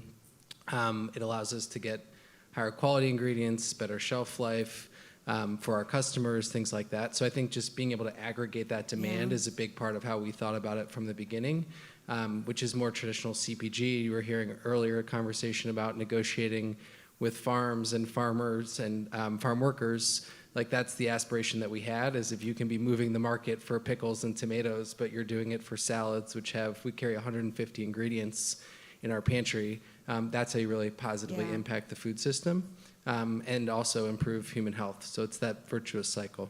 And that aggregation has really helped you scale over the last decade and some change. Yeah, it's a huge part of how we keep the food affordable and higher quality, and it actually gets better in step functions. So the food will get cheaper as we get bigger as a result. Maggie, how do you work with, I mean, you're working with small farms. Some are probably bigger than others. Some are working with restaurants and cooperatives and local grocery stores. How do you sort of manage that procurement process and help them, get bigger markets, get different markets? Yeah, so we, I'm also here representing the North Carolina Farmers Market Network. We're a somewhat brand new nonprofit. So, we are composed of a lot of what are called producers-only farmers markets, meaning that the folks that are present at the businesses represented are the ones who grew or produced the food that is there. And so we in Carborough are also producers-only farmers market. So one thing that I think is interesting, we work mostly with small and mid-sized farmers, fewer like larger and conventional farmers. And one thing, especially in the Triangle, we have such a rich local food ethic and local food economy, and a lot of our farmers, their business plan is to sell direct sales at farmers markets. That is the business plan, and that is like a totally viable business plan. In North Carolina, there are about 200 farmers markets across the state. We have a huge direct-to-consumer local food economy that is here. So, for our farmers, a lot of them have really built their businesses on selling direct to consumer at local farmers markets. And so for me, it's about making sure that remains viable for them so that they can continue to do it and maybe push past the 2-year mark, the 5-year mark, and really get into the the long-term viability. That's great. That's so interesting. Thank you. Sean and Ken, I'm going to end with you because I think that, the research you're both doing is so important, but we know that there are research gaps that exist that are really crucial to making sure that folks are food and nutrition secure. Any calls to action on what should be invested in, either from land grants or from private universities or the private sector? Well, I've got an idea. And so I think what we can, the resources we can harness from local farmers and local food, fresh food, that it's hard to make it closer and cheaper to people who need it the most. They're often in communities that are inundated with dollar stores. But however, I think that we can partner and pair these resources, that if we could bring healthy, fresh foods into the parking lots of dollar stores, honestly, through food assistance programs, USDA GusNIP, the former Farmers to Families program, all these healthy food boxes, if we could leverage the food assistance programs to bring those boxes to the parking lots of dollar stores, you could pair two mutually complementary resources. Dollar stores sell non-perishable canned goods. So they have a dairy case, a deli case, a frozen case. Those healthy food boxes are filled. There's no SKU in that box that competes with what's inside that store. It could bring customers to the store. Everybody needs toilet paper. And so if you get asking people to go to the place where you're doing your shopping already, and yet you can harness or leverage existing assistance resources, you don't require an extra trip of people. You can save them time, you can save them money, and it doesn't actually require building a whole new infrastructure. Brilliant. Love it. Sean, as a member of the Tufts Mafia, you get the last word. I agree with Ken's idea here, and in terms of the calls for research, I just think, and based on the conversations we've been having here today so far, that the type of research that I think is most meaningful is that research that helps connect people's lived experiences, really understanding where they are and the challenges they face in their own lives when we're thinking about the household and consumer part of this, and trying to connect that, whether it be through large data sources and other things, to all the things we're trying to do large scale when we're having national conversations about policies and programs. It's hard for me as a researcher to keep that in mind. I think it's hard for all of us in our day-to-day jobs to do, but that's the bottom line for food systems. We need to meet people where they are and still think about where we need to go as a country. Excellent final point. Thank you so much. Please give them a round of applause. Thank you all. As we're setting up for this final keynote, which I'm really excited about, I want to thank you all as an audience. I'll thank you again. I know it's a Sunday. I know it's nice outside. I know that you probably have families and friends that you could be with. I just want to thank you all so much for being here today. It means a lot to me. I've only been to North Carolina a few times, and I go through the airport a lot, but this has just been an extraordinary audience, and I want to thank you all. I was talking to some folks in the women's bathroom, and those are where the best conversations have, my male friends. So I want to thank you all again. Please give yourselves a round of applause. So as I said, I'm really excited for this final fireside chat. It's my honor, my true honor, to welcome author, chef, educator, and advocate Sean Sherman to join me on stage. Round of applause. Sean is the founder of The Sous Chef, co-founder of Natives, and co-founder of the restaurant Owamni. It's so good. Please go when you're in Minneapolis. Try to get on the reservation list, though, now. He is also last year's Julia Child Prize Award winner and has won numerous James Beard Awards. Yes, okay. Thank you so much for being here. Another round of applause, please. We got to keep the energy up. We still have a reception and breakouts and lots of things to do. So, Sean, your work to repair food systems has been so important because it focuses on undoing a lot of terrible things that have happened because of the impacts of colonization, and also reintroducing traditional indigenous foods that are delicious but have been lost in so many regions and communities. Can you talk more? We heard about Natives earlier today. Can you talk more about Natives in the Indigenous Food Lab? Yeah, So Natives, or North American Traditional Indigenous Food Systems, which is a mouthful, is our nonprofit. We're a 501c3 based in Minneapolis, Minnesota. In Minneapolis, we have a public-facing entity called the Indigenous Food Lab, where there's a market space where we feature over 50 different producers and growing. And we're just putting a lot of attention on these Indigenous producers from all over the place. We have a classroom space where we outfitted it with lots of digital capabilities, so we're recording a whole bunch of education and classes on all sorts of Indigenous food, everything, and just Indigenous education in general, you know, so it's more than culinary, but it's also seed saving and farming and language and star knowledge and crafting and anything we want it to be.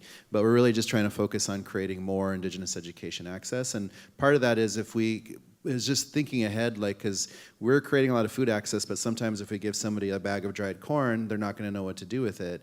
So our goal is to create that education and make it really easy and accessible so people can just hit a QR code, go straight to a video, and start to learn about some of these pieces. We also have a big production kitchen where we make a lot of products. We do a lot of value-added things.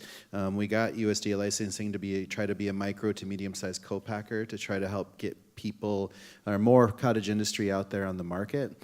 And so we just finished a pilot project with an Indigenous baby food where a local Indigenous organization grew a whole bunch of native heirloom squash and harvested wild rice, and we processed it all into a really beautiful baby food called Indigibaby. And then the restaurant's actually a part of our nonprofit model also, because the restaurant is owned by the nonprofit. The restaurant acts as a place not for food relief and food access, but a place where job creation happens, because we've got over 100 employees at the restaurant right now in the middle of winter, even though it feels like spring. Right. And we are just moving tens of thousands of dollars directly into the hands of Indigenous food producers, because we're doing about $5.5 million in sales at that restaurant, because it's very popular. You know, we won Best New Restaurant in the entire nation a couple of years ago, and that was big. But because of that, a large part of that's food costs, and a large part of that food cost goes directly in the hands of the Indigenous producers that we're utilizing. And the restaurant just creates a voice for us, because we're popularizing healthy food without having to call it popular, and we're showcasing so many more products out there that because of our focus of basically trying to decolonize our food system is looking at the values that colonization has normalized in our lives, which we've seen a lot of normalization of the destruction of environment, a lot of dehumanization of people of color, and so many other things that have negative effects, especially on communities of color.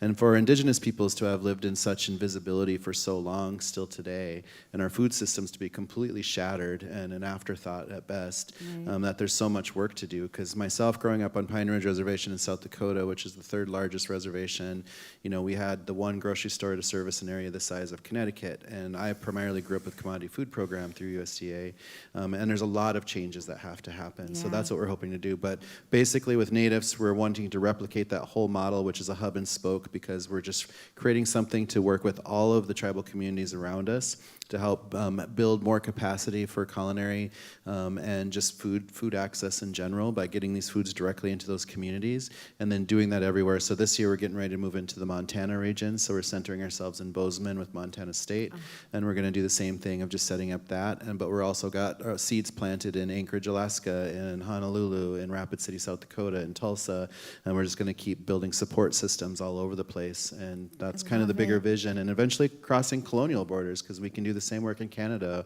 or Mexico or wherever. Like, there's so much opportunity out there. A beautiful web that you are spreading and building. Thank you so much for that.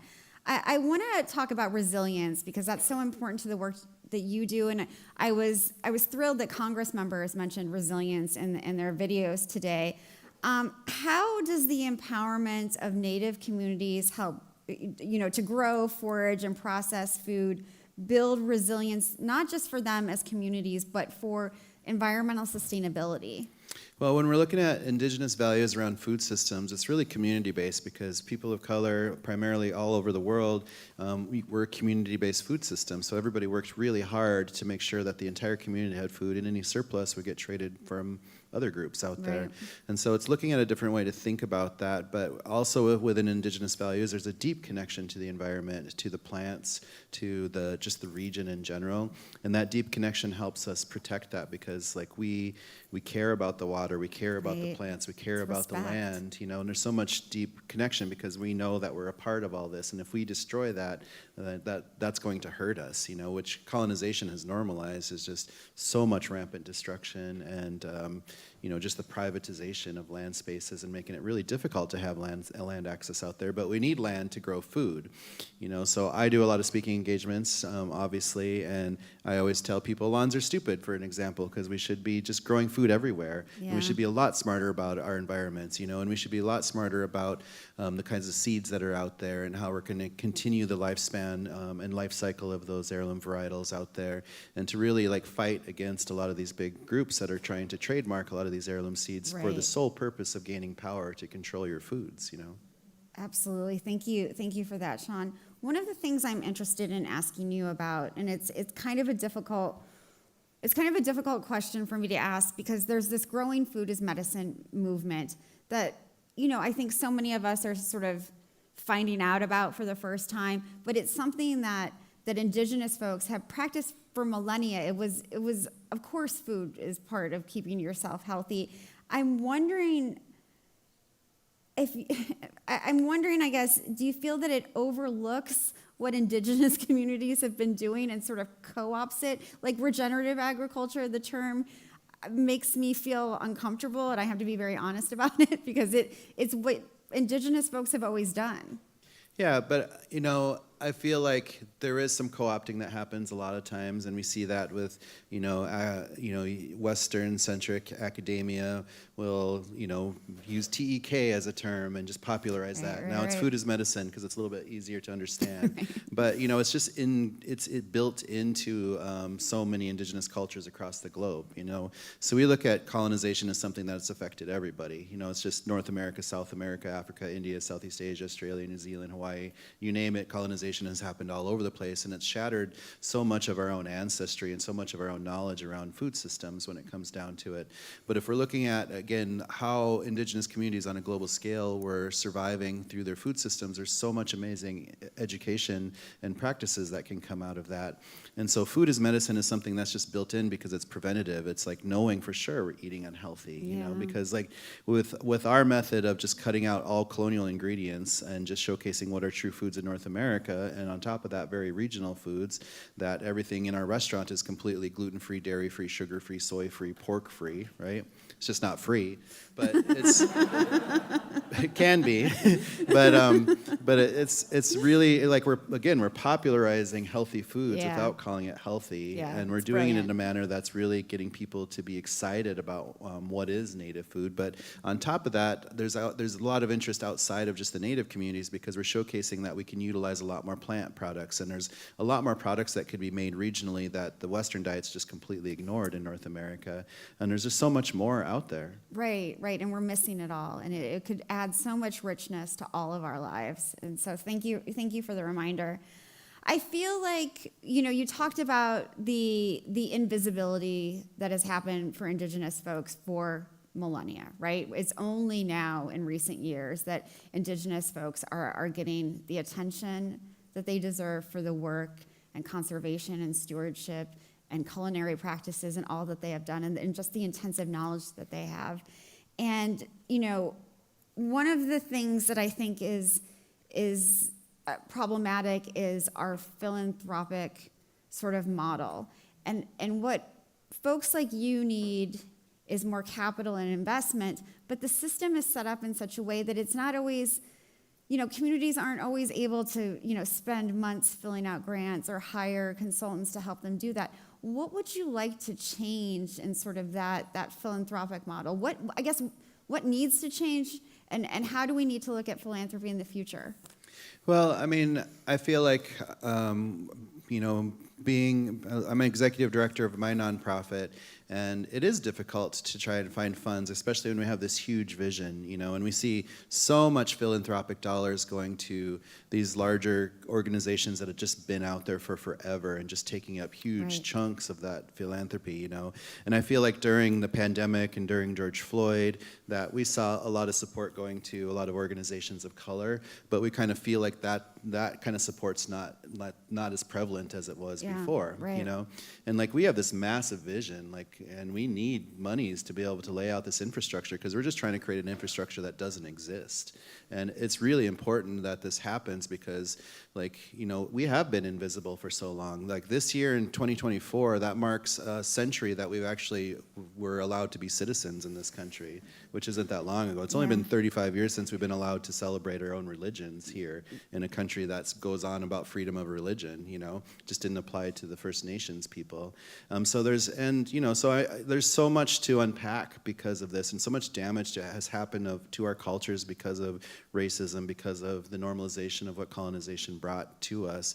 And there's just a lot to do. And we see other organizations, other Native organizations, and that are trying to do some big work. But we're just trying to make changes because the status quo has been our invisibility for way too long. Right. But we have so much to offer. We have so much diversity because Native America isn't one unit. It's a tapestry of so much diversity, and we should be celebrating that diversity and really truly understanding like how this makes all of our regions separate and how many amazing, beautiful products can come out of all these different areas. And we could just be eating healthier if we just chose to eat like Indigenous peoples of North America. And it's more delicious. So delicious, yeah, and it's so much fun, you know? And we don't have to be stuck in the past and trying to create museum pieces of what we were eating 300 years ago. What we're doing is modernizing it and moving forward because we have the ability to change and we have to evolve as humans no matter what. And because climate change is happening in real time, because we literally just tapped maple 3 weeks ago, which is 3 weeks way too early, and that can't be a good sign.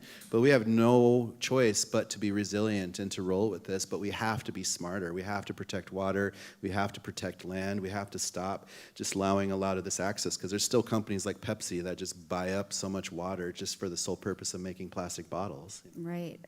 So since we're at this conference and there's something big happening in North Carolina on Tuesday, I forget what it is, and it's an election year, what would you like to happen from, what would you like to happen from state governments first and then the federal government?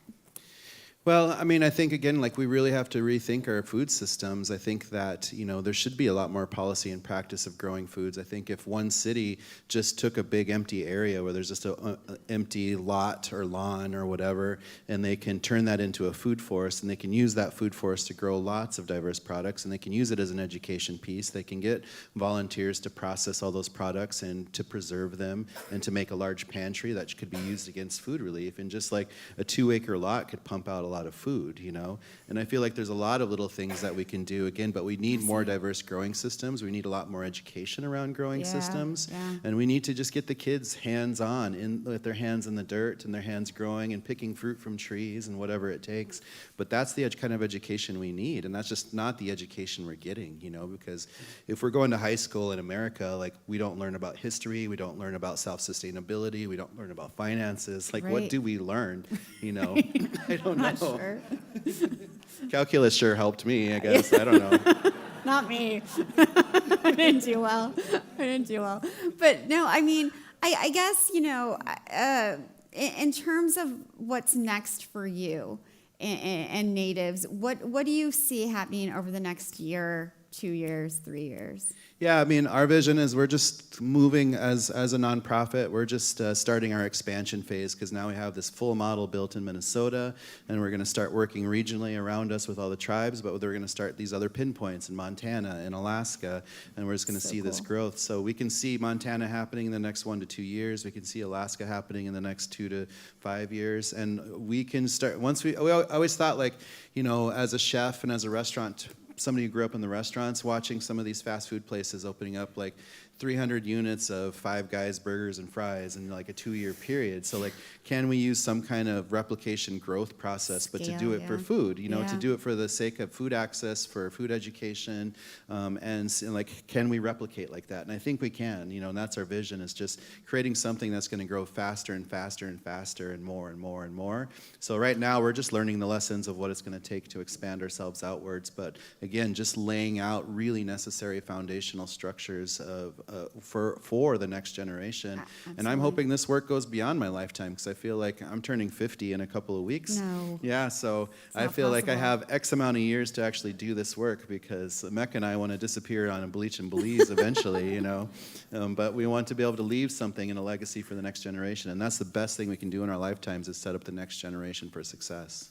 And that's what you're doing. You're making me cry, Sean, because I can't believe you're 50, but call to action for this audience and everyone in here.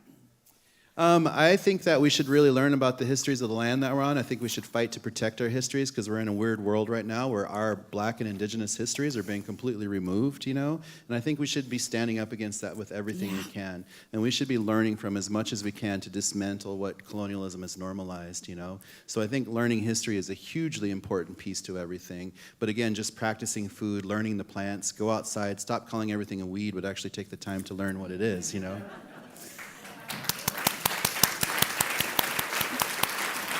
I truly love and admire Chef Sean Sherman more than I can tell you. Thank you so much for being here. Pilame. I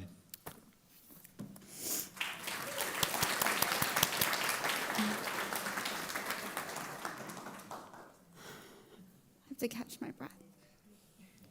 This has been such an amazing afternoon, everyone. I am incredibly inspired by all the work that we have heard from the incredible speakers. To help us close out the portion of the day, I'd like to welcome back to the stage Rachel Ferencik, the CDC Foundation's Senior Program Officer. Please make sure to stay with us. There's still much more time to come. After this conversation, we'll split up into those breakout sessions that I mentioned before, where you'll have a chance to respond to respond to what you've heard this afternoon, and then head into that fantastic reception. And I swear, if you don't make it to that reception, you're going to be very disappointed. So, round of applause for Rachel.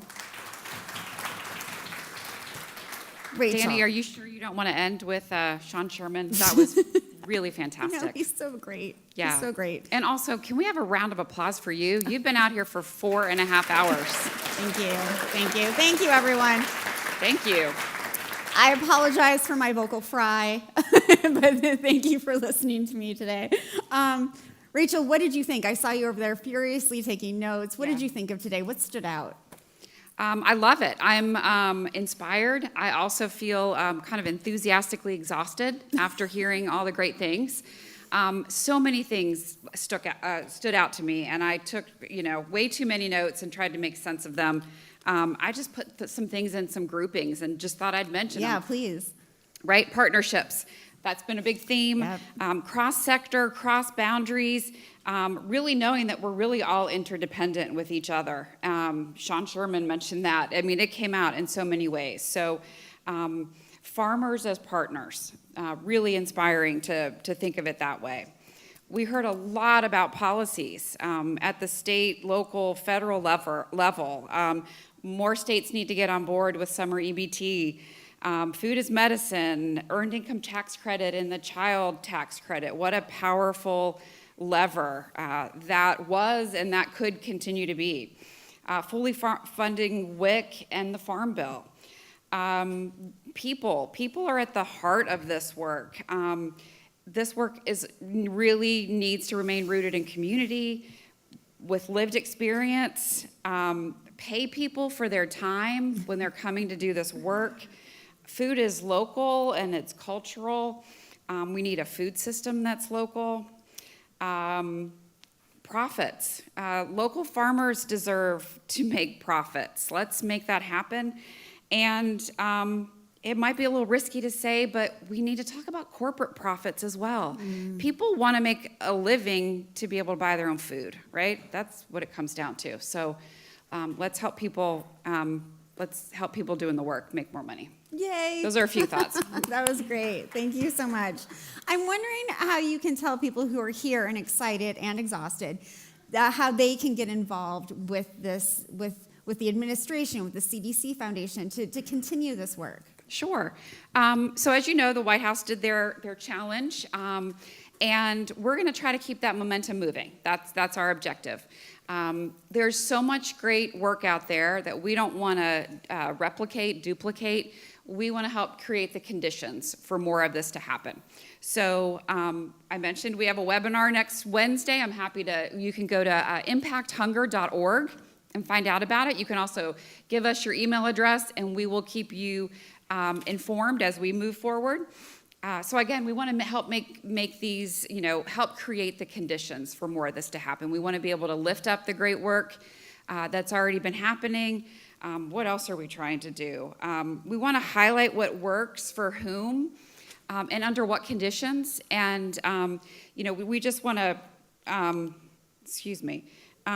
people want to know not just what's happening, but how it's happened. Mm-hmm. So, that's another thing is we want to highlight how is this work happening? What are the factors that are maybe happening in one place that could work in somewhere else, or maybe not so much. So that's what we want to try to do, and I hope folks will try to stay connected with us. How can they stay connected? Do you want to give them a website? Yeah, impacthunger.org.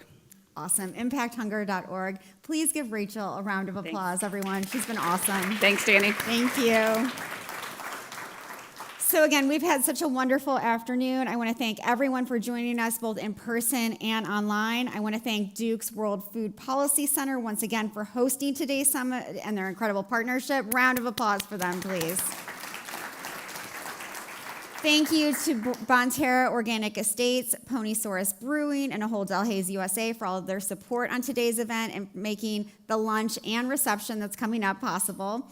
A huge thanks to Mode everywhere in this room, who, especially Andre Martinez, for making sure today's program was flawless. I love them more than you can know. Thank you to the entire Food Tank team, including my co-founder Bernard Pollock, and our staff, Elena Seeley and Kenzie Wade, who is over there, and all of our volunteers who've worked behind the scenes. To the live stream audience, thank you again so much for being here. We appreciate you spending your Sunday with us, so thank you. We hope to see you soon at another Food Tank event. For those of you who are staying here, we are going to ask that everyone please stay seated for just a couple more minutes, and so you'll hear the